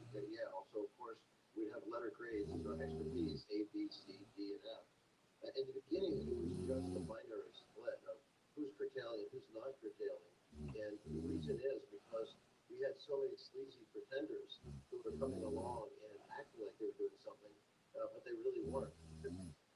Briefly, I mean, who are some of these names on the so-called bad list? One of them, I guess you'd have to consider the U.S. company, Coke Industries. They make some very prominent goods like Brawny towels and Angel Soft toilet tissues, Drayton Northern toilet tissues and things. But they have some other large divisions, a glass maker and a company that makes little connectors that go into every cell phone and Airbus and Boeing cockpits, the plastic pieces for companies. They claim, they're digging in there unperturbed. It's astounding that they continue on. We have other companies like International Paper that claims, we just have a passive investment. The passive investment is 50%, so it's a controlling stake in one of the largest paper companies in the world. It's based in Russia. Many Chinese companies, such as Huawei, there's noises that Huawei might be changing a little bit soon, but Alibaba and so many others that are in that category. Sadly, even the laptop that I'm on, Lenovo, is still digging in and operating there. Do you have sympathy, Jeffrey, for what could be seen as legitimate difficulties for companies to withdraw? For instance, some will say they've got these complex legal entanglements. Perhaps Burger King would be one of those examples. It's interesting you pick the casual dining restaurants because there's quite a distribution of who's going to what in that space. There are places like Starbucks that have the same franchise agreements as anybody else. Starbucks has the courage and the generosity to buy out their vendors, buy out their franchisees. There's no reason why Burger King and these others couldn't try that. Jeffrey, some will argue, is it really a moral position? For instance, to put people out of work. Workers still have families to feed. It's Putin's regime driving the war. Some will argue it's not your average Russian on the street. Nobody should hold that position now because our number one enemy to global harmony and the well-being of Ukraine and sovereignty and their right to live is Vladimir Putin. But what a great historian reminds us of, Jacob Goldhammer, in a book called Hitler's Willing Executioners, 1996 book, is that it wasn't Adolf Hitler himself that takes all the responsibility for the cruel success of the Third Reich when it was successful, but it was the complacency of the Russian, in that case, German population. In this case, it's complicity through complacency of the Russians. The more we keep these people content with jobs and cash and trying to get the economy flowing as normal, the less willing they are to question the truth around them. And Jeffrey, the withdrawal of all of these companies, is it just symbolic, or will it actually have a big impact on the Russian economy? It is very substantive.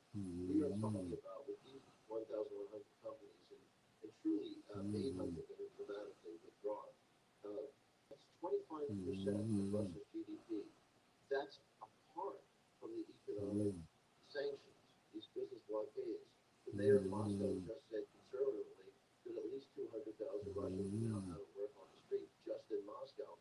No, this is very substantive. The stock market has plunged, the currency has plunged. We know that this matter of inflation is soaring there. Jeffrey, what's your end goal here? The ultimate goal, which nobody has ever asked before, it would be to have the Russian people jump out on the streets instead of covering their fear and hiding from the truth. The world hasn't seen somebody who has this amount of power as Putin in a very long time. And General Mark Milley, the chairman of the Joint Chiefs of Staff in the U.S., has said just recently at one of our summits, this is the most dangerous place to ever walk the planet. Maybe surely not as bloody as Hitler or Genghis Khan just yet, but give him time. Time is all capability. And unlike those other horrendous players, they didn't have nuclear weapons. They didn't have the bottomless pit of oil money. So it's critical that we stop this government, stop this leader. That's the goal of these business boycotts. They can't do business there. This is one very prominent financier said to us that he saw he forgot his own golden rule, which was never do business where it's the rule of leaders instead of the rule of law. Jeffrey Sonnenfeld, I really appreciate your time. Thanks very much for joining me, and I'd love to talk to you again soon. Oh, I was very much enjoying it. Thank you. Well, let's stay on the subject of to leave or not to leave Russia.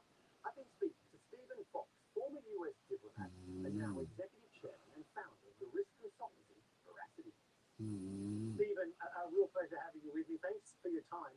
Stephen, can we start with this? I'm wondering what kind of conversations are you having with your clients over their Russian exposure at the moment? I think we've moved to a second stage of conversation, in fact. So the first stage was, do we stay or do we go? And the vast majority said, we go. Now that they've gone, it's a much longer term process of thinking, what are the second and third order effects coming out of the whole Russia-Ukraine war? And keep in mind, this was the first war of the ESG era. And as a result of that, there was tremendous perceptions about customer pressure and public sentiment. And that sentiment said, you need to be out of Russia as a reaction to what took place. Well, let's explain that, the ESG. I mean, we're talking about an age where environmental, social, and governance standards for companies, right? And they're all very important. Does that have more of an impact, though, on companies' decisions over Russia and Ukraine? Yes, I think it's having a tremendous impact in the sense that reputation risk has moved to the absolute fore in companies' calculations. And more so, not a worry about how much the financial loss might be from Russia, but what would be the financial loss from remaining in Russia from customers who are based outside of Russia, everywhere else in the world. But as you know, there's always that argument that the first duty of a company is to be profitable, to survive and exist. Anything that deviates from that, that increases costs, etc., isn't going to help anyone. So it's all great, it's all great to have these good intentions, but not if those intentions lead you to bankruptcy. Sure, and it's important to do the appropriate financial calculations, and there will be companies that suffer severe financial losses as a result of having to exit from Russia in the wake of the war. But at the same time, those companies made the calculation and said, what's the cost of remaining? And part of that cost would be the idea of being branded as a Putin sympathizer. And that might be too high a price to bear. Do you think, Stephen, that the Russian invasion has fundamentally changed company risk strategies going forward? I mean, will they be looking at their international markets and regimes that they operate in a whole new light? Yes, I believe so in varying degrees. But we used to describe to an extent that geopolitical risk was a parlor game that one sat and contemplated and thought about, but it didn't have practical consequences that a company could really manage. I think that those days are over. And for sophisticated companies, the time has come where it's not sitting around as a parlor game, but rather trying to do appropriate scenario planning and looking at what are the second and third order effects of big geopolitical dislocations, a la the Russian invasion of Ukraine. Stephen Fox, a real pleasure having you with me. Thanks for your insight, and I'll talk to you soon. Coming up after the break, can Europe do more to wean itself off Russian energy? I'll be speaking to the boss of Ukraine's biggest oil and gas company, who's calling for a full embargo to halt hostilities. I'll see you shortly.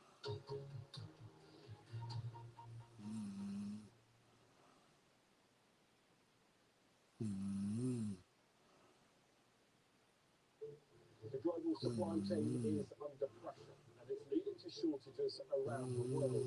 So what is happening, and what could that mean for you?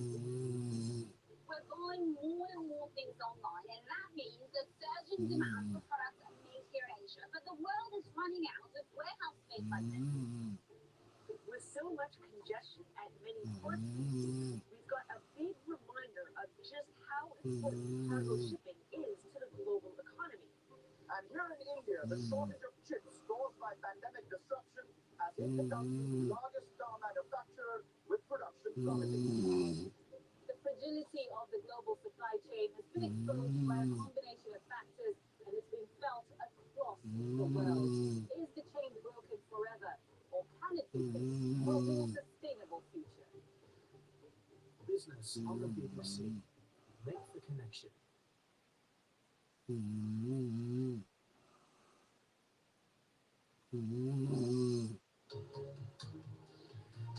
Welcome back to Talking Business Weekly with me, Aaron Eccleston. It's now over 2 months since Putin's invasion began. It's quite a sobering thought that gas is still freely flowing to Ukraine from Russia. It crosses or transits the country on its way to numerous other European countries. And it's possible to picture money flowing in the opposite direction from European gas customers back to the likes of Gazprom and other Russian energy providers. Let's say that money funds Putin's war in Ukraine. So just how do we interrupt that money flow? Well, I've been speaking to Yuri Vitvenko, who's the CEO of Naftogaz, that's Ukraine's largest national oil gas company, to find out. Yuri, a real pleasure having you on my show. Thanks for your time, and I am sorry it's under these circumstances, but can we start with this, Yuri? Can you just give us an idea of how bad the ongoing damage is being inflicted on Naftogaz's infrastructure by these Russian attacks? Our infrastructure in the eastern part of Ukraine and southern part of Ukraine is not just damaged, it's destroyed. Damages enormous. Then part of our business is to export and to store oil and oil products. And Russians targeted it deliberately. So we have huge explosions and we have big parts of our infrastructure was destroyed due to this, again, very targeted attacks.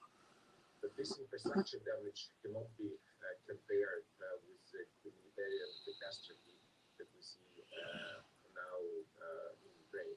We operate basically all over Ukraine, and we provide, for example, heating for 90% of Ukrainians because natural gas is the source of energy for Ukrainians. I cannot just even express how sad it is again hearing all these stories and watching our customers, watching families of our employees dying or again being left without some critical supplies. That's something that is really, really terrible. The biggest risk is that this war continues and we cannot repair the infrastructure when there is an ongoing fight. And it's a matter of sometimes investments, sometimes we really need to rebuild it from scratch. So it takes years to rebuild the infrastructure that has been damaged recently. And Yuri, you've been quoted as saying that Germany, instead of getting its gas from Russia directly through what is called the Nord Stream 1 pipeline, that it should have it piped via Ukraine. And this, you say, will give an incentive to stop the war and make sure that the transit routes are secure. But I've got to ask you this, is it realistic to think that Germany would choose to make its gas supplies more vulnerable? In general, we believe, and we're public about it, that there should be a full embargo on Russian oil products and gas. But if Germany says that they're so critically dependent on Russian gas, we, by the way, don't believe that's the case. We believe they can stop buying Russian gas, and the damage to the German economy will be very, very modest. But it will, again, stop the war.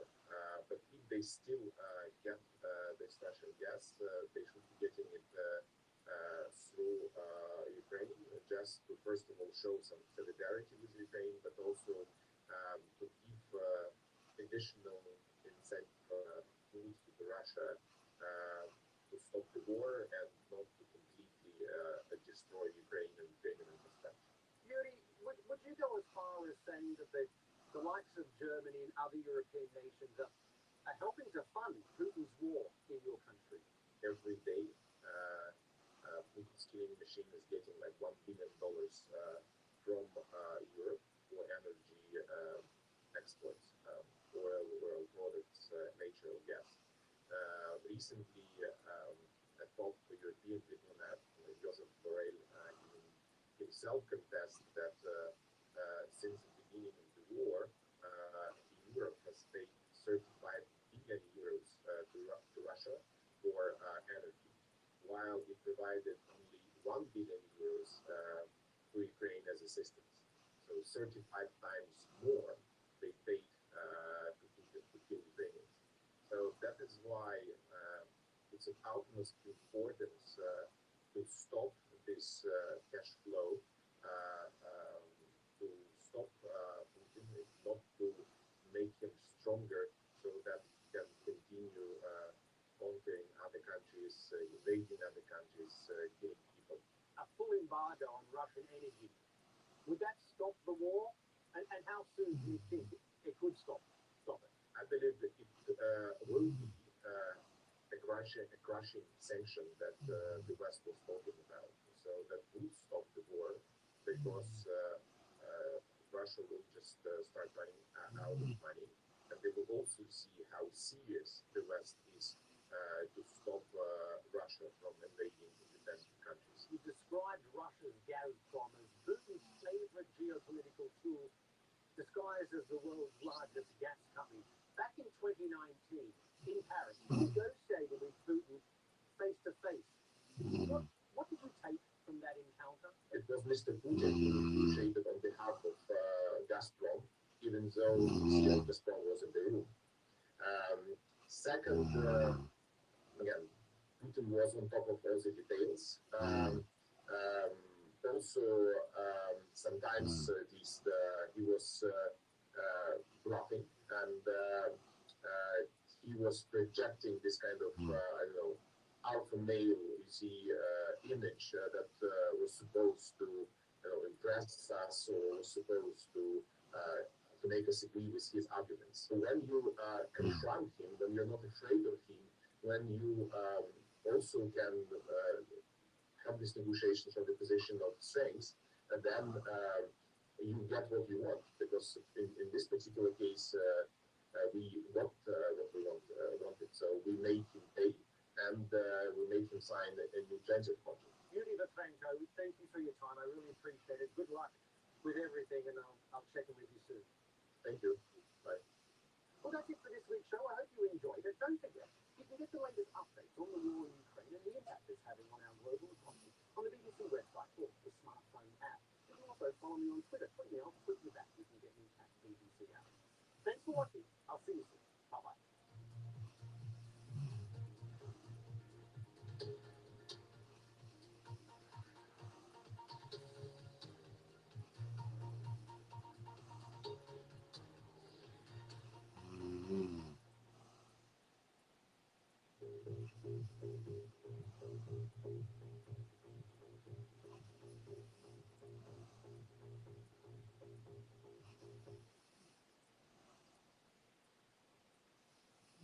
Hello there. In Chile, changing weather patterns caused both by a warming climate and also naturally occurring changes as well are causing big problems in Santiago, in the capital city. In the midst of one of the worst droughts on record, with water rationing possible shortly.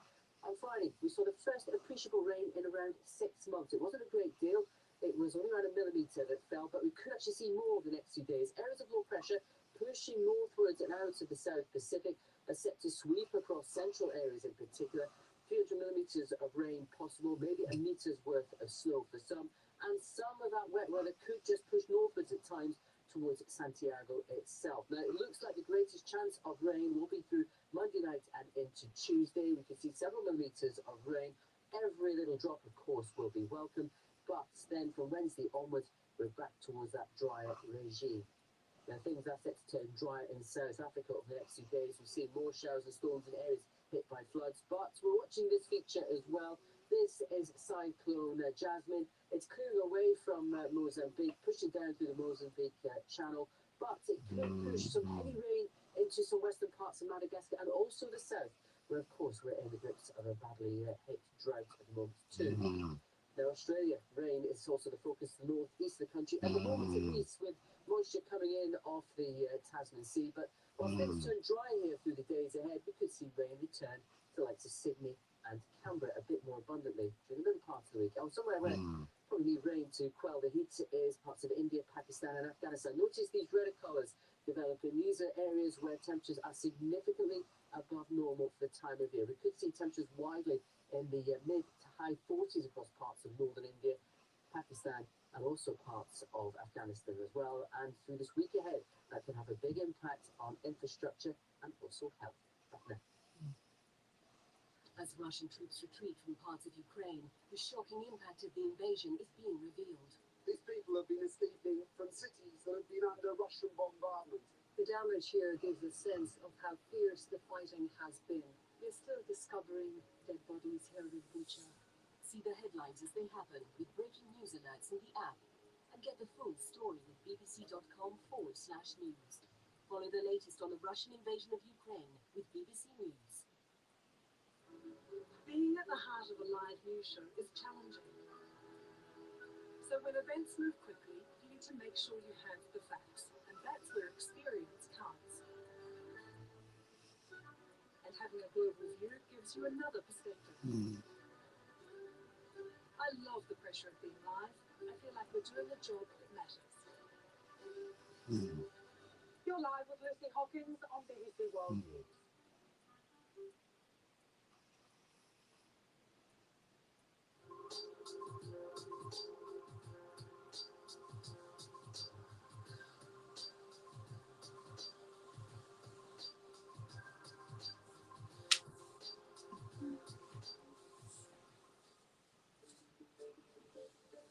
I've reported on health and medicine for BBC for around 30 years, and that's taken me around the world looking at global disease threats and innovations in medicine. These girls are benefiting from a vaccine which is offered routinely in wealthier countries. I first became aware of this new coronavirus in early 2020. This has been such a fast-moving story and was relentless. Some of the images I've seen in intensive care units, they will stay with me forever. The warning signs here couldn't be clearer. The NHS is now on the brink.